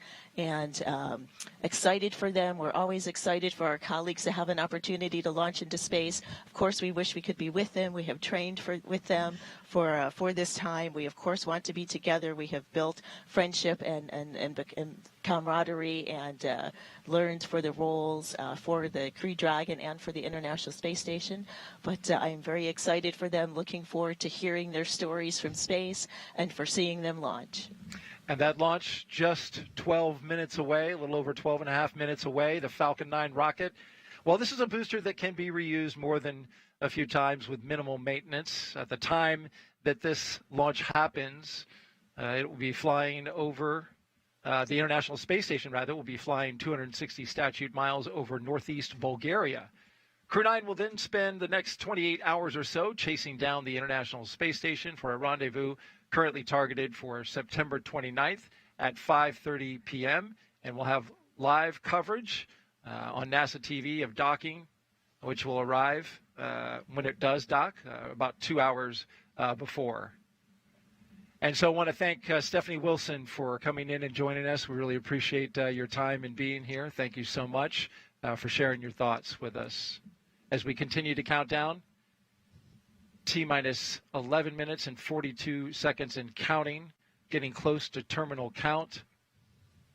We want to commend both Stephanie Wilson and Zena Cardman for their professionalism and for their support of their fellow crew members and friends who are going up today. That's absolutely right, Daryl. It's an exciting day to be here, and although 50% of us are staying on the ground this morning, we are part of this mission, this Crew-9 mission, and we're so proud to be part of the team that got this Dragon Freedom, Nick Hague and Aleksandr Gorbunov, ready for flight today. Thinking about another minute or so, we'll hear the next expected call that the crew displays are configured for launch. We'll hopefully hear at that point some great words from our commander. That's right. Nick Hague is going to have some words for us, so we're going to tune into that. And you and I will join Stephanie outside and watch your friends launch to space. In the meantime, let's send it out to SpaceX in California. Dragon, SpaceX. Confirm crew displays are configured for launch.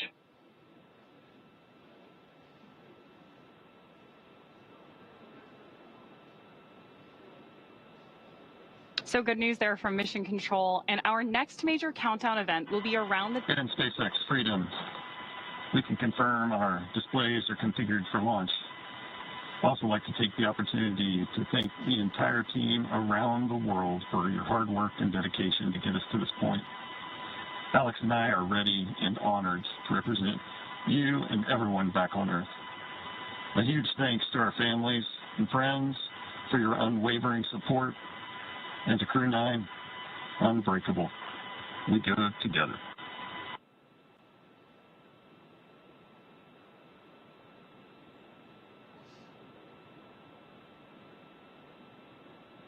SpaceX copies. You've proven you're ready, Dragon, and we're looking forward to seeing a full capsule at splashdown. Really exciting commentary there from Commander Nick Hague. And with that, we are just about 9.5 minutes to launch. And right now, the Falcon 9 launch commit criteria are being checked by our onboard computers. Those launch commit criteria are specific thresholds and data that tell us that the rocket is healthy. There are many systems in place to ensure that the rocket and crew are both safe leading up to liftoff and during flight. And now that we're approaching terminal count, our teams are performing those final checks. Just coming up on 9 minutes before launch right now, we just heard from Commander Nick Hague. He and Aleksandr Gorbunov are suited. They are seated in Dragon Freedom there, as you can see on the screen. We have teams here at Mission Control Hawthorne monitoring the vehicle, both Dragon and Falcon 9. Meanwhile, in Houston, as we heard from Nilofer, some of those teams in console positions are keeping tabs on the space station, its reboost capabilities, making sure everything is looking good for Dragon's arrival tomorrow.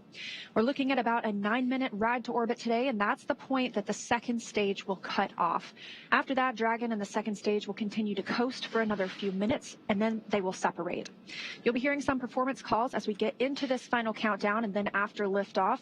These are SpaceX flight controllers reporting on trajectory, speed, booster performance, and other key milestones. And there are also some other calls you'll hear the crew make after liftoff. The crew will report out on a few number and letter combinations, and these mark different abort zones through the flight up the eastern seaboard. The first two are 1A and 1B, and these are available when the first stage is firing.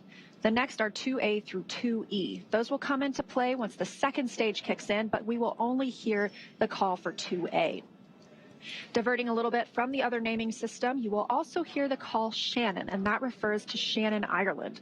That means the crew could target off the coast of Ireland if they needed to abort later in the second stage burn. Again, you'll hear these calls throughout the flight uphill, along with the key performance callouts from the guidance, navigation, and control officer, as well as the propulsion lead. One of the next callouts we're listening for in our countdown is the announcement that Stage 1 engine chill has started, which is one of the key processes that prepares the engines on board our first stage for flight. Right now, propellant in the tanks is isolated from the engines, but at T-minus 7 minutes, we'll open the engine pre-valves and start passing just a trickle of liquid oxygen through the Merlin engine pumps, chilling those engines for the start sequence. Stage 1 engine chill has started. Confirmation there that engine chill has started. Now, we do this because the super chilled and densified liquid oxygen on board is really, really cold. So we use the process to bring that engine hardware down to a cooler temperature before flowing all of the LOX and propellant into it during flight. At liftoff, Falcon 9 is consuming 700 gallons of fuel per second. So engine chill helps us to prevent thermal shock and ensures nominal engine performance. The next thing we're listening in for is the confirmation that RP1 load has been completed on board Stage 1. RP1 is that densified kerosene or rocket fuel that propels the crew into orbit. All of that RP1 is we are waiting to hear that it is fully loaded onto the rocket, and the second stage loading was completed earlier. So we're still loading liquid oxygen as well on the first and second stages. Stage 1 fuel load is complete. Confirmation right on time that RP1, the densified kerosene loading, is now complete. Again, still loading liquid oxygen on the first and second stages. We need this to combine with the densified kerosene. That RP1 liquid propellant needs an oxidizer to combine with in order to ignite. Coming up next at the 5-minute mark, we'll hear the call for Dragon to configure for terminal count and then transition over to internal power. And then we'll hear the propellant tanks on Falcon 9 are getting ready to pressurize, which means they'll have some additional rigidity and structural support for the rocket as we get ready for the strong back to retract. The strong back provides access to Falcon 9's fueling lines and umbilicals for both prop load and the different gases being loaded on board. The clamp arms will open and it'll move just a couple of degrees at first, and then we will see it swing open completely at the moment of liftoff. We'll continue to check through a couple more fueling milestones, including one around the 2-minute mark before flight, where we'll hear liquid oxygen loading is complete on the second stage.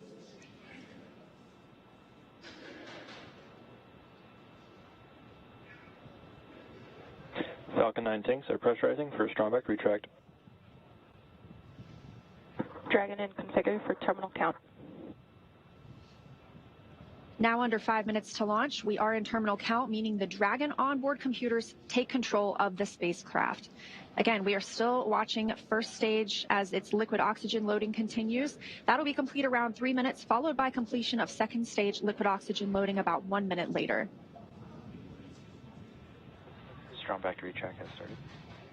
Just heard that call out from Mission Control that strong back retract has started. And if we keep a close eye on the screen, there we go, just coming out of those clouds of liquid oxygen, we got to see those clamp arms opening up around Stage 2. What's going to happen now is that our strong back will recline just about 2 degrees away from the vehicle.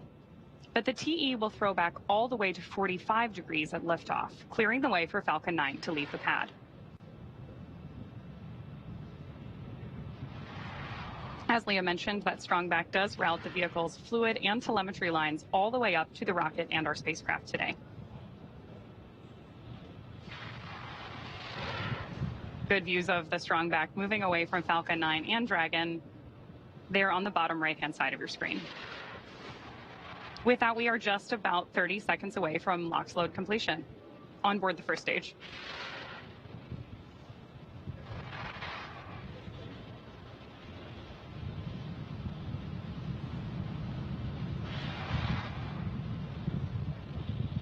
As Ronnie mentioned, standing by just about 20 seconds from now. We're expecting to hear the liquid oxygen loading will finish. Again, this is required to combine with that RP1, the densified kerosene, to give us the chemical composition we need to propel the rocket into space. All of these white clouds of vapor you see on your screen are normal. We will continue to see them build as we get closer to launch, and that's due to this liquid oxygen. It's super chilled, so some of that does boil off in the hot Florida air. Stage 1 LOX load is complete. There's confirmation right on time. Dragon in terminal count and on internal power. That we both have LOX load complete on the stage 1 and that Dragon is on internal power. We are expecting LOX loading to last for just about another 30 seconds on board stage 2. And then we should see a vent down of the TE LOX lines. That's going to produce another one of those large white clouds moving away from the vehicle. Again, as Leah just mentioned, that is totally normal and happens when that cooler liquid oxygen that's venting off the surface of the tanks comes into contact with that humid Florida air along the Space Coast.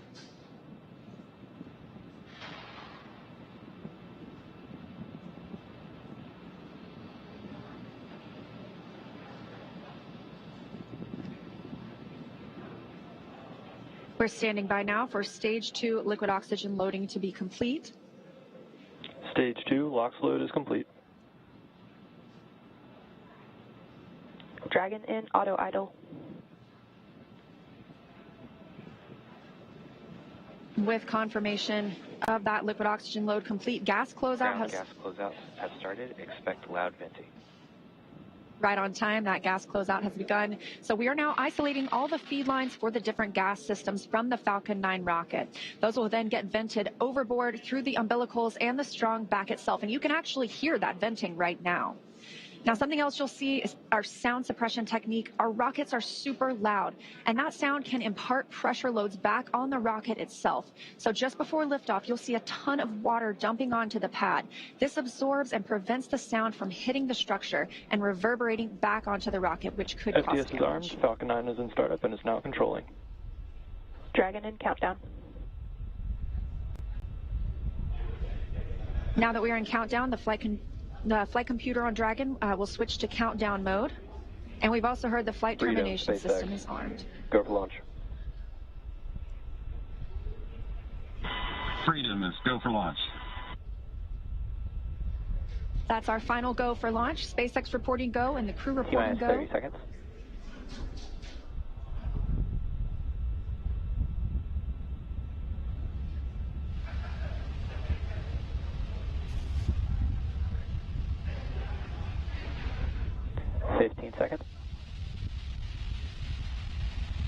Standing by for the first launch of 10, humans 9, from Space Launch 8, Complex 40. 7, 6, 5, 4, 3, 2, 1. Ignition. Engine full power. And liftoff of Crew-9. Go SpaceX, go Falcon, go NASA. Liftoff of Crew-9 now soaring to the International Space Station. Stage 1 Alpha. Stage 1 propulsion is nominal. Copy, 1 Alpha. Those 9 Merlin engines now providing 1.7 million pounds of thrust, propelling Falcon 9 and Crew-9 and continuing to get good calls from teams here on the ground.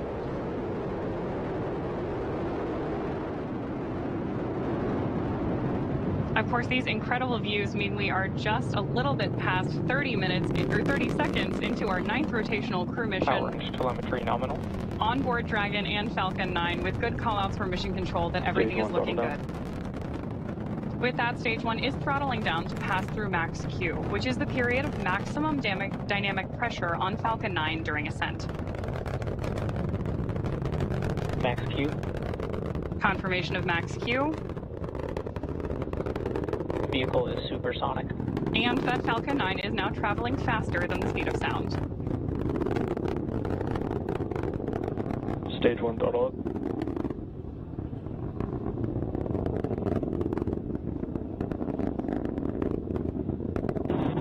1 Bravo. Copy, 1 Bravo. That call out for 1 Bravo means we're in the second and final abort mode for the first stage and continuing to get good performance. MVAC chill is underway. The crew is pulling just over 2 Gs at this point. Next up, we heard the engine chill on the second stage. MVAC engine has begun, and then we will have MECO, or main engine cutoff, where the 9 engines on the first stage will cut off ahead of the first and the second stages, and then will separate from one another. Then that single Merlin vacuum engine on the second stage will ignite and continue to carry Crew-9 to orbit while the first stage begins its journey back to Earth.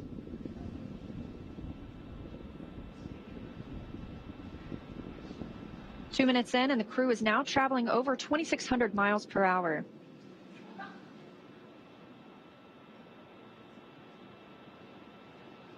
Stage 1 is throttling down. Confirmation there from Mission Control that Stage 1 is throttling down as we prepare for main engine cutoff, followed shortly thereafter by stage separation and second engine start 1. You did hear Mission Control out that we are chilling our... There's confirmation of MECO. Stage separation confirmed. Stage 2 Alpha. MVAC ignition. Copy, 2 Alpha. With that, we have had confirmation of MECO, stage Sept, and the ignition of our MVAC engine on board stage 2. Our next major milestone is going to be the beginning of stage 1 boost back burn, which is expected in just a couple of seconds here.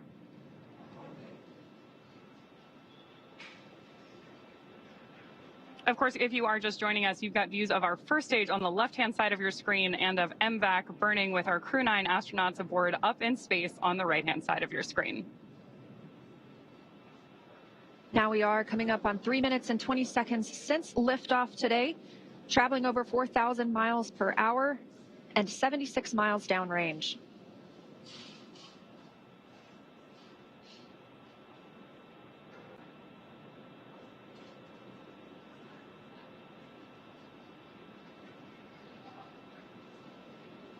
As our first stage makes its way back to Earth, we are tracking a landing attempt today at landing zone 1, not too far from where we lifted off in Cape Canaveral, Florida. Dragon, SpaceX, nominal trajectory. Confirmation there that both vehicles nominal trajectory. Are on nominal trajectories. Everything is looking good. And we're getting good performance on that single Merlin vacuum engine on the second stage. The crew's G-load dips right now. We are going to prepare to hit the separation event. Right now they're about 1 G, which is about what we're used to experiencing on Earth.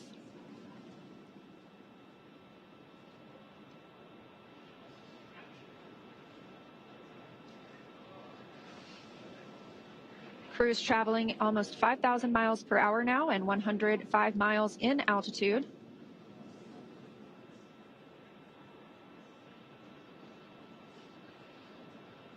As we await the entry burn for our first stage, you are getting great views of it on the left-hand side of your screen. You can also see 2 of our titanium grid fins, which are the primary mechanical structures. Dragon, SpaceX, nominal trajectory. Confirmation there from Mission Control that everything is still looking good.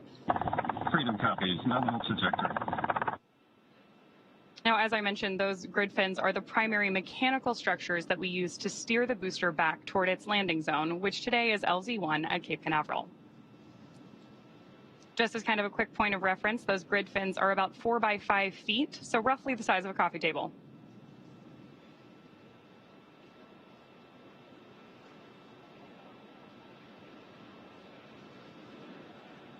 Getting our first tracking shots of the booster on its way back to Earth. Again, we are tracking the first stage on the left-hand side of your screen and MVAC up in space on the right. And we do continue to hear good calls for that second stage. Again, we will see this continue to fire until close to 9 minutes into the flight, now at 5 minutes and 45 seconds since liftoff today. This is accelerating Dragon to more than 17,000. SpaceX, nominal trajectory. More good news. Freedom copies, nominal trajectory. This second stage is bringing Dragon to more than 17,000 miles per hour. That puts our crew in orbit. And the single Merlin vacuum engine can produce over 220,000 pounds of thrust in the vacuum of space.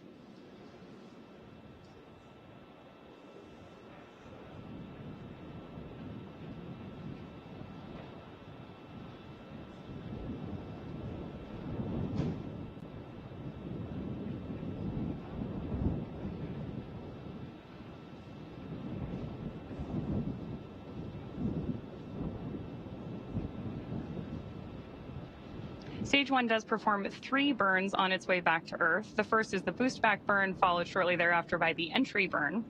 The entry burn is used by Falcon 9 to slow the vehicle down before it reaches the denser parts of the Earth's atmosphere. Dragon, SpaceX, nominal trajectory. Nominal trajectory is there from Mission Control. Freedom copies, nominal trajectory. That entry burn is, of course, followed by the landing burn, during which time we'll light 3 of the Merlin engines on board the first stage. And we expect to see that landing burn just about a minute before we expect Dragon to be inserted into orbit. So we have 2 very exciting phases of flight, both for our first stage and our Crew-9 astronauts happening here at the same time.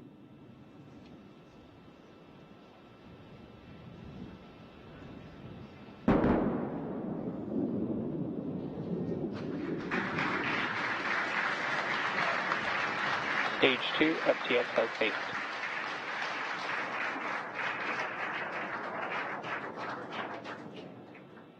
So a great touchdown of Stage 1 there just a second ago.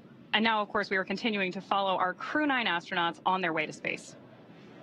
And we continue to get good calls for this second stage, that Merlin vacuum engine continuing to fire and propel our crew, now moving over 12,600 miles per hour and 611 miles downrange.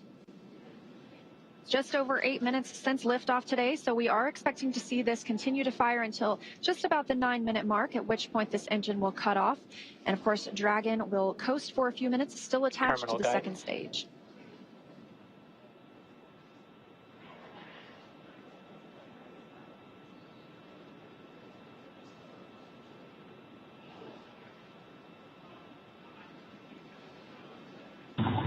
Shannon. That call. Copy. Shannon. That call is for Shannon, Ireland. That would be the abort zone if we were to abort at this point in the flight. However, we are continuing to hear good calls about Dragon's performance. MVAC shutdown. Confirmation of the Merlin vacuum engine shutting down. Dragon, SpaceX, nominal orbit insertion. Good news there from And Freedom copies, nominal orbital insertion. From Mission Control and our crew that we have had nominal Dragon, orbit insertion. SpaceX, launch escape system disarmed. Freedom copies, LES disarmed. In 9 quick minutes, we now have 2 new crew members on their way to the International Space Station, having taken off from Space Launch Complex 40. The crew now being in a good or expected orbit. We'll continue to coast for these few minutes, and then we get our first views inside the capsule of our 2 crew members, Nick Hague and Aleksandr Gorbunov. They are just continuing to stay in their suits and in their seats during this dynamic portion of the flight. We're going to continue to coast for a few minutes after this second stage engine cutoff. This allows the rates and motion from that long burn to settle out. There are some small reaction thrusters on the upper stage or the upper part of the second stage that can be used to counteract any residual motion. That basically makes sure we're in a stable coast before Dragon separates from Falcon, and that'll happen about 12 minutes into the flight. So about a minute and a half from now, we expect to see Dragon actually separating from the second stage. Again, we did hear the crew has been successfully inserted into a good orbit. And again, this is them now in microgravity, one of them, Aleksandr Gorbunov, for the very first time.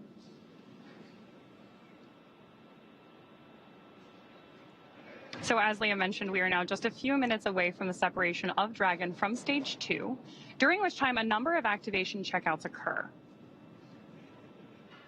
Automatically, first we're going to be checking out 12 of the Draco maneuvering thrusters, all around the service section of the Dragon spacecraft. We're also, of course, going to get ready for that nose cone opening, which will allow Dragon to dock with the International Space Station about 28 hours from now. The nose cone stays closed for the flight uphill to help protect against all of the guidance, navigation, and control sensors and Dragon's docking adapter. It's also covering 4 of our Draco thrusters that will be used for the majority of different phasing burns required as Dragon chases down the space station. We are currently standing by for that separation, which could happen anytime in the next couple of minutes.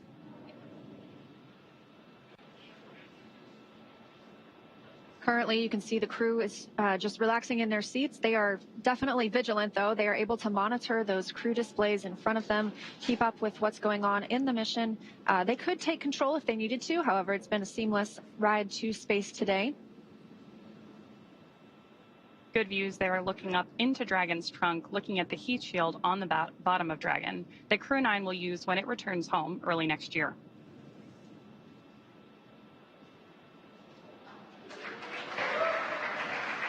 Dragon, SpaceX, Dragon separation confirmed. There. And Freedom copies, good separation. There you heard from Mission Control. Both Dragon, Chief Engineer on countdown 1. Nick, Alex, on behalf of the entire team, we thank you for flying with Falcon 9 today and wish you a great mission. And Freedom, this is Launch Director on countdown. On behalf of the entire SpaceX Launch and Recovery team, I'd like to extend our congratulations to the entire Crew-9 team. Zena, Stephanie, Nick, Alex, Butch, and Sunny. It's an honor to be a part of this mission with all of you. I'd also like to give a shout out to the Falcon 9 Crew-9 combo. The best bundle in the league, baby. Godspeed, Crew-9.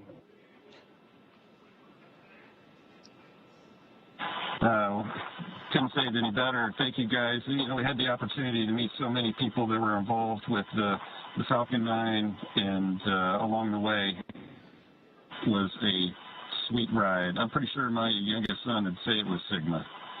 Alex has got a few words to add as well. And all the agencies that made this launch possible. Roscosmos, NASA, Big SpaceX. And thank you to my family and friends for their support. And also I'd like to express my gratitude to the hundreds of thousands of people around the world who are involved in the development of space technologies and to move humanity forward. Today's launch is also their accomplishment.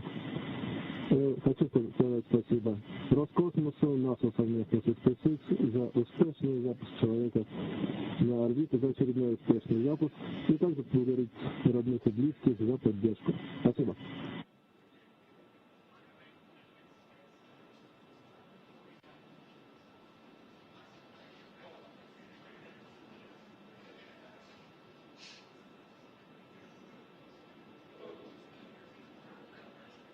incredible words from our commander and great views of Dragon up in orbit on your screen right now.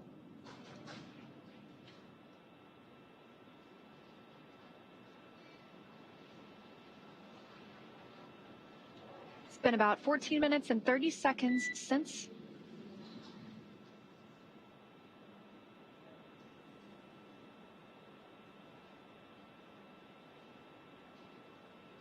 coming up on 15 minutes now since liftoff today. You got a quick look inside the capsule.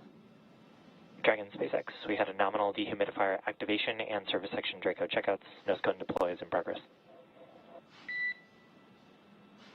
And Freedom copies all. Thank you. Confirmation there that our nose cone deploy is underway. That means that the 6 hooks that hold the nose cone in place during launch and the ascent portions of flight have begun to retract. That will allow the nose cone to start to swing open and deploy. That will uncover a number of critical systems for the flight up to the space station, including the forward bulkhead thrusters and the docking hatch.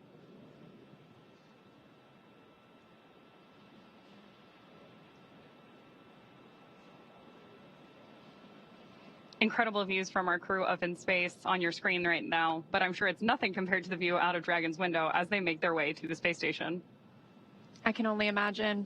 And that journey to the space station will take about 28 hours, so they won't arrive until tomorrow afternoon. In the meantime, they will have the opportunity to get out of their suits, to get out of their seats as well, and kind of just enjoy the ride. They're going to shift into some off-duty time. That allows them to prepare any food that they would want to. That allows them to maybe even call down to the ground. They will also obviously get some sleep before a really big day tomorrow, monitoring the arrival and docking to the International Space Station. Of course, we're going to cover all of that live. I'm really looking forward to seeing 2 more crew members float into the orbiting laboratory. And if you're just joining us, we did lift off now at 16 minutes and 29 seconds ago. That was right on time at 1:17 p.m. Eastern Time from Space Launch Complex 40 down at the Cape Canaveral Space Force Station in Florida. We have 2 members on board Dragon today. That's NASA astronaut Nick Hague, who's serving as the commander, and Roscosmos cosmonaut Aleksandr Gorbunov, who's making his very first flight to space. Once they arrive at the International Space Station tomorrow afternoon, they will be joining 9 other crew members on orbit. They'll be up there for about a week. A week is probably the best guess, until the Crew-9 team, it is time for that crew to come home. Of course, they launched about 7 months ago at this point, they will undock after they have completed a handover period with the Crew-9 crew, bringing them up to speed on everything that they've been working on for the last 7 months in orbit. So once they depart, we'll be back down to our typical approximately 7 people living and working aboard the International Space Station.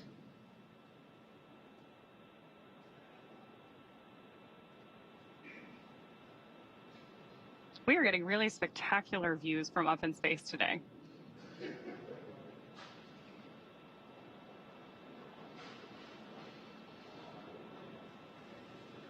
Shot there of our MVAC engine. We did get confirmation several minutes ago of SES-1. We know that nose cone opening is underway as well. Those are a series of hooks and latches that allow the nose cone to open. And that nose cone is closed during launch to protect the docking hatch, to protect 4 bulkhead thrusters that we will use for some of the larger burns that help us get to the International Space Station. One of the other things we're doing right now is going ahead and opening the ECLSS system, which stands for the Environmental Control and Life Support System, which will be activated inside of Dragon. As Leah mentioned earlier, soon our crew will be able to get their visors open and get out of their spacesuits and settle in for that 28-hour ride to the International Space Station.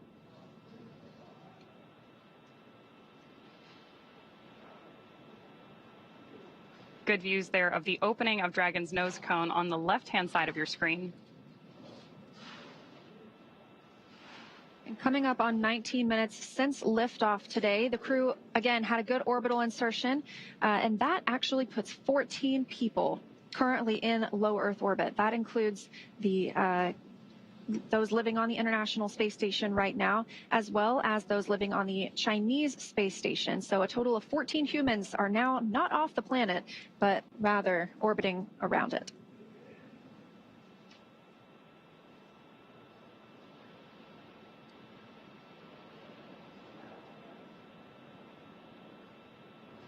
More good views from our Dragon nose cone on the left-hand side of your screen, as it very gradually swings open. Obviously, in space, everything we do has an equal and opposite reaction, so slow and steady really wins the race here.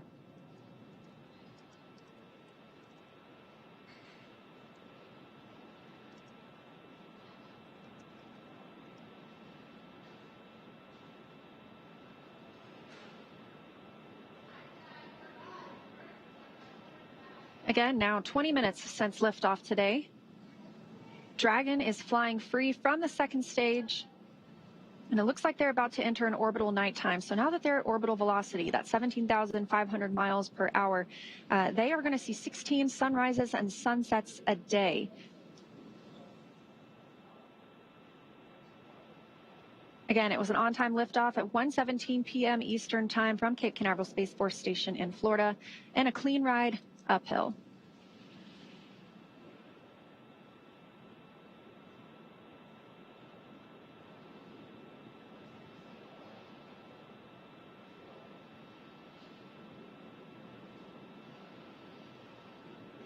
We've had some good communication from Mission Control up to our Crew-9 astronauts already today.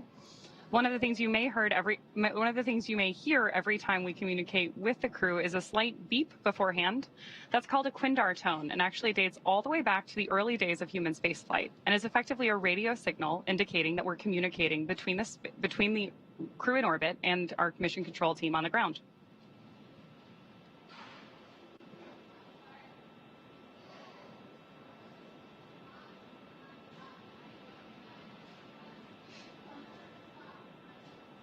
We now have views back inside the capsule. Dragon SpaceX, we had a nominal nose cone opening.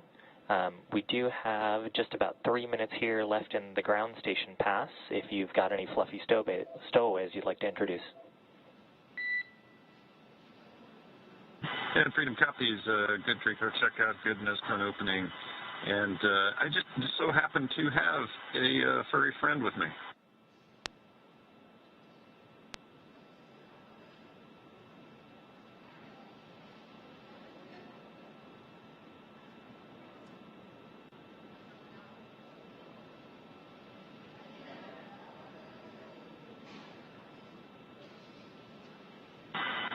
Yeah, SpaceX Freedom. So yeah, I've got a little Falcon here. I love the package of Falcon 9, Crew-9.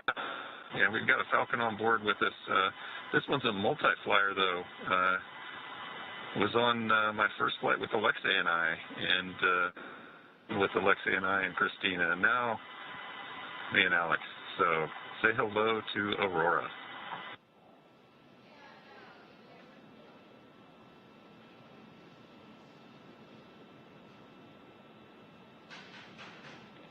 And we see your Dragon. Actually, a good view right now because we're looking at the display cam.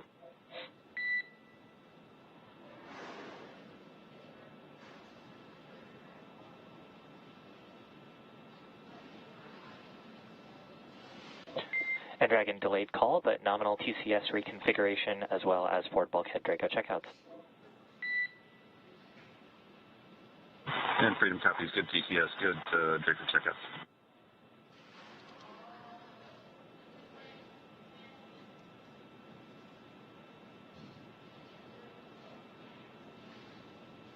Spectacular views of our Crew-9 astronauts and zero-G indicator up in orbit. Human spaceflight has come so far in the last 5 years with Dragon. Since Demo 2 in May of 2020, SpaceX's Dragon fleet has launched a total of 54 crew members to space. 34 on behalf of NASA and their partners, and 20 commercial astronauts, including the first 2 all-civilian missions to space and the first 3 all-private passenger missions to the International Space Station. In addition to flying people, excuse me, SpaceX's Dragon spacecraft also enables researchers the opportunity to fly critical science to orbit. And that's just like what we saw with the 3 investigations that NASA's Human Research Program flew on Polaris Dawn. So far, SpaceX and Dragon have carried over 1,000 research experiments to and from low Earth orbit, both to the International Space Station and on our free flyer missions as well. From DNA sequencing to 3D printing, studies enabled by Dragon and the International Space Station test a variety of technologies, systems, and materials that will be needed for future long-duration exploration missions. Every mission yields critical research and learnings that help make life both on Earth and in space better. And flights like today's help us continue to lay this foundation for our future among the stars and continue our mission to make life multiplanetary. But for now, we'll be signing off from SpaceX, and we're going to send you back over to NASA. But before we go, we do want to thank NASA for entrusting us with today's mission. And of course, thank you to all of the viewers for being here with us today. Yeah, it was a really special mission. It was fantastic to see now 2 new crew members in orbit and on the way to the International Space Station. So with that, we're going to end our coverage from Hawthorne until we pick back up with our docking coverage in about 26 hours. So for now, we're going to send it back to you, Zena and Daryl at Kennedy Space Center to wrap up today's launch coverage. Thank you very much, Leah and Atticus, and welcome back here to the Kennedy Space Center in Florida. We're just about 25 minutes ago. We watched Crew-9 lift off from Space Launch Complex 40 for the first time with humans at the Cape Canaveral Space Force Station. NASA astronaut Nick Hague and Roscosmos cosmonaut Aleksandr Gorbunov are now en route to the International Space Station. I'm Daryl Dale, and this is NASA astronaut Zena Cardman, who has been with us for the past 4 hours, documenting Crew-9's path from astronaut crew quarters, suiting up all the way to the rocket, lifting off, and then getting into space today. And I got to watch it with Zena in this role. I get to watch oftentimes as we break, go outside and watch a launch with the astronaut. And in this particular case, Zena, with you being the commander from the beginning and then giving up your seat, you and fellow astronaut Stephanie Wilson, so that those seats could be used by Butch Wilmore and Sonny Williams to come back. This has a very close association to you, clearly. What was your reaction there when you were watching them lift off into space? Yeah, Daryl, I think every crewed launch that I have ever watched has really brought me a lot of emotion. This one today was especially unique. I think it was hard not to watch that rocket lift off without thinking, that's my rocket and that's my crew. But I also know that I'm not the only person who can think that. Of course, we have Stephanie Wilson here today, but I mean, there are many, many people who made this mission happen, and there are people on orbit who will be taking this capsule home. And it makes me very proud to know that I am one of many people who can say, that's my crew, that's my rocket. Makes me really proud, makes me feel very connected to this mission that we all get to take part of. Go Crew-9. Well said, Zena. And an emotional moment in time out there watching the rocket lift off. And now the work begins. You will start training for the next mission. You spent 1.5 years training for this one. You're now going to go into space at some point. What does the future hold for you at this point? Yeah, it's a little bit to be determined. We've got a lot of exciting things ahead. I'm looking forward to starting training again at some point. And in the meantime, I can't wait to watch Nick and Aleksandr and the entire Expedition 72 crew really get to work and execute that mission that we all have worked so hard to make possible. Yeah, Nick and Aleksandr will become part of Expedition 72, as you mentioned, when they arrive on Space Station. NASA's Megan Cruz has joined us now with Jennifer Buckley, the chief scientist for the ISS program, with more about the science that's happening on board for Expedition 72. Megan. Yeah, it's great to have Jen here. And Jen, you know, obviously we saw some changes through the mission, most notably the change from a 4 to a 2-person crew. Did any changes affect the science? Well, the human research is specific to the crew member. So Butch and Sunny have their science complement that will stay with them. But other than that, we didn't have to adjust our science plans. Butch and Sunny are experienced crew members, so they jumped right in and have been helping us already with science on board, and we were able to keep our plan complement. Oh, that's fantastic. And I know Expedition 72, they're going to be responsible for making a repair on the NICER instrument on the space station. Can you tell us about that instrument, its significance? That's right. So NICER is an X-ray telescope that's mounted outside of the International Space Station, and it takes a look at neutron stars. Neutron stars are born from the cinders of a supernova event. They are the leftover material that then form neutron stars, and they're going to be repairing a light leak that occurred in May of 2023, which gave us some degraded detectors on that instrument. Okay, gotcha. And so that's what we're fixing so that hopefully it works at tip-top shape? That's right. So right now with the damage, we still get full data during darkness. However, during sunlight, it degrades the data that we're able to get. And so when they do that repair in December, we'll bring NICER back up to its full capability. Oh, perfect. Okay, well, obviously we as NASA look out into the universe, but also we look back at our own Earth. And for those who don't know, one way that we do that and look at our Earth is we have our astronauts take photos from the International Space Station. And I was told that more photos were taken from the ISS of Earth in the last 6 months than all of 2023. That's right. So in the first 6 months of 2024, they took over 330,000 photographs. Oh my gosh. So, you know, this photography, apart from being absolutely beautiful, is really important science imagery. As you mentioned before, this allows us to take a look at our planet, and we can see how it's changing over time, as well as any environmental impacts. We also support the Disaster Response Network. So we're able to look at natural disasters like wildfires or even hurricanes. So we were involved in taking some imagery of Hurricane Helene as well, and we support other government agencies and provide that data. Yeah, it's always so important to talk about, yes, the work that we do as we look out into the universe, but also as we reflect here on Earth and see what we can do to improve things for everyone. So Jen, thank you so much. Thanks for detailing the science for us. We'll send it back to our folks there. Thank you. All right, thank you very much, Megan, and good to be back with you here with NASA astronaut Zena Cardman. We are wrapping up our coverage for today after a successful launch of Crew-9. But before we do, I want to know if you take one more social question. Absolutely. Fantastic. Let's put it up for us. This is, let's see, Maya, age 10, asks, I want to know, because I want to work there, How is it to work at NASA? I want to be an aerospace engineer when I grow up. That is awesome. Maya, we can't wait to have you in the NASA family. It's an amazing place to work. I love working in spaceflight, human spaceflight especially, and there are so many different types of people with different backgrounds who work. I love that we can all come together for this common goal coming from such different backgrounds. So all you've got to do is apply, and we'll see you soon. As a young girl yourself, you probably never imagined that you would be here. I sure did not. And you made it happen as well. That's right. Myself, but most especially all of the mentors and family and friends who made me who I am. Takes a team. Well said, Zena. Now, as we wrap things up, we want to let you know that though our coverage is coming to a close, you can still follow along with Crew-9's entire journey to the station by listening to the Mission Real-Time Audio Commentary. Just to do that, you can snap that QR code that you see on the screen there, or if you're watching us on your phone, just screen grab it and you can click on it later. Nick and Aleksandr are on course to arrive at the International Space Station around 5:30 p.m. Eastern Time on Sunday, September 29th.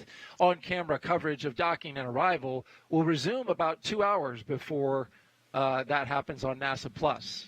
And, of course, that's always a big moment when the crew arrives, you know, especially not just for the people who are going there, that's their destination, but for the people who get to see them as well. Absolutely. It's a really joyful moment. I love few things more than I love watching astronauts fresh through that hatch, hugging each other and welcoming their new crewmates. It's an amazing thing to see. And there's 3 of them if you count this little guy right here, which you brought on board. That's right. This was the zero-G indicator. That's exactly right. And I absolutely love the history that this zero-G indicator has for Nick Hague specifically. And I'm sure Alexei Ovchinin will be happy to be reunited with that zero-G indicator as well. So getting the band back together. Seems like it's a good luck charm at this point. It seems that way. All right. Well, Zena, I want to thank you for co-hosting with me today. Yeah, I know it was a challenge. It was emotional at times, but thank you for sharing your insight, your experiences, your knowledge, but most of all, your heart. Appreciate you. Thank you, Daryl. Go Crew-9. Go Crew-9. All right, with that, we're going to wrap it up and wish you a great day. An important reminder, though, about an upcoming launch in a few weeks here at the Kennedy Space Center in Florida on October 10th at 12:31 p.m. Europa Clipper is scheduled to lift off aboard a SpaceX Falcon Heavy rocket on its 5.5-year journey to Jupiter's moon, Europa. You can watch it live right here on NASA Plus starting at 11:30 a.m. Again, huge thanks to all of our guests, for everyone who joined us today. But most importantly, we appreciate you for being here and watching. You can keep up with any Crew-9 updates to the mission using the online resources you see on your screen now. For everyone here at NASA and SpaceX, have a great rest of the day. We'll look forward to seeing you again soon. But we leave you now with a moment looking back at the highlights from suit up to liftoff. And so it's great to see Nick Hague and Aleksandr Gorbunov here in suits that are looking good. There's Shannon Walker with the 2 crew members laying out the rules to a card game. Crew-9 leaving the suit-up room and now on the move inside astronaut crew quarters. Nick Hague, commander of Crew-9, with his crewmate Aleksandr Gorbunov. So they'll have a chance here to say a few words with those who are closest to them. This will begin a roughly 20-minute drive with a full security escort across NASA's Kennedy Space Center. You can see them doing the SpaceX flight suit lean back. Walking the crew access arm. Crew have ingressed the capsule. Side hatch is closed. 3, 2, 1, ignition. Full power, and liftoff of Crew-9. Go SpaceX, go Falcon, go NASA. Liftoff of Crew-9 now soaring to the International Space Station. 1 Alpha. 1 propulsion nominal. Copy, 1 Alpha. Those 9 Merlin engines now providing 1.7 million pounds of thrust, propelling Falcon 9 and Crew-9 and continuing to get good calls from teams here on the ground.